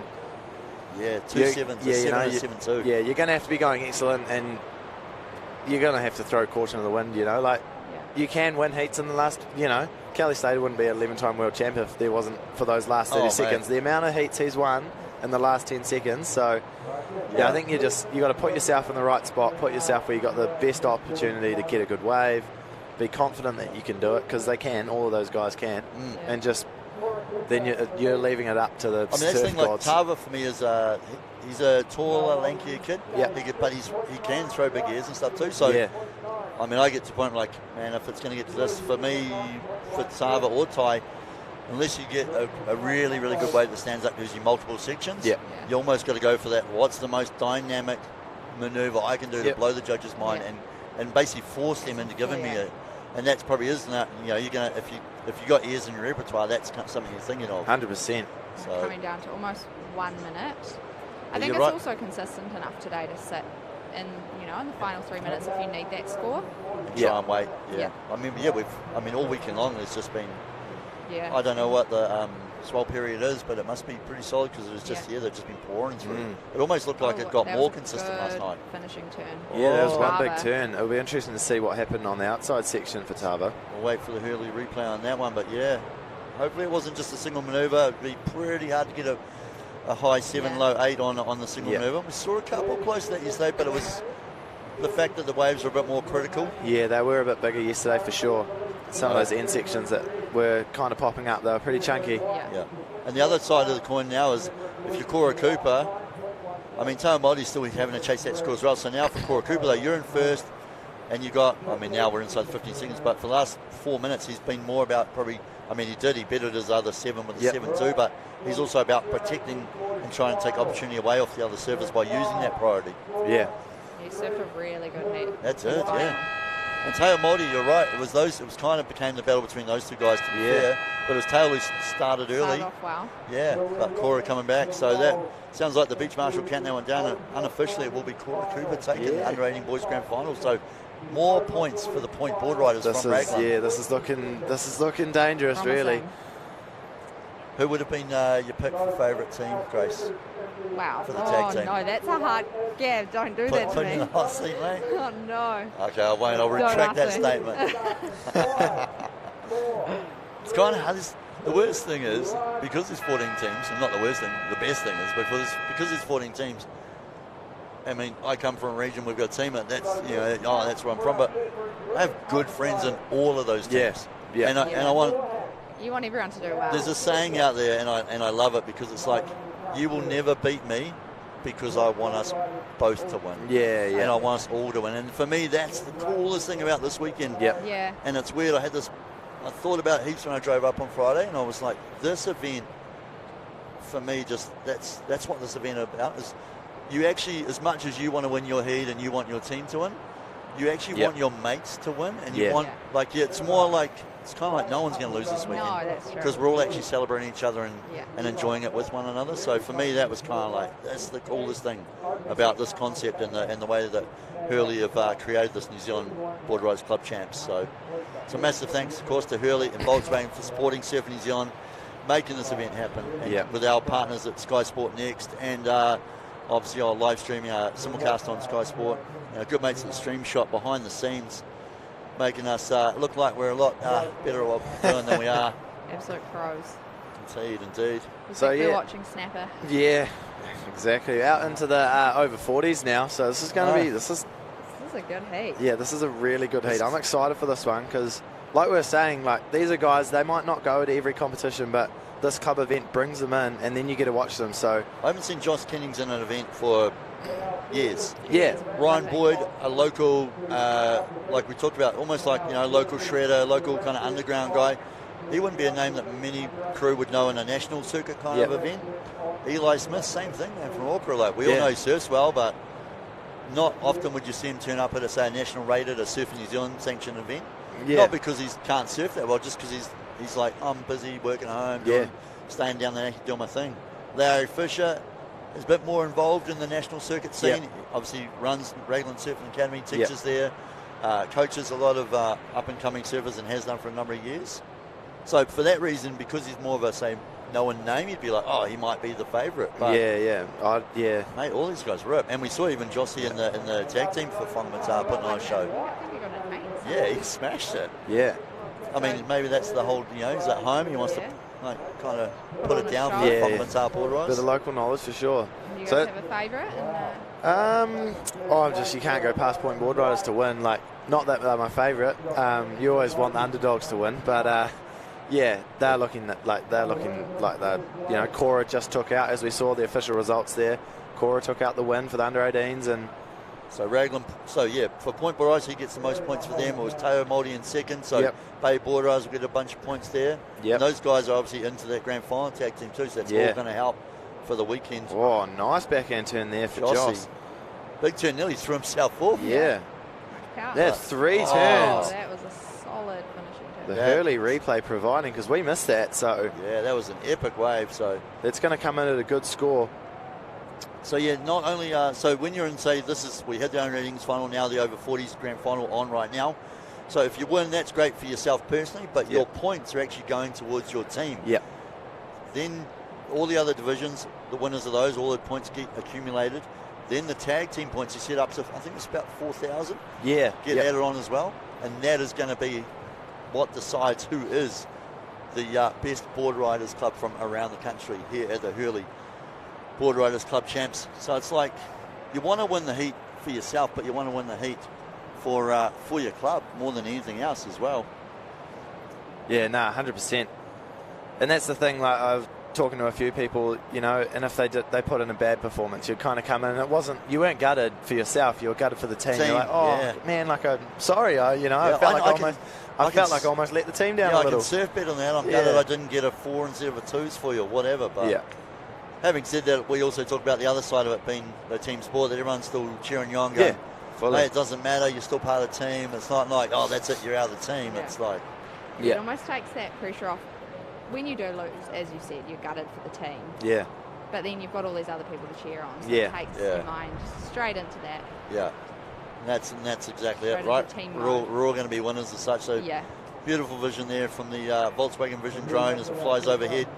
You'll sort of see the competition set up there, the big Titanic trailer where the judges are parked up, looking down over the beach. And looked, trying to see who that was. That wave just didn't quite stand up. Yeah, that was Blue, Eli Smith. Yeah, it was Eli, That wave kind of shut down, but be interested to see the scores coming through. Yeah, when I get that score, Josh Kennings, that looked like a great wave. Oh, 8.77. Wow. Here we go. That was a great wave. That's a great way to start a heat. You couldn't ask for a better start. Excellent wave. Yeah. And the excellent range. Oh, and high excellent. I dare say that first turn was so powerful, and like he nearly kind of, tipped himself off the board, but regained it quickly, but was straight into the next two. But if he didn't have that sort of wobble, I reckon you would have been in the nines. Yeah, even higher. That was amazing start. Taking after Kelly Slater and his last heat. Representing for the old boys, you reckon? Yeah, I reckon. It's not quite there yet. You'd hate me if I said that. That's kind of set the scale now. Yeah. We know what an excellent wave looks like. So, and we know Ryan, Eli and Larry are all very capable of matching that. So this is going to be interesting getting into those last 14 minutes. There's a lot of time left. I mean, that's the thing. If you open with a 4-5, like Larry first done that, well, that's cool. He's like, okay, I've started, I've got a score, and I'm building, I'm getting my confidence up. But for Joss, it's like bang, straight in, 8.77. You're like, okay, man. Be happy for a little while and just wait for that. I was going to say, that's the thing. Do you wait now and go, I'm willing to even wait and lose 10 minutes? You don't want to seize up and get cold, but you kind of like, I'll wait 10 minutes for the next, I'll wait for one of those bomb sets. Yeah. But then the worst thing is if you stumble on a turn, you're like, oh no. You don't be the guys who got 8.77 locks in and then can't buy a 3-point. Oh, that happens all the time. Yeah, you have a 9, even a 10 sometimes, and you watch them and they'll be like, wow, this is the best start, and then 10 minutes gone and they haven't caught another wave. Oh, I've seen it too often. It scares me that and like say with 10s on the board and guys can't buy a 2.5 to even scrape through it. Yeah. Okay, so here goes green, Larry Fisher from Point Board Riders. Tell you what, that dropping tide's making the waves stand up more now. We've definitely got a bit of wall. Definitely. Those first two turns, he kind of mistimed them a little bit, but that wave was quite a tricky wave. It had a little rip going through it and it had a couple little bumps. So he'll be paddling out hoping to get another one that kind of gives him more opportunities. Do you reckon Laz heard the 8.77 read out for Joss and he's like a bit rattled? He's like, what? Well, that's the thing. And a lot of competitors almost use that. Like if you were Joss, and I've seen Billy Stearman use this. If they get an 8.77 in the first 5 minutes, even though they know it's an 8.77, they'll put their hands up to get the beach marshal, the beach commentator, to read it out again and again and again, just to get it in their head, and you're like, wow, an 8.77. And I love that. I think it works too. Oh, for sure. Not to all, but most of the time. Sitting there and you hear that, you're like, oh. If I got an 8.77 in the first 4 minutes of heats, I would spend the next 16 minutes of heats just with my arms up. I don't think I'd catch another wave. I just want to put my arms down and be like, just give me that score again. I want to hear it again. Yeah, I don't even think that would be to psych you out as my competition. That would just be because I just want to hear it. You'd be so stoked. For sure. Although then the pressure's on, like, well, if I got that, I got to get a 9, don't I? You can only go up, eh? Yeah, maybe. And there's a bit of tactics. Obviously, one of the key ones for these open heats and the over 40s under 18s is the priority. So Grace, priority was never, like in the juniors now when we sort of first got into it, wasn't around. It's only been really, I say the last 10 years, but it's really only the last couple of years it's really become a key thing. Surf New Zealand, especially adopting it the last few years to really sort of make sure we're on level with what's going on internationally for surfing competitions. So with that, for people at home, they're going to be like, Gav, keep talking about this priority thing, dude. Yeah, how does it work? What are you on about? What's it? Yeah. And because they can't really see on the screen, it's something that's more done visually for the surfers and on the beach. Yeah. But priority is a big part of the competition. It is, and it's amazing that Surfing New Zealand have implemented it more so over the last few years. It's great for our juniors. Now they can go overseas and be a lot more comfortable in that competitive scene. But yeah, as you said, kind of back when I was a junior, we didn't have it at all. So we get pretty scrappy. Yeah. Kind of takes that away a little bit. Yeah, at least it makes it more... even playing field. Yeah, I was going to say fair, but it's kind of just more... There's more of a rule, it's a tactical rule to it rather than just being like who's going to try and outmuscle the other person. Yeah, exactly. I mean, back in the day, if we had any comps on a point, you just end up pushing each other so deep and miss all the best waves. Yeah, well, I think that's why tour was actually adopted in the sense of like, let's actually make it more about the surfing and less about pushing each other deeper or who's got, the inside of a wave. And it was like you're actually losing opportunity in surf comps. Or no one wants to tune in and watch the sport and watch just people sitting in the ocean for 10 minutes. And that's what was happening because it was becoming more of a tactical thing rather than like, hey, let's keep the surfing being the priority. So, but yeah, priority obviously awarded. So it basically forces the surfers into taking turns for waves. So there's still a few rules, obviously, like the general sort of surfer code about who's got the inside and what have you. Yep. But one of the few times, like if you were on the inside of the peak race and you're taking off and I go, I want that wave, and I drop in on you, well, I mean, I can get an interference call. If I've got first priority, though, I can drop in on you now, and actually, you just have to get out of the way, and it's my wave, Yeah, and I think a few people have been caught up in that in the last couple of years, just kind of getting the head around it and getting used to it. I mean, even me, just dabbling in the odd open event, it's kind of, You're like, what? What? Oh, God, I've got to look in. Yeah. Well, that's the other thing, too, for surfers. There's a bit going on. We obviously watch the vision from here at the beach, sort of looking out to them at sea, and they're going to look back, looking for their priority. So they're looking at which colour's got which priority number, which opportunity they've got. Then they're trying to, like we talked about, signalling the beach commentator to get the scores, or to even get their positions. Like, hey, I'm in, where am I? Okay, I'm in third. What do I need, though, to get that second? Or obviously this is the final, so all they care about is, what do I need to win? It doesn't matter if you're Ryan, you're like, hey, I've got 267, you're like, man, I don't really care about that anymore. No. I need to literally wipe that away. I've got to get rid of it. Clearly with Joss now with a 13.1 heat total too, you're like, dude, what do I need? And now it's probably a combination of waves. So then you start going, okay, your next wave, if you lock in that 6 or 7, then straight away, before I've seen guys look for them paddle back out, they just literally on the inside after their wave, they're kind of like, okay, what do I need now? Before I even paddle back out, just to get in the mindset. Yep. And Joss must have got a decent backup score as well.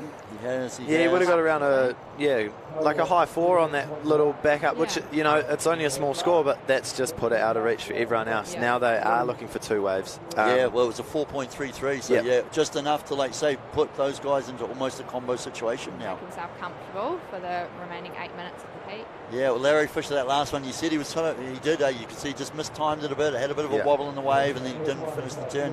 Here we go now. Big backhand turn there, so up and through the lip. And a big foam climb, so that was a critical manoeuvre. Wasn't the prettiest looking move, but difficulty-wise, difficulty-wise, that was a really tricky manoeuvre. So rode out, made it clear to the judges he'd finished the wave well. Yep. He would see on the Hurley replay. Yeah, so big foam climb up through there. And sometimes, this might not be a big score, but just the confidence that he landed a manoeuvre like that, that can just add, and then he can build on that and be like, yeah, okay, I'm feeling good. I actually landed it. Yeah. It's all about rhythm when you're surfing a heat. If you can luck in, like Joss did, into an 8.77 in the first 3 minutes of a heat, you're kind of setting the scene, and then you're like, okay, I just need to get another one. And even a 4 is like, okay, that's all good. I think Laz seems to be busy in this heat as well, so kind of getting more and more in rhythm with each wave. Yeah, it's funny. It's almost, again, that's part of your technique, right? Are you someone, Grace, in a heat, are you paddling out going, I'm going to try and get as many waves as possible, or are you more the patient server is like, I only need 3 waves, and I'll make sure 2 of them count? I like to be a patient surfer, definitely, although don't want to give away all my pointers for opponents. No. If I don't catch a wave in the first 5 minutes, it doesn't go so well for me. Yeah. So I like to get one under my belt in the first 5 minutes and then build on that, but I definitely am a patient competitor. But that's so. If you've done what Josh done with 877. You're like, you are going to go. I don't care if I sit for 10 minutes now. I'll wait for another one. No, I'm happy to sit and wait. I don't really get put off by that. Some people have to keep busy, Yeah, I'm the other way. Like I say, I don't surf nationally as such. I just board ride. Now we've got a board riders club. It's great. I love it. Yeah, that's awesome. I'm normally more on this side and running the events and that sort of thing. But But for me, if I do go in the heats, I have to be busy. Yeah. And it's weird because when I free surf, I'm happy to cruise more and just wait for nicer waves, or I know the waves I kind of want when I'm having my normal surfs. Yeah. But in a heat, I can't sit around. Yeah. It doesn't work for me at all, and it's terrible. Whereas I did a tradies surf comp once, and I just went out, got straight a wave, and I was like a turd. And then I got 3, and then I got Just built on 8 it. waves in the 20 minutes. I never do that. Build that house. I would never ever do that in a normal surf. But I was like, man, that's actually it for me. I got to like amp up and just keep that's going. good. Yeah. It's So- good when you know what works for you, for And sure. that's cool. And I guess that's where obviously then, okay, you chuck priority into that and the timing Yeah. issues and who's got, oh shit, I'm Yeah. third priority, so I want to keep busy, but I can't get in your way, otherwise then I'm going to get, an interference score and lose half a score. I think there's a fine line as well, as you said, like if you're too patient, that's such a thing. Yep. Well, I do worry, and I kind of go back to more like your Pilates background is, I know if I sit there for 10 minutes or a 20-minute heat, even on a sunny day like this, but if there's enough of a breeze around and just get a little chill on, and it's almost like then you go for a wave and you just don't, your movements don't feel as fluid. Yeah, and that's a thing for sure. Yeah. What about you, Jay? I don't know. So it varies quite a lot with me. Well, it looks like we've got Ryan Boyd up and riding. So Nice Ryan, looking wave. yeah. he had that little one early, and he's kind of been not lost at sea, but I think he's been patient. He's waited. He's gone. You know what? He's heard those scores and gone, okay, I've got to wait for an opportunity to really put up a big score. Yeah, it was only a 2-turn combo, but it's going to get him off the ground a bit more and running. So he might only be looking for one big score now. Yeah, it'll instead of a improve. combination of scores. Yeah, in terms of, I don't know, like I don't know if I've quite figured out the competition kind of matrix for me. I'm still definitely You learning. and me both. But don't worry, mate. That's why I got you in the commentary team. yeah. That's why I'm not out surfing. But it depends with the different breaks. I think in a beach break I like to be busy, but maybe on a point I'll be a bit more settled, and especially if it's a point I know, like Raglan, like at Manu Bay with the Rip Curl Pro and the backdoor comp there. I like to be a bit more settled because I know the wave I want. But because you've spent so much more time there, you know what you're looking for. Yeah. Whereas I think in a beach break, I'm usually a gutter dog anyway. In a surf, I just love to catch heaps of little ones and go crazy. So I think that gives me a lot of confidence. If I've just landed a little end section turn, I'm like, okay, I've landed a turn, sweet, I'm going to go and do, and just build up from there. But I do everyone always says build house, and I've heard recent times, and they're just like, well, why build house when you just go sit there, get the 2 best waves, and you win, and it doesn't matter. That's true. And for people at home, you're not talking about build house like being a builder. No, it's a common term we use in surfing competition. Is basically like that: get a 3, then get a 4, improving your scores, and we call it building house. As in, hey, that 3's the sidewall, the 4's the other sidewall. Then you're like, I'm going to put the front of the house on. I need a 6. It's and then obviously, and then put the roof on, and you're going to get a 7. And And that's we sort of say building a house. It's I think that's ingrained in us as well. When you're a junior surfer, it's 100%. like just build that house. Yeah, but then nowadays you look at, say, World Tour level, and you've got people like Medina, Illo, and they've just blown that wide apart. Yeah. And they'll paddle out, lock an 8 in, Yep. and then sit there for 15 minutes. Yep. And then, because they're like, okay, I'm just going to get 8.5 now. Yeah. Comfortably, not not panicking. Yeah. Well, actually, Illo's not like that. He just goes anything. But 10 coffees and 3 Red Bulls later, he's on. I've heard that guy doesn't drink water. But you're right. I feel like we've changed the dynamic in a surf comp institutional way of like, doesn't always have to be about building a house. That's a good foundation. That's a good idea, but you just want to make sure you're on the 2 best waves. Yeah, for There's sure. my Papamar board riders, the crew. And how's the setup? Such a cool setup. Yeah. Do you want to give us a rundown on the Barrett Holmes trailer? Killing it. Again, right? We talked about it before. Like once you get a board riders club going in a community, the community itself want to support that. We've got a good mate, Mike Bryant. Shout out to all the Barrett's crew if you can hear us back there in Paps. But he's a surfer. He's just a fan of surfing, right? He likes to surf, but he ain't no competition surfer, and he'll admit that himself. He just frosts on it. So when we said, we've got board riders, he's like, I've got a company, I've got mates from companies, we support the community, and they do a lot of other community initiatives anyway to just be a part of the community. But when we said, we've got this event on, we're going to come, he's like, that's amazing. The business has got this massive trailer, it's all set up, they use it as a mobile showroom, mobile showroom for the homes they do and stuff.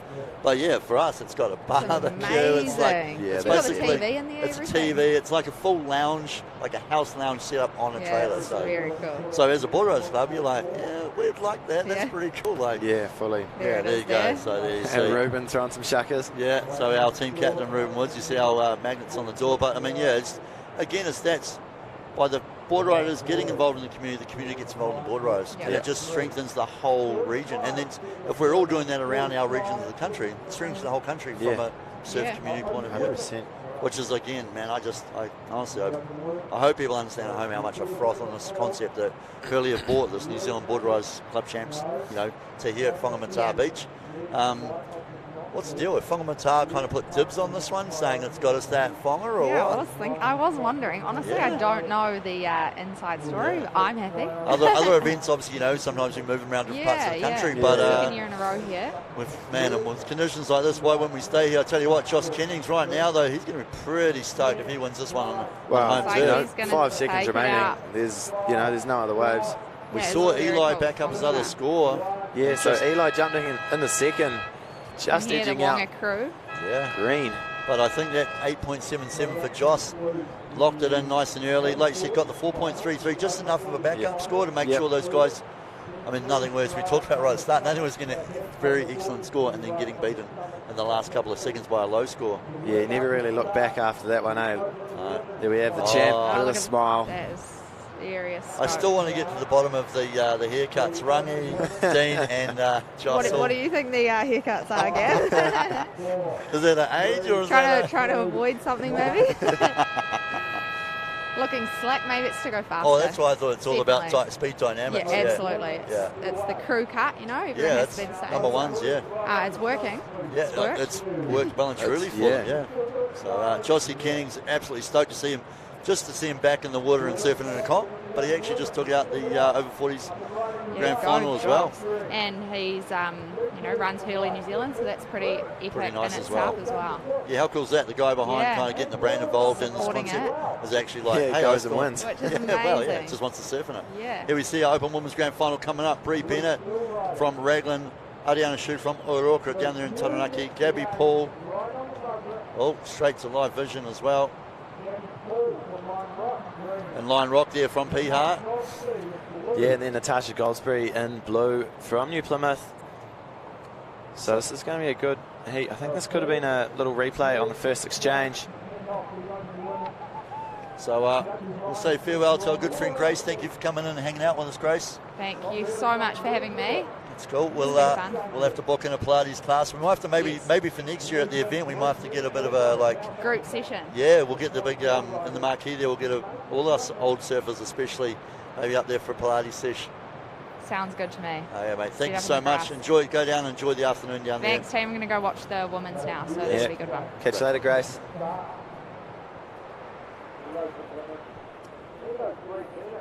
We see Jossie Kennings making his way up the boardwalk there. We are into the Open Women's Grand Final. Bree Bennett from Raglan, so she's representing Point Board Riders. Yep. Ariana Shuri, she'll be in the white rashi from Orkra. Natasha Goldsberry, as you see just there from New Plymouth Surf Riders. And with an early lead there, 6.33. And Gabby Paul in the green for Lion Rock. Let's grab that one.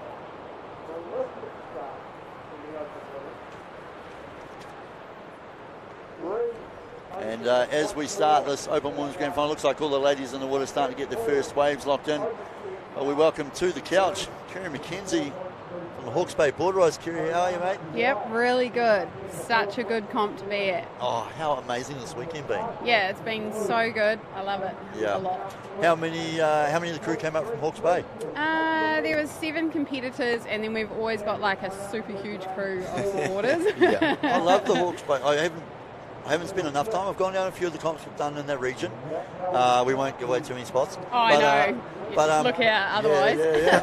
but I've always, from afar, I've admired what you guys do. And to be fair, even with us reinstating Pat Mobile Roads, we've actually, and I don't even think I've actually told you this, I've talked to you about things, but we have looked at what you guys have done as kind of mentors for us to at how you just have this community around the board riders. And for us, we're like, man, that's what we're trying to create. Yeah. Like you say, I feel like you're probably more likely to bring up more supporters than actual surfers, but because that's kind of what's happening with the board riders down there. It's cool. Yeah, we've got a really cool crew down there. So how that kind of came about too, I suppose, is I was over in Kingy, so Kingy board riders, and when I came back, there was no board riders in Hawke's Bay. Yeah. And then it's crazy, right? Now you're like, how is that not happening? Yeah. It's just good to have a crew. Exactly. Especially with the Hawke's Bay hustle. The Hawke's Bay hustle. Yeah, you got to drive everywhere to try find surf. Yeah, so it's good to have all those families getting together. The full shuffle. Yeah. You guys are a region, you have to kind of earn your surfs. Like, you've got to do a bit of time, there's a bit of local knowledge goes into knowing all spots and which little nooks and crannies are going to be best in the winds and the tides and that kind of thing. But having said that, you have some great waves down there too, though. So. Yeah, we do. Yeah. But we don't, guys? No way. Is there one spot that, like, for your no secrets given away at all? I know, I'd get murdered, tell you. For your local board riders comps, is there one kind of key beach or area that you tend to kind of set up at and run comps at? We always go to Whangamatā. Yep. But in saying that, the last one, Tia Wonga was on, so really? That was amazing. Yeah, it was that's really a pretty special place. Yeah, that's pretty cool. So Whangamatā is kind of like home base though for the board riders as such. We don't really have a home base. Yeah. Nah. You guys have like we're so spread. Yeah. I'm putting it out there to try and get I want a club, a board riders an actual club rooms. Yeah, and like the Australian surf clubs where you can go in and have a real cheap beer and a palmy. A good meal. Yeah. I mean, Surf New Zealand and Surf Lifesaving New Zealand have been, we've been getting better discussions the last few years, and I think both organisations are bigger and sort of more professional in what they're doing, but are openly communicating together and doing. We run surfers rescues programs together now, which is about basically upskilling surfers in the art of surf lifesaving and kind of things like that. So there's a better crossover. But you're right, I think for all of us, the core to that is that stuff's all great and it's really cool, but what we want to get to is like, we want those club rooms like the Surf Lifesavers have, like right there. I know for me, like we've just got a beautiful big one down Papamoa, and you're like, dude, are you kidding me?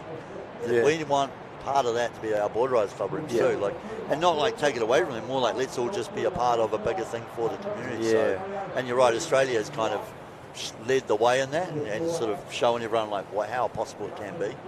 So I think we need to work on that as well. If you can get resource consent for the Hawke's Bay one, then we're going to get onto a Papamoa. We'll try our best. I mean, we've talked about it. I mean, I've alluded to a bit of a building background and having a couple of people in our community that are home building development companies, and they support our board riders. So we've definitely talked about the idea of like, we might just have to build a little house down there and say it's a shack, and it just becomes the club rooms. I was talking about it before with Dan from management team, saying just about how in New Zealand it really is a sport that's only, like, so when I say what I'm part of, people think I'm talking about surf lifesaving, and I have to still say, like, it's surfing, surfing. So I think with the help of the Olympics, all of this will help. We are a sport now, rather than just a thing. So there we saw the senior men's, speaking of the sports side of it, the senior men's grand final results. So in fourth, Ryan Boyd representing Māori Bay, but it was Josh Kennings with the win. Yeah, Josh Kennings with it, and Eli sneaking that second as well. So good little jump there for Owakura board riders. It's been a few scores. Ariana Shuri's had a nice start. I saw her on a screamer before, so her total at the moment is 10.44, but red surfer Bree Bennett from Point Board Riders just finishing off a nice left-hander. That looks like that's going to be a keeper for Bree for sure. Yeah, still plenty of time remaining, just under 13 minutes, but here's the drone replay. This last little turn, leant into it, sending spray. So she literally had like a little 0.4 right start. She must have stood up to have a look at a wave and opted out of it. But again, she knew, hey, look, I've got to find the right ways. But Ariana Shuri, after a great start there. The young lady in the white rash shirt with 5.77 and a 4.67. So a great opportunity for her now to sort of hold on to that lead and if anything, add to it. Yeah. But also locking in some extra points for her board riders club for Orokura down there in Taranaki. So there's another region too where you've got, I mean, the regions, the coastline is so widespread, and the regions, they sort of have little pockets of different communities there. But the Taranaki's like, I'm surprised they don't have 4 or 5 different board riders clubs almost, with some of the land they travel to kind of find their waves as well. But it's cool, they've kind of got 2 core areas. It's almost like the town crew and the coast crew in a way, and a friendly rivalry. I mean, they do cross over. Lots of them, go to the other comps and bits and pieces, but it's cool to kind of see them represented individually here for the Board Rise Champs. From you, Kira, you've been on the Surfing New Zealand board for, I think, a couple of years now? Yeah, a couple of years. So for you guys too, from a board point of view, so outside of like your local sort of Hawke's Bay community sort of side of things, from a Surfing New Zealand board sort of directive view, we're a sport organisation now where we're trying to really get away from the whole it's just drifters at the beach and hanging out, that real old school, like literally, that stuff's like lost in the 70s, It's like hang loose days. Yeah, the hang loose days, I mean, we still encourage and embrace individuality in our sport and the characters within it, but from a sport organisation, we're an Olympic sport now. So from Surfing New Zealand and a board point of view, like the direction to get to these kind of board rise events, to get more pathways for junior development, more female surfers in the mix, like what for you would be probably say 2 or 3 of the key standouts of what the Surfing New Zealand board are trying to get to and develop for the organisation? I think mainly at the moment, the last couple of years, we're a new board. Russell, he's still on it, so that's amazing. We've got such a good team at the moment, and really what we're trying to do is support management as much as we can and just really support them, and then see where they're going. These guys, I've just got to take my hats off to this management team. They're a super small team. I don't know if everyone knows that, but they are, and they're doing an epic job. So don't know how much you know about the board, but it's split up into subcommittees, and as we go, the subcommittees are getting stronger and stronger. So pretty pumped to see what happens in the next year. Yeah, you're right. I think, we talked about earlier, and, surfing, for a lot of people at home tuned into Sky Sport Next, or hopefully watching on the simulcast on Sky Sport Channel 8, surfing's a new sport to a lot of people in the community outside of what we do. And, I've got a mate who surfs, whatever, but we're a legit sport now. But you're right, from organisational point of view, a lot of those other sports like the rugbies, the netballs, the crickets, there's a staff of 20, 30 people involved. Surfing New Zealand is effectively a staff of 2.5. Like there's 2 full-time members and one that's on a basically I want to say a summer contract, but an event Pretty contract. much. So you guys are working behind the scenes as a board to strengthen that, and it's not about needing more staff, it's about having the right people in who are passionate about it. But I guess, it's nice to hear you say that, to empower them to do what they do. Those guys have been around the events a long time themselves. And you're right, there's a core community of officials that kind of turn up and do these events, and it's more out of the passion for the sport of surfing than it is than anything else. It's not because they've got grand dreams of being millionaires or travelling the world doing it. Some of us are lucky enough to get into that realm maybe, but it's more there's a passion behind it, right?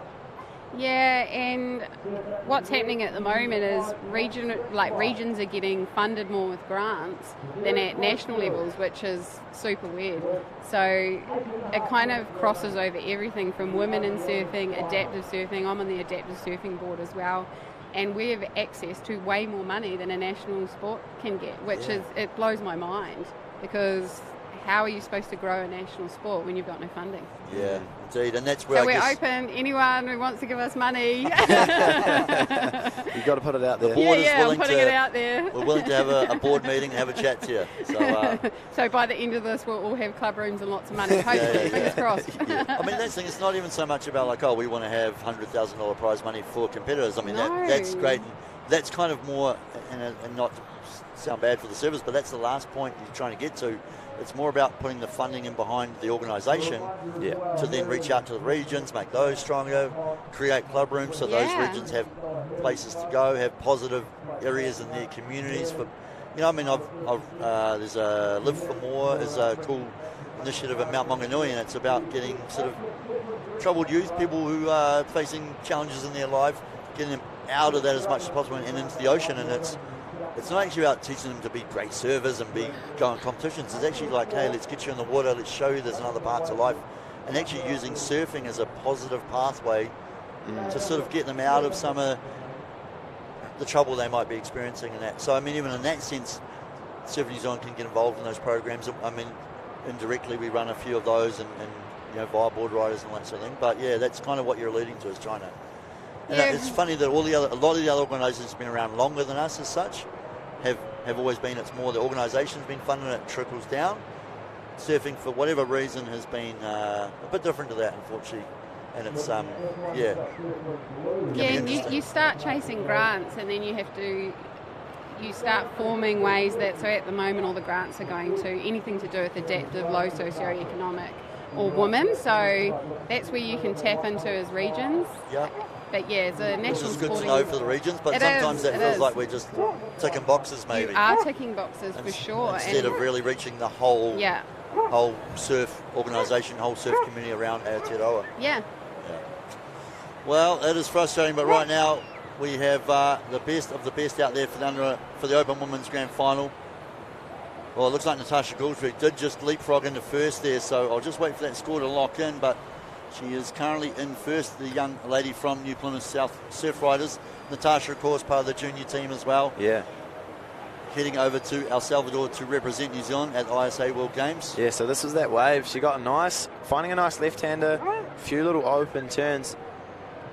I think that end turn really just sealed it for her there. She got 3 turns in. It was nice, clean, concise combination of manoeuvres, thanks to the Hurley replay. So yeah, Natasha just squeaking ahead of Ariana, 10.96 to 10.44 for the heat totals. Yeah, so Natasha's got the 6.33 earlier on, just backed it up with that 4.63 now. Yeah. Now Ariana Shuri, she had the 5.77 and the 4.67, so they are just so close. I mean, you can see on your screens only half a point separating first and second right now with 5 minutes to go. That starts to be the crucial time now when you start to either, if you're Gabby Paul or Brie Bennett, you're kind of like, I've got to score, but now I know I need, something really good. Brie Bennett sits there knowing she needs a 6-point ride.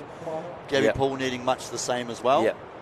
But for Natasha and Ariana, it's like, well, actually, I've got all right waves. Yeah, now I've just got to kind of either better them, but even more so get mindful of, like, do I need to start protecting my position? You play offensively maybe for the first 15 minutes. Now it's, do you run defensively? Yeah, definitely. 4.5 minutes. This heat is just flowing by. It's funny, Brie Bennett is, she's been a standout, plenty of junior comps over the time. Open Women's recently as well. But she's looking a bit lost out there at Whangamatā at the moment, I don't. Yeah. She's got the 4 locked in, but honestly, for Brie, 4.8. She can get those any day, any way. But there's still plenty of time remaining. Yeah, and same for Gabby Paul. She's actually all right. She's kind of, I think Gabby's been more selective. Yeah. She's got the 4.93 locked in, the 4.33. But she wants to win, not only for herself, but of course to help represent Lion Rock Board Riders as well today. Yep. No, definitely. I wouldn't mind seeing Gabby win. I've got a bit of... I was just about to say, you'd be... are you a bit nervous on this one, being your girlfriend? You'd be like, come on, man. Never nervous. I trust her. Definitely a bit biased. That was a nice turn there for Natasha, though. So Natasha's just finding these little lefts. She's finding the little runners and just looking to finish this one off. But that one kind of goes fat. But, Natasha now, another good wave, and she's going to get out with plenty of time remaining. Replay here of Gabby. This wave stands up well on the inside. Oh, big turn, unfortunately. Yeah, that just turn got bounced on the whitewater. But Natasha, she got that good wave right earlier on in the heat, and then she just disappeared off the screen for sort of 10 minutes. But now she's obviously realised, hey, look, I've got to keep busy now just to maintain my lead. Yeah. But Gabby, that could have been a bit of a clutch one, that last. It actually looked like quite a nice wave, and that last turn would have been a bit of a statement on it. Yeah. I talked to Tash before about going to El Salvador. She's frothing, hey? Oh, yeah. I can imagine. Excited. Yeah.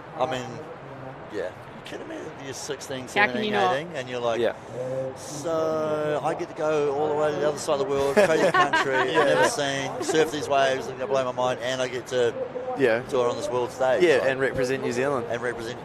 It's pretty cool. Yeah. I got to go as a judge many, many years ago, and I still do bits and pieces around it with ISAs, but even I got to put the little New Zealand sticker on my surfboard, and that is... I was there as a judge, as an official representing New Zealand, and I still took that seriously as like, hey, I'm here to represent my country and what I do, but to put that sticker on your board was a pretty special feeling. So to do that as actually one of the surfers in the event, man, it gives me like goosebumps to think about the... I know, we're a small country, man. I reckon we're pretty proud of where we come from and who we are, but to go and represent your country like anything, they're going about the All Blacks and all those things. for us as surfers. We get great sports people coming out in New Zealand. 100%. We're super talented for a small country. We smash it on the world stage. So, and as a kid, you grow up wanting to represent New Zealand. You grow up with those dreams of being an All Black, or being going to the All Whites, or there's all those dreams. And to be able to do it in surfing and represent New Zealand as a junior over in El Salvador, when you've got the big names like USA and Australia and Hawaii and stuff, it must be insane. Yeah, it's cool that there's a pathway now to do that. I think before, mate, I never grew up as a surfer in my youth, and you're right. If you were going to represent New Zealand, it was kind of in rugby or netball. That was the pathway. If you're going to, obviously there was a multitude of other sports, but it feels like in the last 20, 30, 40 years, as all sports have grown and changed. Yeah. But then for us as core surfers, it's been the coolest thing about us is that as much as I surf for fun and nothing else, to see it now as a pathway for a sport, but for kids to grow up and go, now I'm going to represent New Zealand, but in surfing, that's so sick. So sick. That's one thing that's coming through too from management and the board is this pathway. Yeah. This performance pathway, it's just getting stronger and stronger, which is super exciting. Yeah, it was great. It was cool hearing Grace talk about the development camps and that sort of thing, and that's all about. It's about getting results at those comps, but it's actually about just creating channels and educating surfers and all these other ways to become a better athlete and a better sports person. Natasha Goldsbury sends her lead, 12.43 for the young lady in blue. Yeah, so final 20 seconds. That was a better wave for Brie Bennett. She jumped up in a third, but we must have missed the first couple sections because that one turn she did fall off on. So, look how close it is between 2 and 3. So 5.6 for Brie Bennett, got her back into the fray, but it's that 6.33 of Natasha Goldsbury, and then she backed up the 6.1, so that might be the difference. Yeah. I can hear in the background the beach announcer counting down the women's final. Yeah, the horn's gone. That's all she wrote. I know our Surfing New Zealand board is, I think, 50% female representation on a board, which I don't know how that works in sport organisations or even a corporate world, but I think that's a pretty cool thing to be proud of. Yeah. But for you too, with that in mind, and then with the community in mind with Hawke's Bay, is that something, we talked about obviously some of the funding, sometimes you feel like it's a checkbox, and that's not how we want to approach it. We want to approach it as in the beautiful thing about surfing is that anyone can do it. A lot of other sports, you have to really be almost a certain build or a certain, if you're going to be a sprinter, you've got to be stockier, stronger, whatever. If you're going to be a marathon runner, generally taller, lankier, skinnier, whatever. But with surfing, it's literally short, tall, skinny, I don't want to say the word fat, but bigger, all those things. It does not matter, male, female, no gender, no size, no shape is actually excluded from surfing. It's one of the beautiful things I love about it. And you can be out at your beach and any one of those people can be on all sorts of different craft, but they can all rip in their own way or whatever. Yeah. So from a board directive, is that, how do you harness that and go, okay, we want to promote more female surfing, and do we get to the point where we can run a female-only event and stuff like that? So we actually have got Aotearoa Women's Surfing Association in New Zealand, and their whole ethos behind what they do is to try and pull together everything that's happening in the little regions, and there's that one spot that you can actually go to. So create a hub for it. Yeah, so this seems to be happening across everything in surfing. So with the adaptive surfing, that's the same thing. They're trying to make a national level of adaptive surfing, and everyone feeds into that. So it's the same with women. It's the same across the board. You actually do get more funding for having 50% on your board for women, but we all think that's weird because we'd rather get people in that are good at their job. That's the better people. Yeah. So we're all about good people. So yeah. So how do we're going good. So the challenge is going to be to bring those Aotearoa women's and adaptive surfing and that, and kind of even bring them in closer and work. I don't want to say underneath Surfing New Zealand, but as a stronger part of Surfing New Zealand. Yeah, so ideally that will strengthen all of those parts. Yeah. Let's all just work together to be amazing. It's not hard. I actually talked to Daisy from Aotearoa Women's Surfing Association before this, and I said, why don't you guys try come here to this con? Yeah, well, here we see, it's a showcase right there of Open Women's. Natasha Goldsbury, our women's champion right there from New Plymouth. Gabby Porter's not quite enough there, but it was Ariana, 10.44, just managed to hold on a second. Bree Bennett, late comeback, not quite enough, and Gabby Paul from line right. Unfortunately, that fall might have costed the result. Yeah, it could have been that. So there we see our women's champ making her way up the beach. Castle Goldsbury, and like you said, off to represent New Zealand over there in El Salvador. The team leaves in only a couple of weeks, so it's going to be great. See, look at the the sportsmanship, the camaraderie amongst them. Beyond the competition side of it, still servers, still friends at the core of it, so that's pretty cool. Yeah. Right now we are into the Open Men's Grand Final underway. This looks like, is that Taylor? Yeah, that's red surfer Taylor Hutchison. Two-turn combination. And I saw a good wave there for Zach Curl, and there it is, 7.43 for the first of Green Waihi Beach, local surfer. Going down hard there, Jack Hinton. Watching, looks like fins to the feet on that one. Yeah. Well, Curie, thank you so much. Come and join us for the women's final. Anytime. Good work, guys. Love listening to you. Look forward to having a few more meetings. Let's see what we do to make surfing bigger, better, badder in New Zealand. All right. Cheers, guys. Thanks, mate. Thank you. We might have to go down and find a few of those secret spots down the Hawke's Bay, I reckon. Yeah, I Jay. reckon. Sounds pretty good. Mate, here we go. So this is it, grand finals time. Zach Curl from Waihi Beach, Jack Hinton representing Bay Board Rise, Caleb Cutmore representing the Point, and Taylor. So Point Board Rise, two dudes in the grand final. Yeah, that's deadly points, eh? That's big money. Especially, if those guys then go, they're all out there to go number one, but if they go 1 and 2, well, it's going to be pretty hard to kind of get out on top of that. Yeah, so 16 minutes remaining. We've got scores dropping in. We'll just try and get the official scores in. Scores coming through. You can see Caleb Cutmore at the moment just obviously jumping up into the lead there on the screens at home. But so Caleb with a combination of the 5-point ride and the 4.33, giving him the total of the 9.4 you see on your screen. Taylor Hutch 7.67, so one really good wave. Yeah, that's a good wave. His first wave was just a 1.1 little in and out. Grom's lapping it up and down there on the beach. Yeah. Jack Hinton, the wave he talked about as well, the 6.33 right at the start. But again, he's only got the 1-point ride back up at the moment. Look at that, Zach Curl. 7.43 for Zach Curl. So, yeah, that's a keeper wave now. So everyone's opened yeah. with the 7. With the exception of Caleb Cutmore, although he's on the lead at the moment, he's got a 5 and a 4 kind of locked in, but the two obviously together create the 9-4. Yeah. Those other guys are actually all kind of there with 7-point rides. You'd almost say they're in better positions because they've got the 15 minutes remaining, still so much time, and they've got the single better wave. So Caleb will be looking to just get another bomb. Like, he's just looking to go big. He wants to lock in near excellent or excellent wave. Oh, yeah, Caleb is going to throw away 5s every day of the week, mate.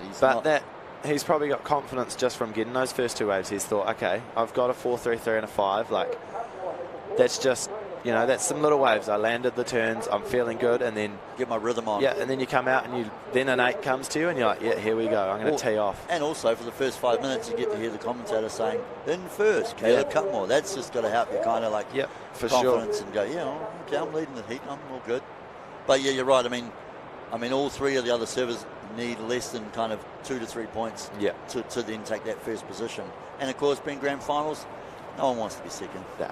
Second's first loser, mate, let's be honest. Yeah, no, these guys are gunning for the title for sure. I'm not here to hurt anyone's feelings, but if you're going to really cut to the chase, number 1 is numero uno.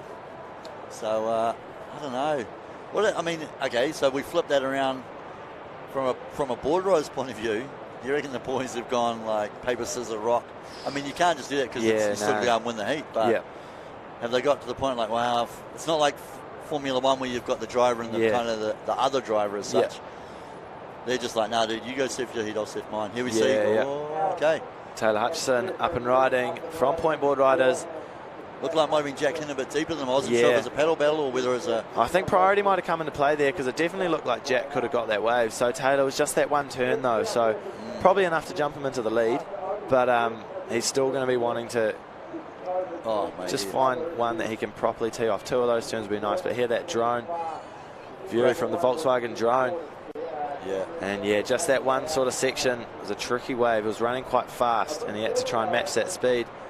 So that's where we talked about priority. If Blue Server had taken that wave and Red had still gone it, effectively dropping on him. But if Red has the priority, no harm, no foul. Yep. It's actually his wave to take. It is. But of course, if Blue had the priority over him, then you would have had an interference situation, and of course, then you can lose half a score or even a whole score. Yeah, so once priority's in play, you lose one whole score. So you don't want to make a priority interference. That is not at all what you want to do. And there we see Taylor Hutchison, 13.14 for his heat total. So that last wave locking in,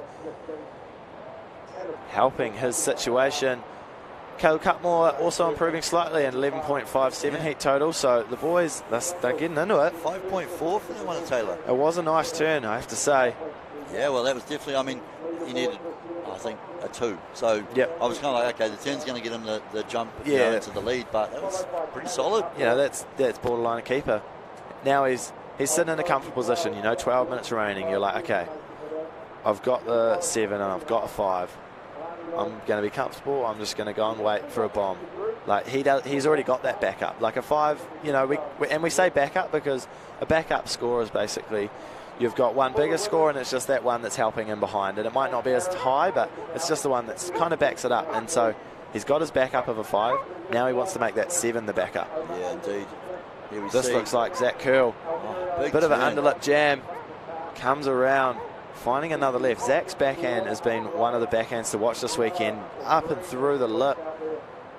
And then just kind of looks to work this one through. If he finds an end section on this wave. Oh, yeah. And it comes out. I'm sure we can hear the Waihi Beach boys will be going crazy right now. Zach Curl. It's quite cool. When we're talking about board riders clubs, all board riders clubs, they need presidents. They need kind of the head honchos that kind of help run it, and they're kind of the face of the board riders club. Zach Curl and Tom Carter have just recently taken over the presidency role of Waihi Beach Board Riders. So, 2 young guys but taking a bit of responsibility, and cool. It's cool. It's so cool. They're really good mates of mine, but they just to be able to get involved with the community. All the young guys know them anyway. The guys below them, and they're really. But you generally think as a board riders club, the word even president, it's an older guy or whatever, but pretty cool. The 2 of them got, hey, let's share the responsibility, but only in the sense that they can make it stronger, and we get involved and kind of take that responsibility on their shoulders to go, well, man, if we want this board riders to work and we want to go and do stuff as a team and as a club, and we always just want to run some comps at home, well, let's just do it ourselves. If someone, not for any wrong reason, someone else hasn't managed to step in and do that, the boys stepped up and gone, well, let's just do it ourselves. That's cool. He did. He had that. Zach had the 7.43 on the first wave. Yeah, so we just got to wait for that score to drop in. I'm thinking it was a pretty good wave. When in comparison to Taylor's one turn, Zach had a lot more manoeuvres. They maybe not as critical, but there we go. Score dropping in. Last of Zach's was a 6.47. So Zach jumping into the lead. Yeah. 13.9 total. So jumping ahead of Taylor now. So now the pressure starts to build for those guys in 2nd and 3rd and 4th. Still 9.5 minutes remaining, so we've just got over that halfway mark, and Caleb Cutmore finishing off a ride. So we don't know what damage he did out the back. Yeah, we've just seen the tail end of that one. Look at these conditions. It looks like it's kind of just looking at the flags. It swung offshore again. Yeah, I was just saying the wind's actually dropped right off, and you're right. Actually, as I look to my left and watch the Hurley flag flutter in the wind, it's offshore. So here we go. Here we go, Jack Hinton. Little explosive forehand he's got. He's going to go for the big air. Oh, he does. Goes for the big reverse, but just the board kind of just sliding out underneath him. Yeah. Going for the spin there, but might be able to see what went wrong a little bit here. So he's lining it up. Looks like he hits the section. Just kind of looks like his back foot came off the board and he was leaning a bit too far forward. But I like the intention, Yeah. Right now he is in last, but look at the scores. 12.43 to 13.9. They're all in that, pair of 6s, pair of 7s range. Yeah, no one's getting left behind as such. It's more just, he was probably just trying to think, well, I'll mix it up for the judges, maybe go for something big. And like you're saying, we haven't seen any airs this weekend. We saw Doon Kennings do a straight punt yesterday. He did a nice front side grab straight punt, which got rewarded for it. He got a 6.47 for one air. And so Jack, obviously, he might have seen that or might have been told and like, wow, I can do that and I can get a 6.4, What if I do an air reverse? That's, that's a bit more difficult. I mean, he's got the pair of 6s. It's the fact that the other guys have kind of got those slightly stronger 7s maybe as their other scores. But, yeah, 6-3 and a 6-1 there for Jack Hinton. So, nothing to lose by giving it a good crack. Yeah, and so we see Caleb Cutmore, that last wave must have been a good one. Jumping him Zach up into second. But yeah, so Caleb, I think that was 6-7-3. Yeah. So we saw the tail end of it. Yeah. We went for the vision, but we saw there Zach Curlow, of course, again. He's got that 6-4-7. He's got the 7-4-3 early on, right at the start of the heat. So, but that one you can see his confidence building, but just going for a big turn, but just coming unstuck. He was on the Hurley replay. So big spray turn, but that wave didn't really let him do anything else. So it was kind of commit to the big turn and go for gold. And if you don't land it, you know. Now watching the Hurley replay vision though, are you saying that's a made manoeuvre, that big turn, or not? Because beautiful big turn, hits the lip, big carve, kind of carves down, like deliberately pushes the weight into the back, comes around, and it's almost as he's going to transfer the weight to the inside rail. Yeah. He's fallen. So it's hard to know. You would have to see what the judges think. But I think in my eyes, I was thinking it was a made turn, just because it almost looked like he fell off when he was trying to bottom turn into the next turn. Yep. But so in which case, he's ridden out, and as he's bottom turning, he falls. Yeah. As opposed to he hasn't really ridden out of the turn. Yeah. It's only once you slow it down and start to break it down, you're like. And this is the thing, the judges have the technology to have a look at that and see what's going on. And so look at Taylor Hutchison, 15.07. So Taylor locking in another good 7 point something. It was a good 7 ride. So Taylor now taking the lead. So now 7.4 to back up is 7.67. So wow. That is how you want to start surfing a final. That is exactly what you want to be doing. So if we're looking at Zach Curl currently in second, looking for a 7.65. So he's done it. He knows he can do it. He just needs to find a little runner. Yeah, well, he had a couple of scores like that yesterday, so I don't doubt he has the ability. 6 minutes remaining. So Caleb Cutmore now, he's got 13.23 heat total, but he needs an 8.3. Wow. He needs an excellent score to win the heat, and yet he's already got 2 very good scores. Yeah. Same for Jack Hinton, chasing an 8.74 on our screen right now. Up and riding. Got a little bit hung up on that first turn, but it was a nice turn nonetheless. And here we go, looking to finish off. Making sure he rode out of that one. Nice little step off. He's looking a bit rock and roll, old Jack, on that one. Just like the hair whip and a little step off, pretty classic. Wow, looking up further north towards the bar. Beautiful. It's just dreamy out there right now. Isn't it? I think the boys will just be stoked. There's just 4 crew out enjoying pumping Wanga themselves. It's looking good. The forecast looks just beautiful for all afternoon. I don't know. It's tempting to see what tomorrow brings as well for a little free surf after the event, mate. Yeah, no, for sure. I'm hoping everyone's surfed out and I get a couple of waves myself. Exactly, yeah. I'm itching to get out there. It's just sometimes that's the thing. You know, as a surfer, you want to be on good waves, and you're always kind of hunting around to find good waves, and then you kind of end up working in a surf comp watching good waves all day, and you're like, oh, what? What went wrong? At least we're watching fireworks go off in this final. I hope everyone at home is enjoying it as well on Sky Sport Channel 8, or of course via the live stream, Sky Sport Next. Big thank you to Sky Sport getting involved with Surf New Zealand and helping us make sure this can get into people's homes. Yeah.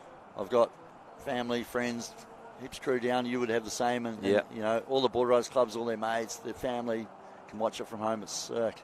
It looks like green surfer Zach Curl. So he's found another left. So Zach's backhand has been one of the ones, but just going down on that third turn. Whoa, this is going to be an excellent wave. But I don't know, stumble. The first 2 still look pretty quality, but that last third and final, that would have been like icing on the cake. Yeah, so that was that third turn, kind of just coming unstuck. Almost just didn't, he kind of threw the board, but not the body enough, and was just sort of leaning forward too much. So what do you think Taylor's play is right now? He's in the lead reasonably comfortably. Like, everyone's going to need a pretty big score. I mean, he's got 7.6 and 7.4, dude. That's 2 really good scores. Yeah, he's going to be sitting with priority, and he's like, okay, I'm just going to make sure, you know, like, the hard thing, though, in this heat, from Jack, Caleb, and Zach, all of them are quite even, so they all need even numbers, so he can't just go and sit on one surfer. It's not like there's just Zach behind him. He's got to be like, oh, who am I worried about most? Who do I actually go and cover? Well, that's the thing. Normally, if those guys were about, say, the third and fourth had less points, you'd go, okay, I've got to spin near second, sit near him, maybe take a wave of opportunity off him in order to kind of block him basically from getting the score. But as you say, all 3 of them are within range, but they also all need sort of 8s, high 7s, low 8s. Yeah. So they're all a threat to him, but at the same time, he's kind of got enough pressure on them that the pressure's on them. Yeah. Normally, I would say Taylor would be the guy that would actually, he'll competitively get in the zone, go near, and sort of sit near that guy in second, or the guy he sees as most of a threat. Yeah, for sure. Honestly, I reckon this weekend, I don't know why, but just seeing Taylor, even the fact that he was out there in the dark this morning, first light, I think he's just enjoying his surfing so much. I think he's going to do this and just surf more. We may have just seen a lead change, though. We missed that last wave of white. Massive turn there for red, but... We did. Oh, here we see on live action Jack Hinton. He's going to town. Yeah. Looking to finish that one off. But you're right. Just before that exchange between Taylor and Jack, it was Caleb Cutmore with an 8.67. So, wow, we said Caleb needed an 8. We said he needed to go excellent, and what did he do? 8.67. What a wave score. Absolutely. So, yeah, we just again saw tail into that, but... I know, that's what I think you're right. Like, normally in the other heat, you'd probably be like, okay, who's my biggest threat? Who's nearest to me? Who needs the score or whatever? But because they're all on that part, I think they're just going to surf it out. Yeah, fully. And just be like, hey, let's all let our surfing do the talking. Here we see Caleb Cutmore. Oh, there we see so he's starting to throw a bit of progression in, Caleb. Yeah. He's, you want to back up that 8.67 now, so he's going to be going for broke. Well, yeah, he's got the 8.67. He's got the 6.7 back up. Yeah. I mean... Well, why not go to the air? 15.4 heat total. Yeah. This wave was pretty tight. It wasn't a long wave, but the quality of the manoeuvre. Yeah, the quality of that last turn, that's where all the scoring is going to come out of. That first little turn was just a little setup. You come up and you're like, okay, it's a good way to gauge how you're going to actually finish it. It's almost like doing a little check to keep the speed going. Yeah. And here we see Caleb. Here's that replay of the air. Caleb had a little look behind him to see what the waves were doing out the back, but his feet just a little bit too far forward and went a bit too much on the nose to right out of that. But wow, okay, so we got another lead change. Yeah. So Taylor jumping back into the lead. 8.10. So last of Taylor, 8.10. Jumping him back into the lead. So the cousins, as you know, Caleb Cutmore and Taylor, they're cousins, surfing for the same Board Riders Club. Both kind of call Raglan home, or the area, the region. Yeah, definitely. Even though, they're kind of from Hamilton, but we'll let them get away with Raglan. So 30 seconds remaining. We don't know what Caleb did on the outside of that last wave. So he was looking for a 7.1. I don't know. This is going to be interesting. Here we see. Zach Curl had such a good start. Yeah. I think he'll be, I almost thought he was going to try and chase. He still looked like he was going, I've got to chase down here. I'm going to do something just crazy out of this world to blow the judges' one. I mean, he's chasing 8 threes. So you kind of, when you hear an 8-3, you're like, well, actually, I need a 9. And you get in your head like, everything should be on the line. But tell you what, it might have been the battle between the 2-point board riders, Taylor and Caleb. But Caleb with the better wave, the better single wave, the 8.67. But it was that 8.1 for the huge, the set up and the big turn for Taylor Hutch. But, we'll see. I'll tell you what, either way, if you're a point board riders fan, you're a winner. Who won the final? Point board riders won the final. Yeah, I don't think they're even going to say names, are they? Yeah. But the best thing is to that, it's been a long time. Quite often in a heat, you'll see sort of a winner and someone chasing them, and then unfortunately whoever's in fourth ends up being kind of left behind a bit. And it's that second, and it's almost a battle for the second and third in a heat, and then obviously once it gets to grand finals, everyone wants to win. But 15.77 to 14.1, so that is so close. 1.5 points separating all 4 servers over the whole heat. Yeah, and especially you can see that quite a lot when you're around that 10-point range, but to have that happen around a 14 to 15-point range, all of those guys had good, very good, and excellent waves in the scoreboard. So absolutely, there is official results. Congratulations, Taylor Hutchinson takes the win in the Open Men's Final, 15.77. Wow! And his cousin and best mate, Caleb Cutmore. Yeah. There we go. I don't even know if he's heard that himself yet. He's just actually, he's probably just running up, getting ready for the tag team. Yeah. He's probably almost about to turn around and go back out. Yeah, I think he just heard it and he's like, oh, okay, that is cool. Yeah, he got a bit of a fist bump. Yeah. There's all the Waihi Beach crew. I think he's probably more just, see, this is what we're talking about with this Hurley New Zealand Board Riders Club Champs. He's more like, oh, that's sick. That was epic for my club. Now I just want to do it. Yeah. Oh, here we see grand final coming up. So we've got the tag team coming up. Tag team final. So this is going to be a pretty interesting grand final for the tag team. I just can't get over those views. So that is Whangamatā in all its beauty, looking back up towards the Rangers. And as you can see, the little Volkswagen tent down there on the sand. So that's our tag team little area. The teams start in there. And then they go out. Once their surfers come back in, they do the tag, do the crossover.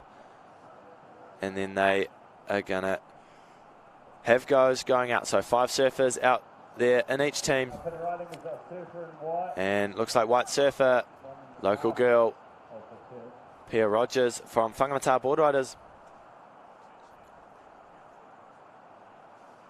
So it looks like Point Board Riders got a little 1-point ride to start off as well. I wonder if they're keeping the same tactic. Looked like Larry was out there starting it off. Pia out. Pia out there for Whangamatā. 3.5 to start off their one. New Plymouth Surf Riders in the final and Bay Board Riders to round it out. So this is going to be one to watch. Looks like we got 6. So I hope everyone's enjoying the vision there from home or wherever you are in the country today. I know there's a few crew even overseas. A couple of the Kiwi surfers are over there travelling abroad and competing. I know they've tuned into Sky Sport Next via the live web stream. So yeah, our tag team grand final, Point Board Riders in the red, Whangamatā Board Riders in the white, New Plymouth Surf Riders in the green rashes, and Bay Board Riders from Mount Maunganui in the blue. Whew, this is going to be a battle, dude. Oh, this is going to be exciting. So here we go. Danny Farr for New Plymouth Surf Riders. Our current national champ. And what a final that was down in Westport. That was one of the best finals I've ever watched, hands down. I actually, from commentate, do all the national events, have done finals, judge them for a long time. Yeah. I don't know, too many years because they'll say, hold on. Honestly, I retired after that final. I don't think it'll get better than that for a final. Bay Board Riders. Wow, so that looks like, I think that's Anna Brock. I think it is. What a start. Tear on this right-hander. She's just working it through, looking to finish off. But yeah, Daniel Farr down there at Westport for Nationals earlier on this year in January, and I think we were down to 30 seconds to go in the grand final of the National Men's Open, and he needed an 8.7 or something crazy, and just threw the most craziest, biggest area I've seen in this country, and won the final. Yeah. And, he had a tough task ahead of him. He had Billy Stearman, he had Levi Stewart, he had Ruben Woods. Yeah. And going into that, Billy, he's always kind of going to be the favourite. You're not an 8-time national champ for, no reason at all, so. Indeed. Daniel Farr was almost under the radar, even though he's a really well-known surfer and we know he surfs extremely well. For sure. You're right, with some of those names, it was almost like he was kind of undercover. Yeah. And, but I tell you what, he went out. He showed up in a big way. Yeah, did he what? So, and mate, how passionate was he about it? How cool was it to see the Taranaki region get around and rally and support him, but also just celebrate him and that win afterwards? Yeah. No, for sure. I know it meant a lot, not only to Daniel Farr and his beautiful family, good friends of ours, but the entire region just embraced that win. So pretty cool to see him representing New Plymouth Surf Riders here.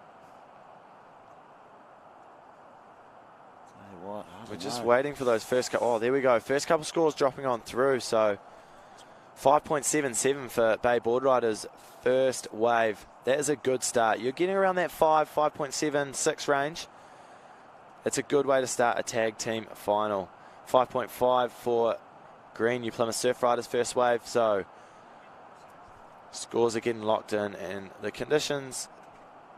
This has been probably one of the best comps I've been at for Whangamatā. We've had, that good head high, just overhead range of surf. The wind's been light the whole time.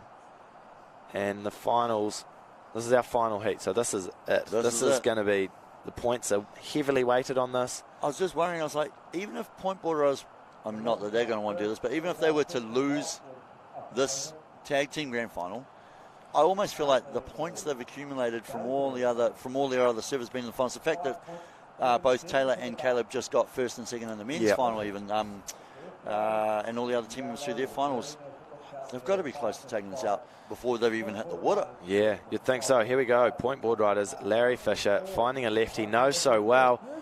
Big floater, that's rooftop. Oh, he's and a feeling bit of it a now. zap now, yeah. Larry He had a bit of a shocker in that over 40s heat. He did. But I reckon he psyched himself up for the tag he's team just grand made final. up for that completely. So Larry, my old teacher and currently my mentor to becoming a teacher, just looking to work this one in.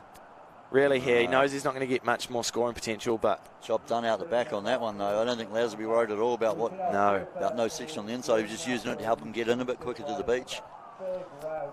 So it would be good to get a Hurley replay on there. So the Hurley drone footage coming up. You can see this big section he gets up on top of, big rooftop, drops down, and then this turn it comes around, spray to the sky, almost got the drone, and then just comes back. But we also saw White was on a wave behind too, so... They travelled about 20 feet across on that floater. That was a big floater. Like, they're all smiles at the moment. They're thinking, man, we're doing good. Taylor, look, the cheer up. They've got the cheer going. Taylor and Caleb just frothing, literally dripping wet from just getting out from an open men's final, going 1-2 and that.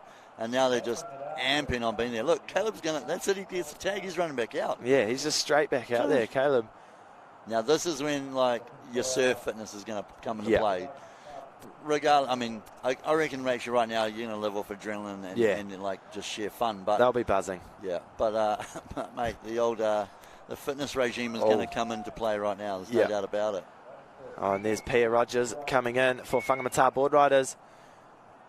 Getting back within, that kind of eight-minute mark. That seems to be like what those first surfers, it's a good way to start. If you're getting back. Getting the tag to Dean Amos. Yeah, well, I mean, what we talked about, kind of right, breaking down, say 12-minute allocation per surfer, give or take, bit of give and take for sure on that one. Yeah. But, I mean, straight away. Back out there.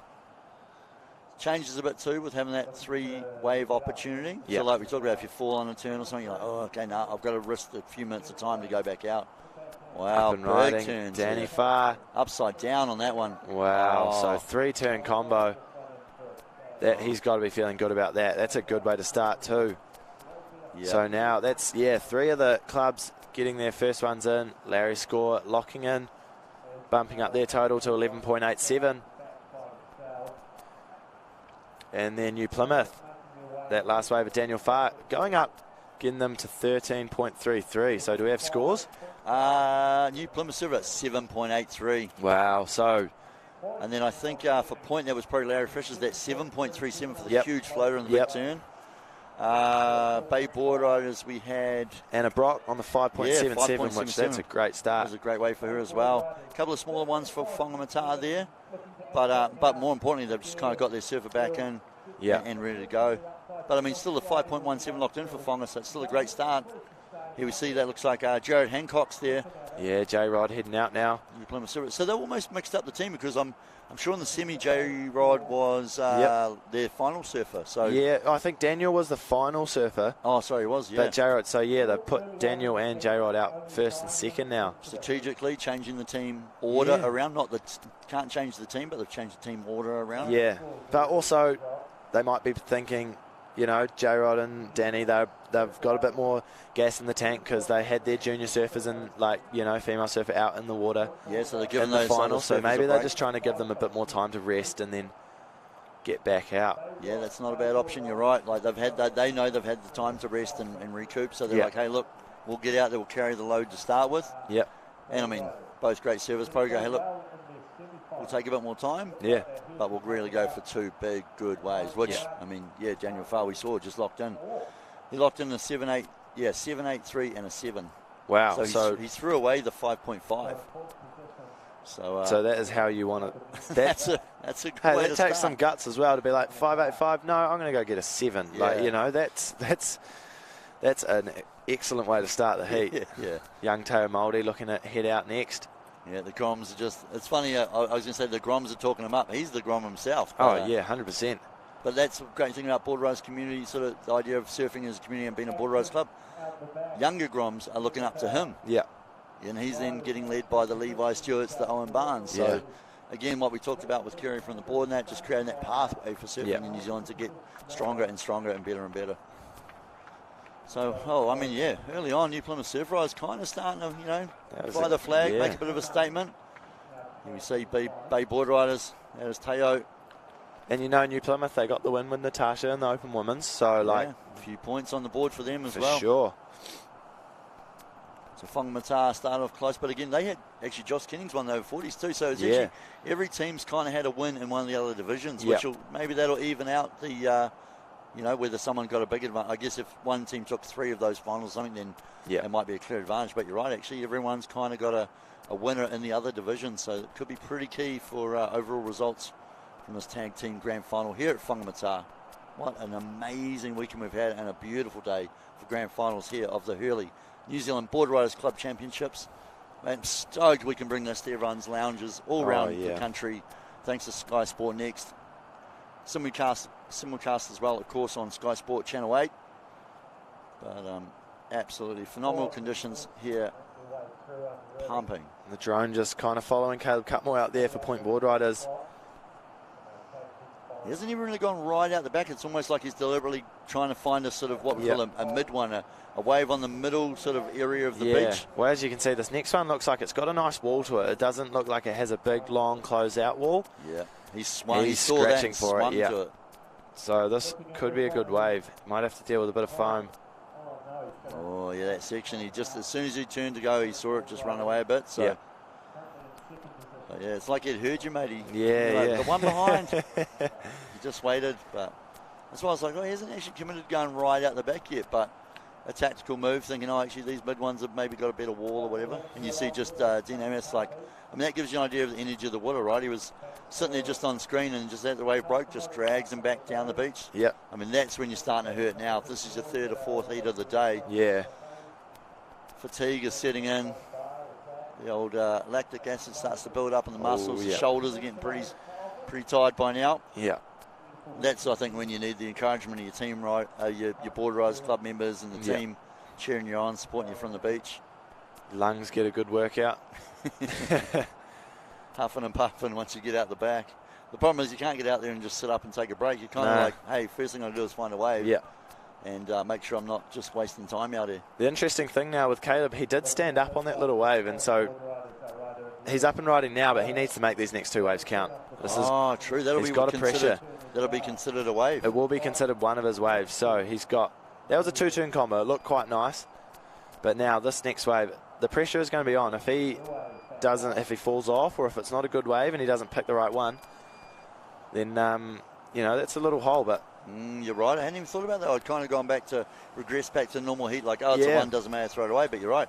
You only got the 3-wave max. Like, in any other heat, you're allowed a maximum of 12 waves. This one, they can only catch 3. They can catch less than that. They can just catch the 2 if they're happy with the 2 they got, as we've seen from some of the other surfers. But, that might be, you're right. Maybe that's, mind you, I don't even think he'd be worried. He'd just be like, wasn't the wave I want, I'm going to go get the 7 I want. Yeah, no, for sure. I mean, we saw that confidence our Daniel Fart pay off for the new Plymouth surf 100%. But, 46 maybe. minutes, though, left. So. But you're right, if he does fall, it might be a clutch situation.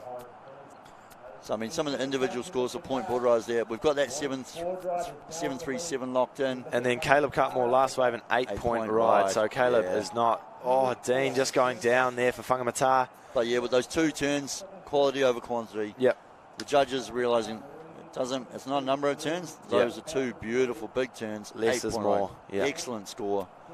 But, this one, Dean Amos looked like he was set to get another, kind of excellent kind of wave, and just massive turn. But, you just saw the nose. Yeah, he just poked the nose a little bit on the way down, riding out of that turn. Board just digging into the water in front of the wave, and unfortunately over the handlebars to Dino Ayres again. So now we go, right? One of your waves gone. Got to pick up. Yep. Puts a little bit of pressure on yourself to just kind of go, okay, now what do you do though? Because you still want to go big, but now you're like, do I have to surf a bit safer? Yeah. But then I'm not going to get rewarded as much. Or you just go, I'm going for broke every time. Yeah. Because it's the finals, man. You kind of, finals is all about going as big as you can. Yeah. Because you want to get 8s and 9s, not 5s. Yeah. No, you want to be going for it, that's for sure. Point Board Riders, though, early lead. Whangamatā now, that's the thing. Dean's probably feeling a bit of pressure. Maybe they're like, hey, I need to get a big score for my Board Riders. So maybe that's where the pressure comes on.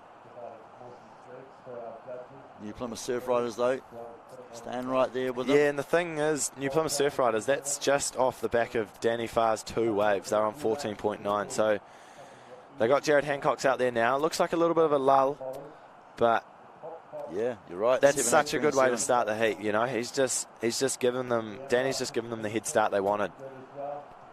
So yeah, they now have to try and sort of add to that, I guess, with J Rod or obviously the other surfers. But you're right. Point Bullrise, of course, ahead of them, but that's 2 surfers have locked in their scores. So, Yeah.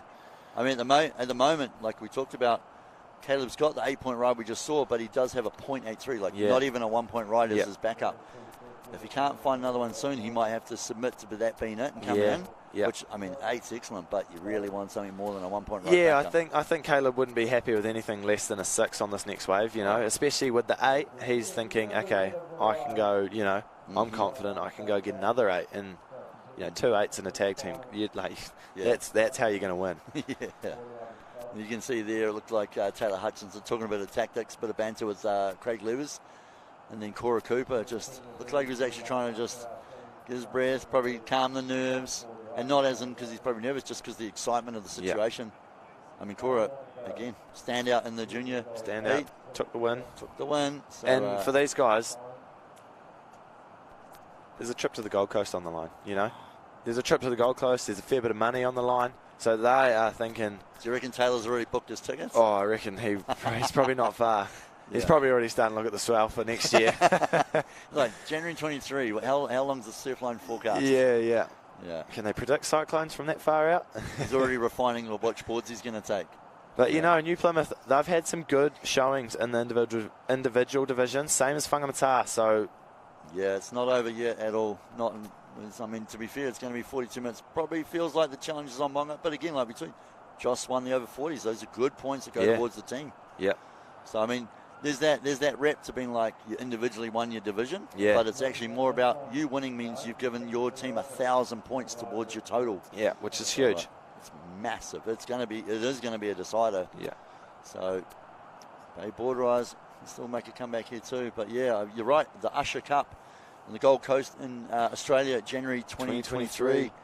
And I didn't understand myself until this morning. I knew that whatever team wins this, whatever Board Rise club wins this, the Hurley New Zealand Board Rise Club Champs, wins a trip, flights, expenses, accommodation over there to be a part of the Usher Cup. Now, I thought that was only against other Australian teams. Yeah. But it's not. It's a full international competition. It has been an Australian competition the last few years. Yeah. As of 2023, it's an international competition. So there'll be... Japan, just a number of other regions represented over there, and it's going to be epic. So the cool thing is not only are you going to win today, you're then going to go over and represent New Zealand as the best club from New Zealand. Yeah, for sure. Now, while I was talking and chatting about that, though, the Usher Cup, we saw a critical wave. Yeah. Whangamatā Board Rise, Dean going down on his second wave, so he needs to make this next wave count. He wants to get a decent wave because he's got two fall-offs. He's got 2 mistakes. Two 1.5s or whatever they might have been. 2 nothings, really, like in the scheme of what you're trying to achieve out there. Yeah. So now it's not like you double down on the pressure now. He had a 1.9 and a 1.63, like just what we consider throwaway scores, what we call in serving throwaway scores. They're just, you get rid of them. But because in the heat you're allowed to catch 12 waves, they can be throwaways. Yeah. And one of those waves is going to stay there. Yeah. He's opted to take the third wave, which is a great choice because you've got to better that. Yeah. But the problem is one of those is going to be one of his keepers. So when you're looking at someone like Daniel Farr who locked in, the pair of 7s, that's going to be pretty unnerving. You're like, here we see Caleb. So same thing for him. He's like, job done. Yeah.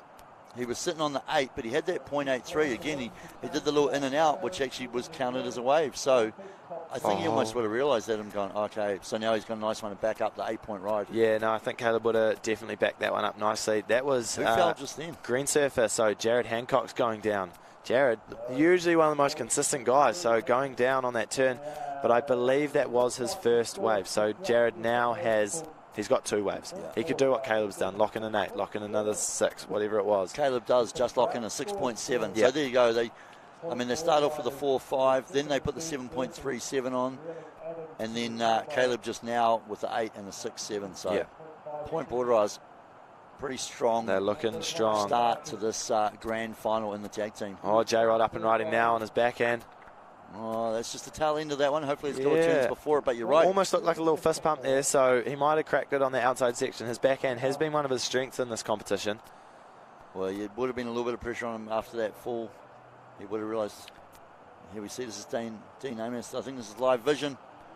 So he's just wanting to just get a nice score on the board.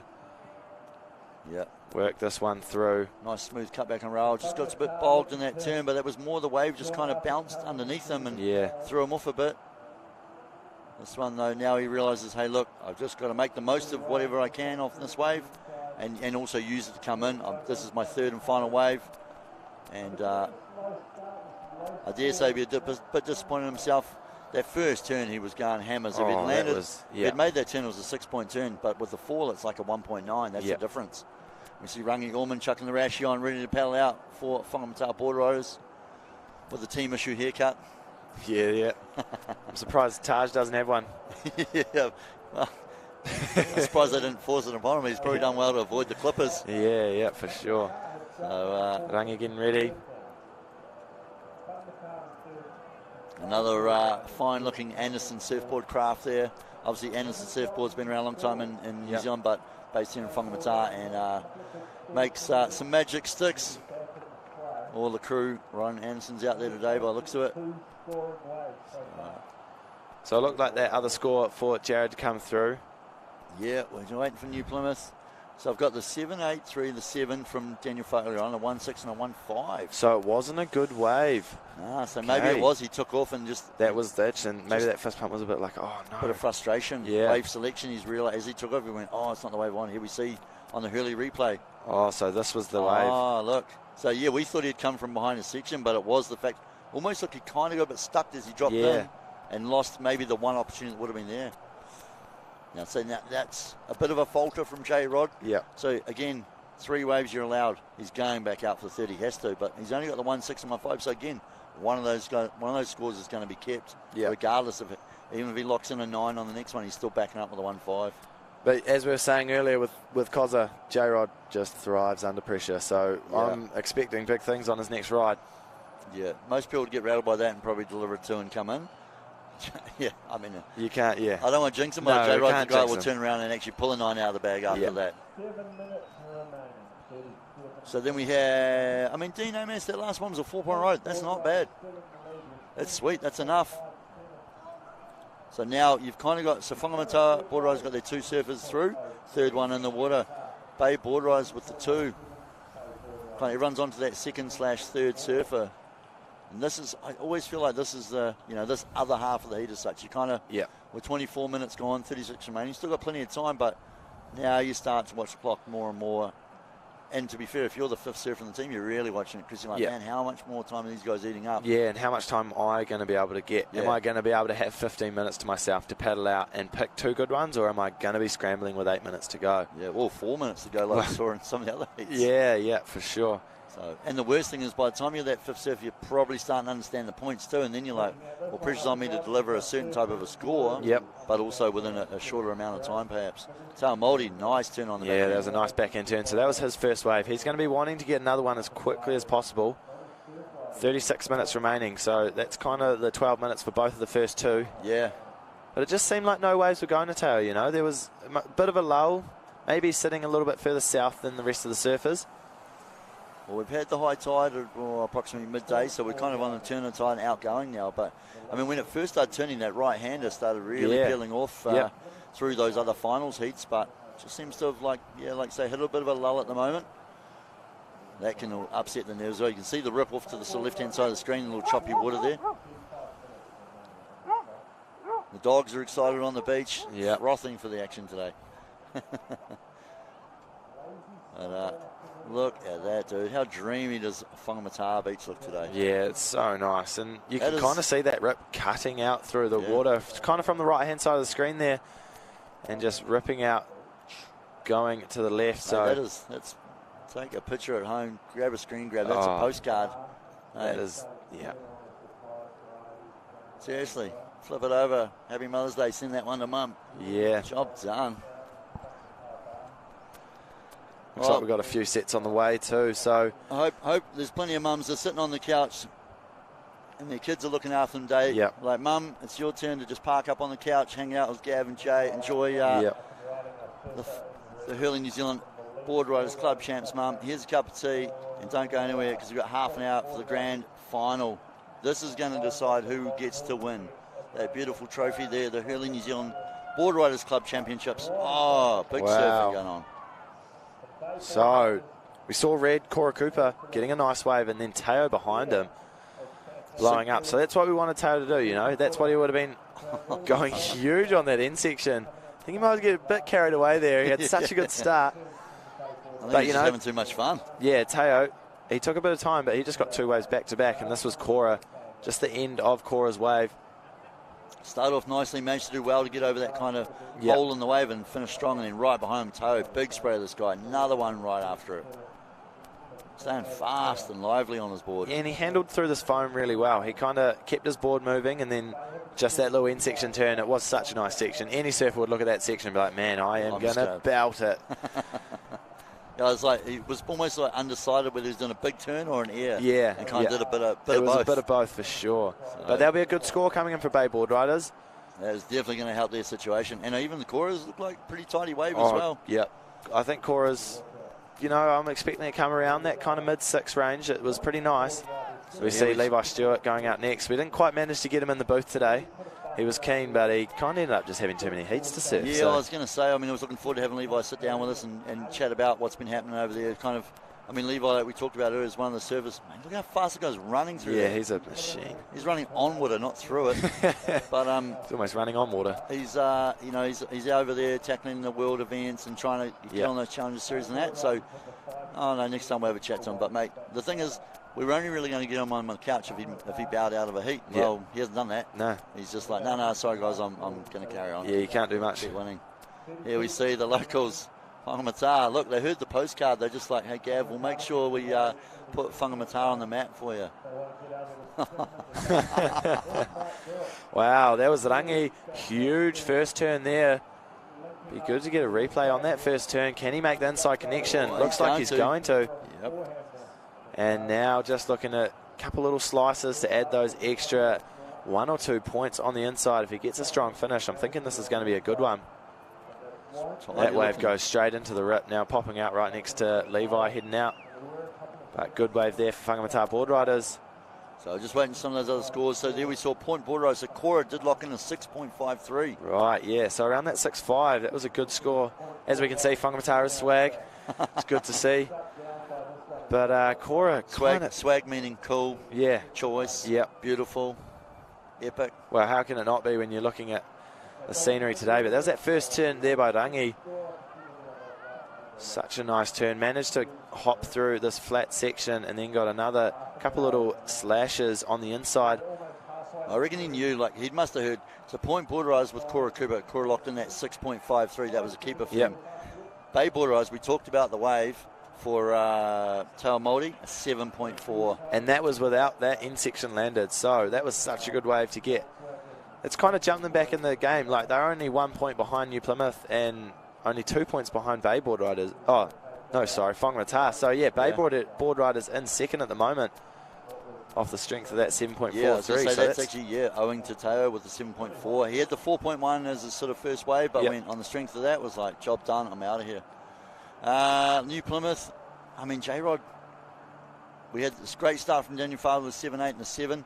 J-Rod looks like about a 2.77 there for his other wave, so unfortunately just didn't quite, he was looking to get rid of that 1.6 and 1.5, which he's done, but you know, he would be feeling like, yeah, it's not what I wanted to do for everyone. No, yeah. And here we see for Whangamatā a 7.47. Wow, so yeah, that was a good wave.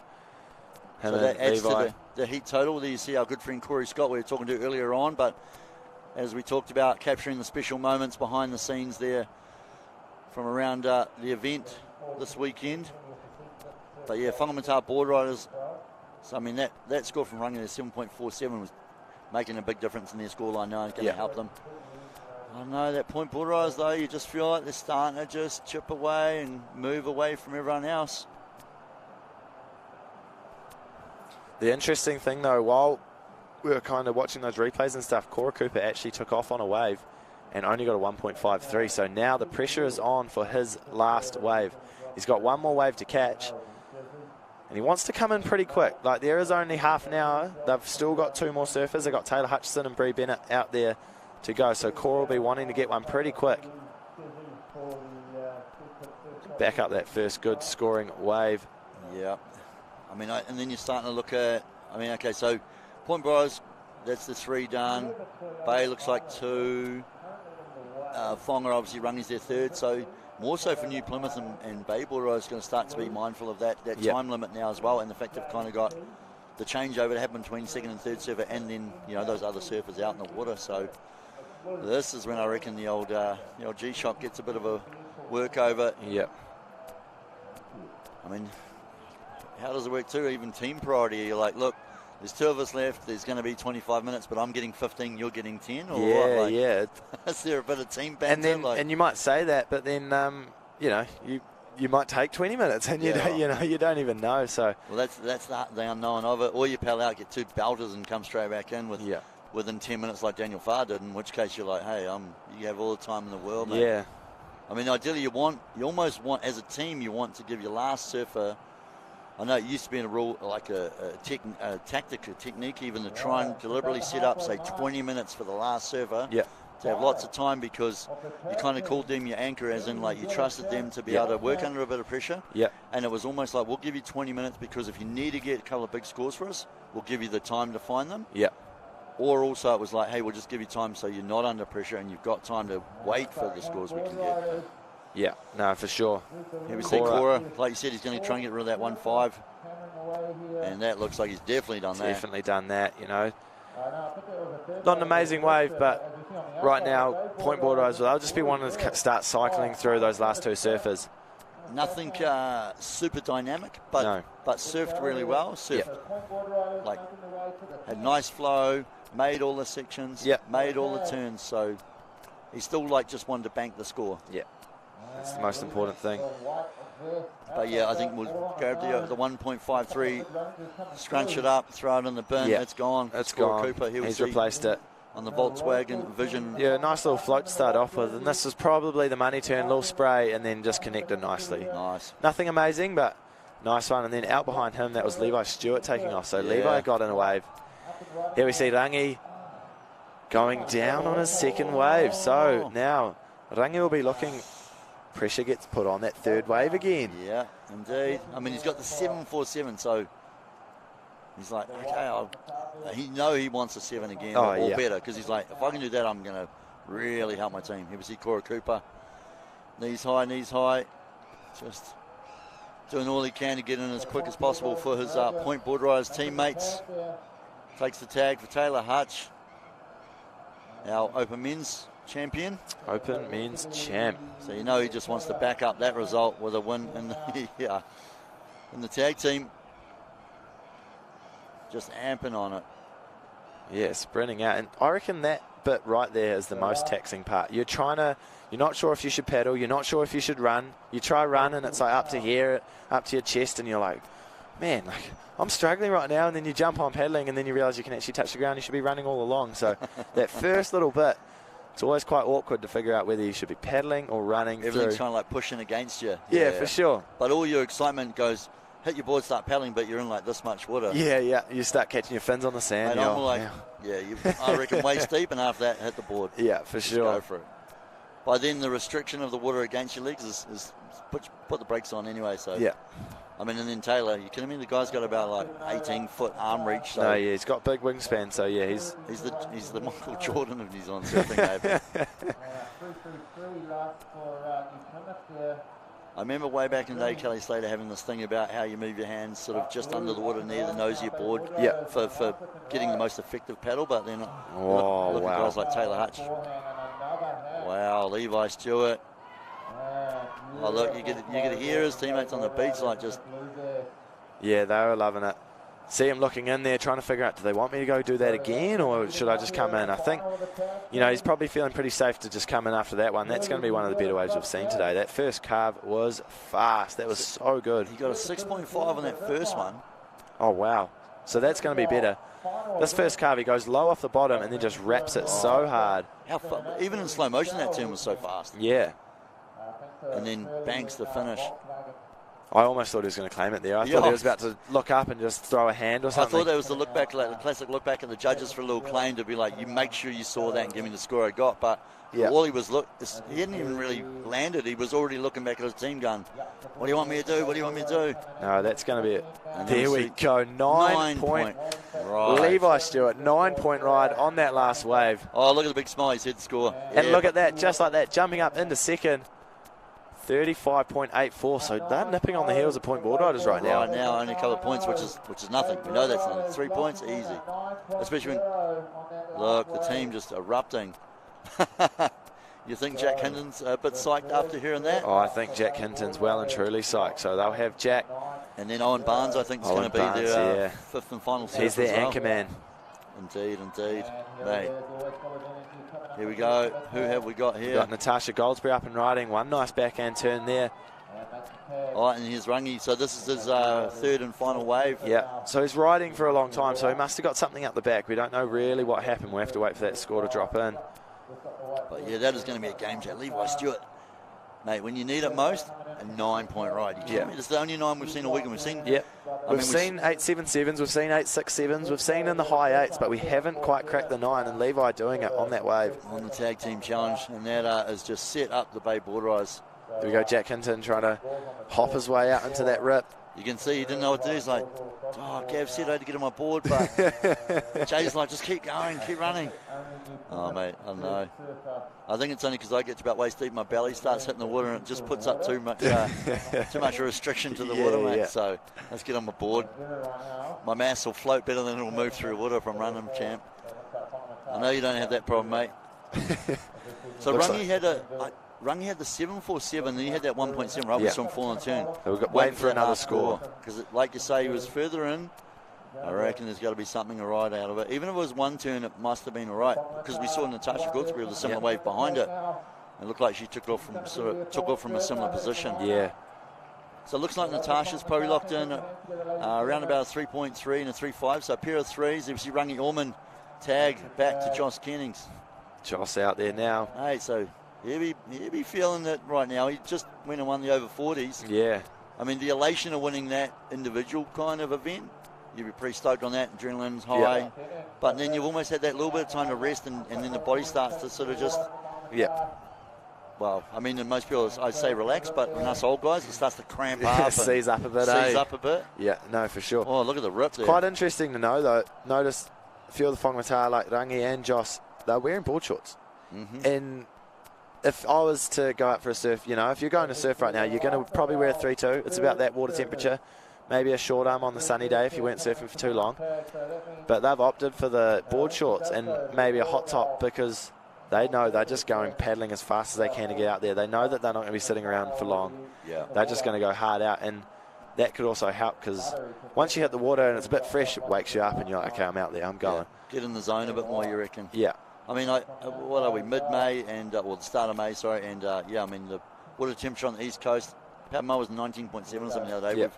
I've only just got out of my sporties and spring suits. I put on a short arm the other day. I actually wore a 3-2, I think it was Thursday morning, and I actually was overheating. So, I mean, I'm grateful that it's stayed so warm so late in the season. Yeah. But you're right, I also think too, part of it is because you're doing the run up and down. Yeah. I'm the same. I'd be probably opting for the boardies. Just going, look, I'm not here to be super warm. I'm just here to be able to move as quick as I can. For sure. Here we go, our Open men's national champ, sorry. Oh, that is point board rise. Yeah, it was Taylor. So Open men's champ from just before. Just the one turn on that one. So he's probably wanting to think about, I'm going to give that last surfer as much time. And it was one nice turn. Beautiful turn.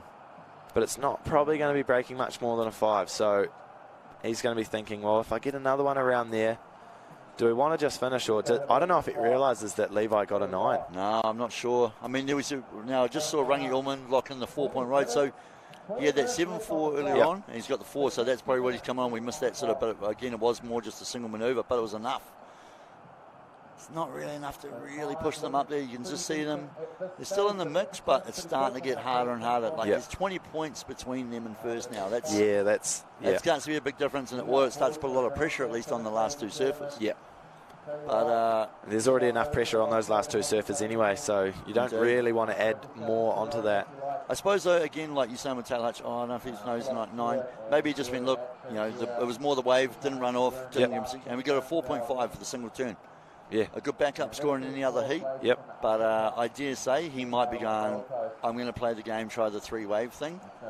But I guess at what point do you start to abandon that tactic? Because you've still got to get, I think it's Bree Bennett's still got to get out there. Yeah, Bree's still got to get out. But in saying that, it was just one turn and it was a closeout. But it meant that he jumped off. He's straight back out the back. He didn't have to ride it and get a 5 for going all the way in and then paddle. He's just done. Right now, we're already looking to chase this next wave coming in. Oh, who's got it? Looks like Taylor's just snuck straight back into it. So we've got to remember there's no priority. So Taylor just massive turn there, looking to go again. Vert through the lip. And again, so 3-turn combo. He's got to be stoked on that, backing up that 4.5. You know how we talked about we haven't seen 9s until we saw that one at Levi's? Yep, I think we might be seeing a few more. Oh, mate, I tell you what. This is what, I mean, in any sporting code you do, you peak for the finals. Yep. And I tell you what, Taylor, look at the spray that came off that Volkswagen Vision from the drone. Huge sprays. Oh, wow. Oh, out the back as well. Yeah, Jack Hinton had a wave as well, so that'll be interesting because that looked like quite a good opening wave for Jack and the Bay Board Riders. I actually thought the last 2 turns, or the second and third turn of Taylor's were stronger than the first, but watching that Vision drone, that first turn was the hammer. Yeah. So, that drone footage is perfect for seeing spray going off the back of the wave, and that's what that turn sent. It just sent spray to the moon. And now he's done that and he's going to be able to give Bree Bennett, their last surfer, 4-point board rise, a good, what are we talking, 17 minutes probably to get out there. Yeah. Yeah, she's going to have a heat. 8.53. Wow. Taylor Hutch. I knew it had to be somewhere in the ballpark. We knew it was excellent. There's no doubt about it. Yeah. So probably the second best wave of this entire tag team event, just under the 9 of Levi Stewart. And to think that is Point Board Riders' second excellent wave in this tag team final. So they've had 2 excellent waves. They're looking pretty strong right now. Bree Bennett, she's got 17 and a half minutes to go out, catch 2 waves. And again, she's been a standout surfer in her own right, even in the individual women's comp. So, But now look at that. Point Board Rise more than double New Plymouth and Whangamatā. So that is definitely putting the pressure on for the New Plymouth and Whangamatā surfers still yet to paddle out. Doesn't mean it's not achievable, but I tell you what, if Bree gets out there and gets a couple of good ones. It's starting to look a bit out of reach, really, isn't it? Yeah, it is. I don't know, I dare say their supporters back in Raglan who are tuned in on Sky Sport Next to be starting to maybe put the refreshments on ice. Oh, I'd say so. Talking about presidents, Luke Hughes, the president of Point Board Riders, I'd say he's currently sitting down and probably feeling pretty happy. I have a feeling, I even saw him today, I was like... did he? I'm suspicious as to whether he might have ventured over to watch finals today. And I tell you what, Prez will be celebrating the team tonight perhaps. But we've still got 16 and a half minutes remaining. And Bay Board Riders, they're not too far behind. They've still got another wave coming in for Bay. Jack Hinton locked in a 7.07. We saw the big turn in the replay in the background. 7-point ride. So that is exactly what. So straight off the back of Levi Stewart locking in a 6.5 and a 9. Jack Hinton straight out there banks a 7-point ride. Yeah. The only thing now for Bay is the time, right? Yep. Points are onto the last surfer. Yep. Bay, Jack has to get a wave, get in, and still give Owen Barnes some time. Yep. So he doesn't want to leave it for too much longer. He'll be looking to catch a wave in the next minute for sure. Yeah. And then the same again. Both New Plymouth and Whangamatā have only got 3 athletes kind of in. Their 4th is out there, but we're beating the clock. And of course, you really don't want to be losing a 5-point time penalty now. No. So 15 minutes 30 to go. It is all on the line. Which one of these is going to emerge and become the Hurley New Zealand Board Rise Club champions? Here we see Surf from White, Whangamatā. Oh, no, sorry. That's green there, Kalani Louis. It is. Big backside tag on that one. And it looks like Jack Hinton's found another little running right-hander. You see live vision out the back. Beautiful. Big turn. Bay Board Riders. Jack Hinton wrapping it round. Absolutely stood out this weekend. You know, and he was kind of one of he was the underdog in that Open Men's final, you know. We didn't even really see too much of him. And then in this finals day, he's just lit up. The turns he's been doing, they've been huge. And he's just finishing this one off with another nice turn. So this is going to put Bay Board Riders right back in it. Indeed. They will be ecstatic down there underneath the tent. Maybe he's getting amped up after seeing that 9 from Levi Stewart. Here we've got a replay. So from the drone, this first turn, just setting up. Such a nice slicing turn on such a steep section, and then just wraps it back and goes into that little flat section, but he manages to find another good connection down the line, which is quite hard to do once the wave goes so small. You can see the team just like, look at that. Yeah, look at everyone. Grom's in the front. That big turn, they just erupted, started super excited for their fellow teammate. Jack making it back. So there, Owen Barnes has got 14 minutes. I'd say probably 4 of that's going to be paddling. And then about 10 minutes, pick 2 waves. Yeah, I reckon. That's still plenty of time. OB can paddle, mate. There's no worries about that. Yeah, that Jordan will just be zimming out the back. But I want to see that score drop in for Jack Hinton. It could be a game changer between them and the Point Board Riders. And I tell you what, it is definitely going to put, that's going to double down pressure now on New Plymouth Surf Riders and Whangamatā Board Riders. And would you look at that? Oh my. 8.5. So Bay Board Riders an 8.5 on that last wave for Jack Hinton. Let's just jump them into the lead. So now we've got 13 minutes remaining. The 5th and final surfers are out for both Bay and Point Board Riders, and they're basically tied. So it can't get much better than this.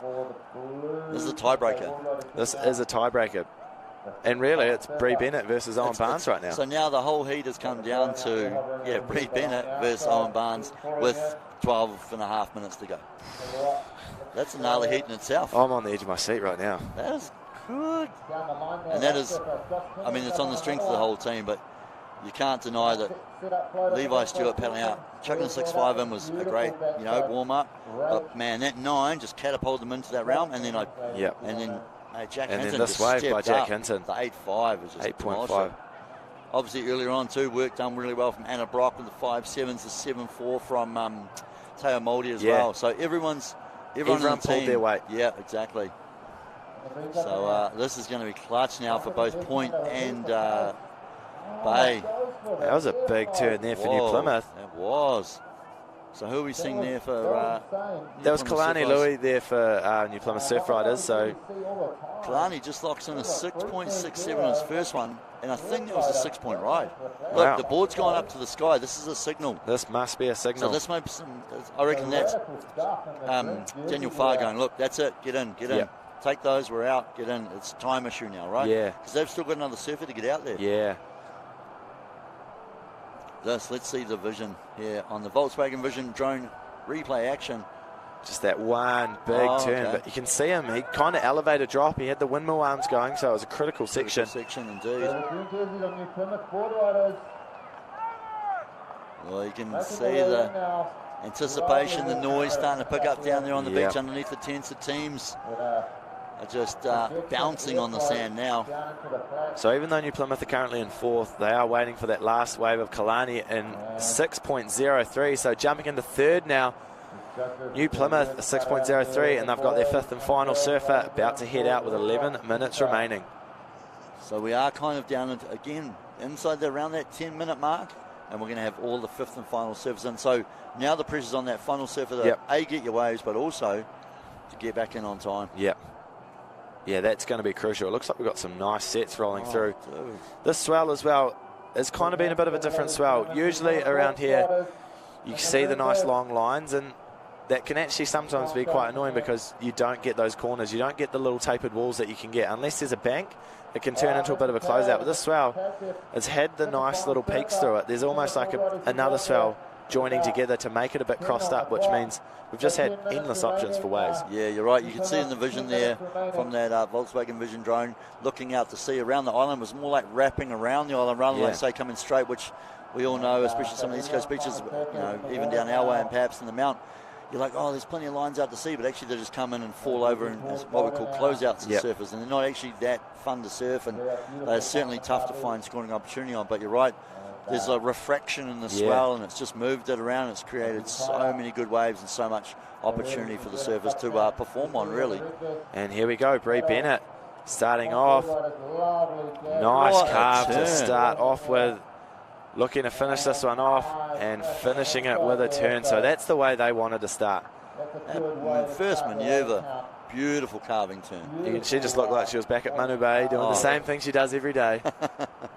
Such a nice carve. It'll be good to get the land angle here. Here we go, the Hurley replay. Takes off sort of almost behind the peak. Yeah, look at that. Nice carve there. On rail, plenty of power. And it was quite a tricky section to finish there, but she managed to get up and over that little bit of foam and come out nice and clean. So she rode out. That's going to be a keeper, you'd think, for Bree Bennett. Wait and see what locks in. Looks like it come in at a 4.37. So a 4.37. That's fine. She'd get that. She'd get another one. Then she can weigh out whether she wants to wait for a bigger one. Exactly. It's going to be good enough to go, that's in, locked in. I go from a second wave. If I improve on that, I'll probably call it time done and get in and just be in time. If for any reason she might stumble on the second wave, then she sort of plays the time card and just races against the clock, really, to get that third and final. And maybe if she paddled out right now and she lucked into a 6 or a 7, then she's like, well, I've still got 6 minutes. I can just go and try and get another 6 or 7 and really try and put it to bed.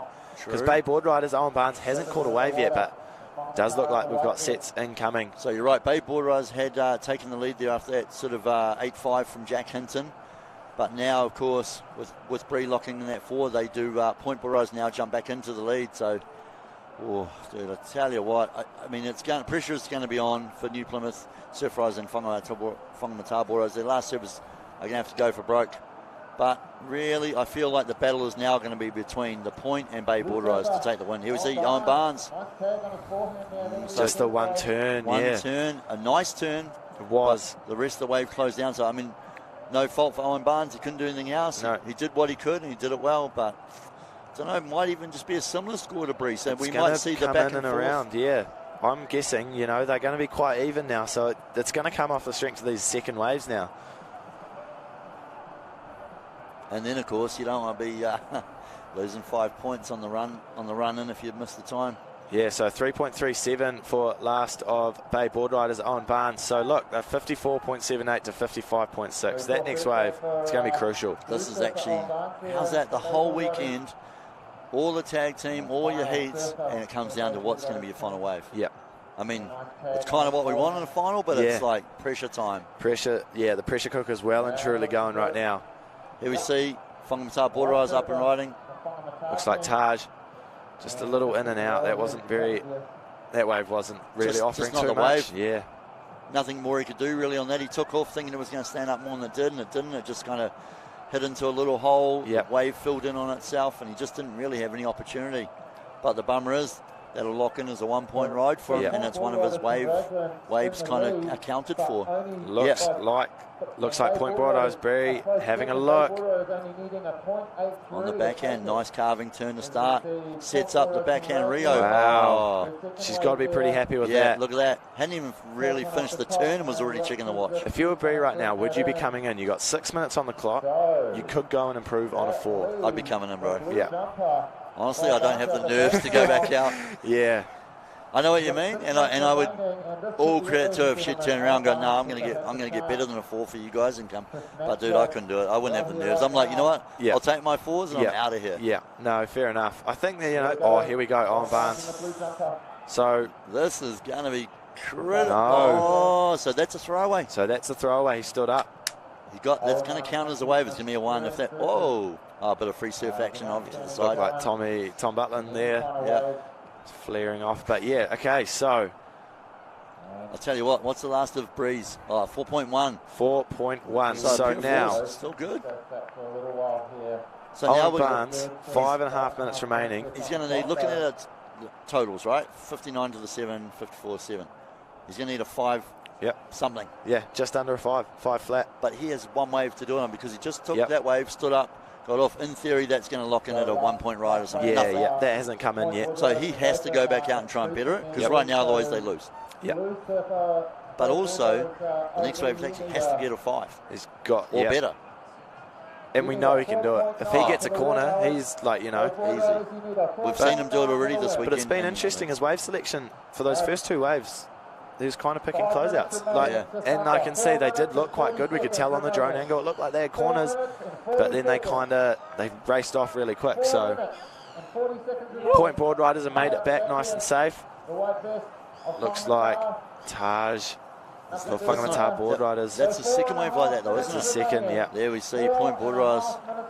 I think they're going to be kind of chewing their nails right now. How's that though? The whole team, like, they're finished, they're done, but there was no elation, like, yeah, or whatever. They were you can see they're happy, they're talking about it, but all they're doing is watching Owen Barnes because they realise now he needs a 4 or 5 and we're in trouble. So now you see the Bay Bull Riders, that one, it was a 1.1 that locked in Owen Barnes. It was nothing.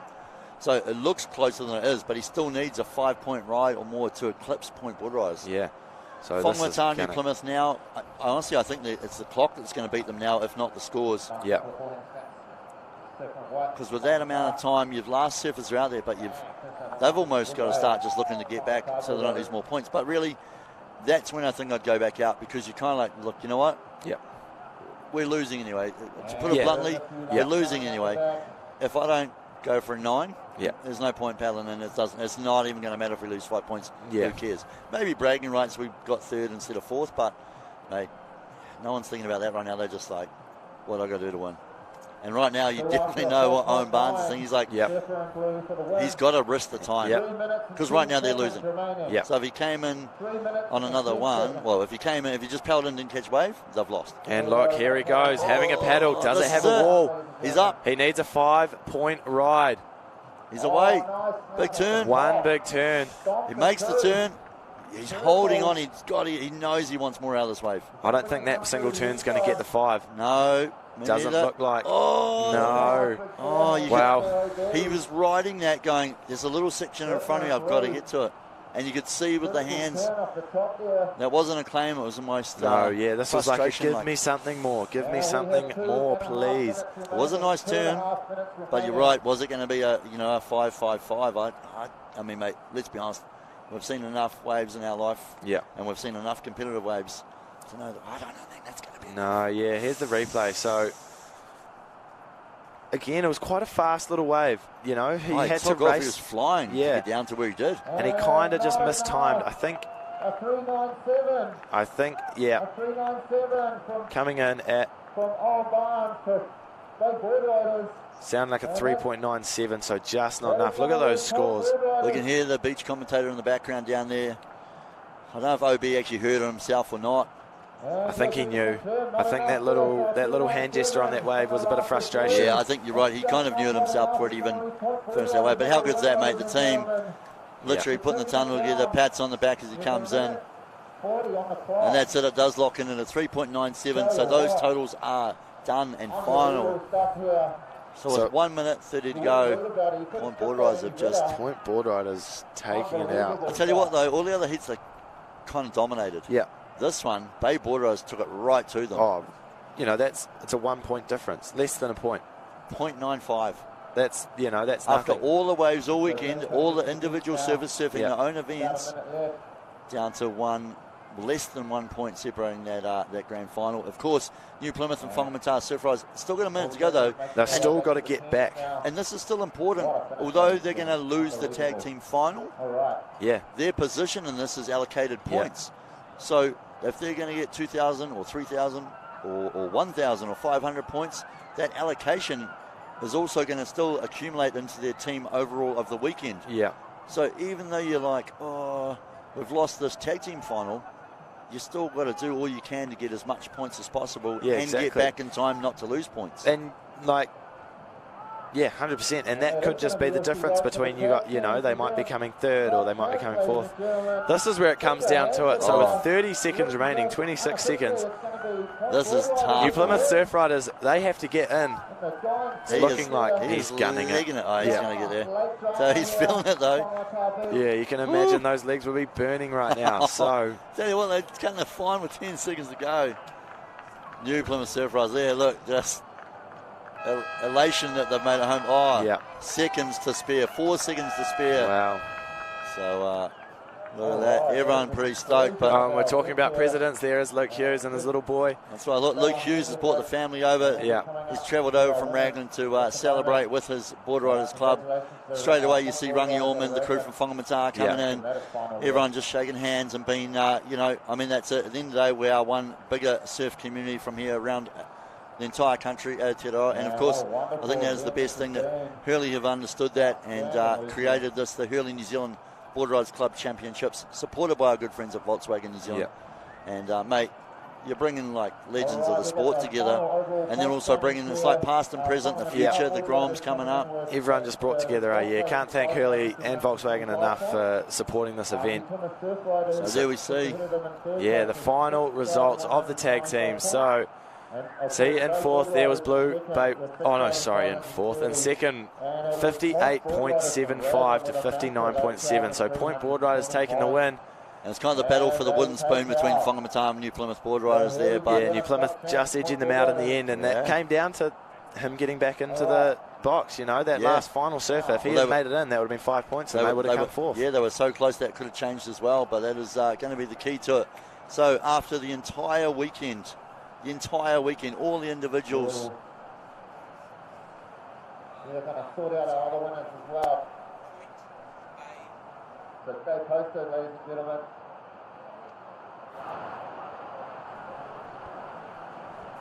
So after the entire weekend, it all came down to that tag team final.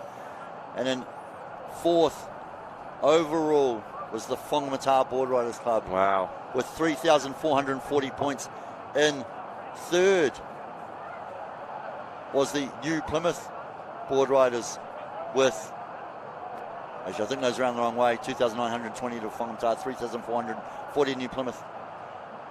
Bay Board Riders in second with 2,680. But Jay, our overall Hurley New Zealand Board Riders Club champions for 2022.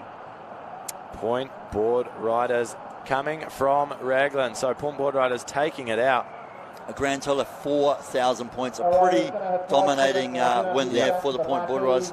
Thank you very much to everyone tuning in here on Sky Sport Next. There we see on screen the Point Board Riders team. Look at that. The champion team. Big smiles. Bree Bennett, Taylor Hutchinson, Caleb Cutmore, Larry Fisher and Cora Cooper.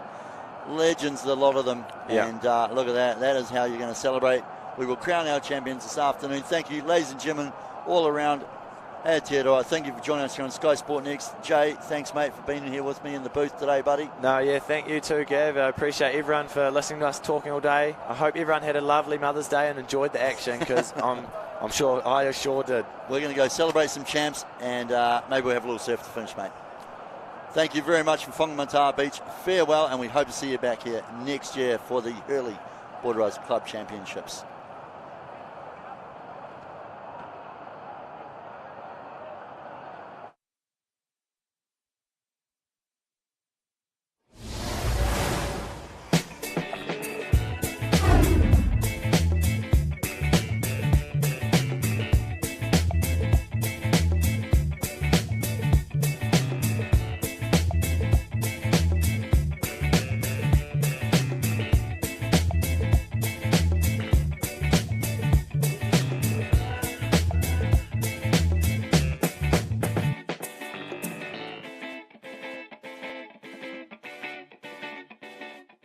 The little bus has grown up.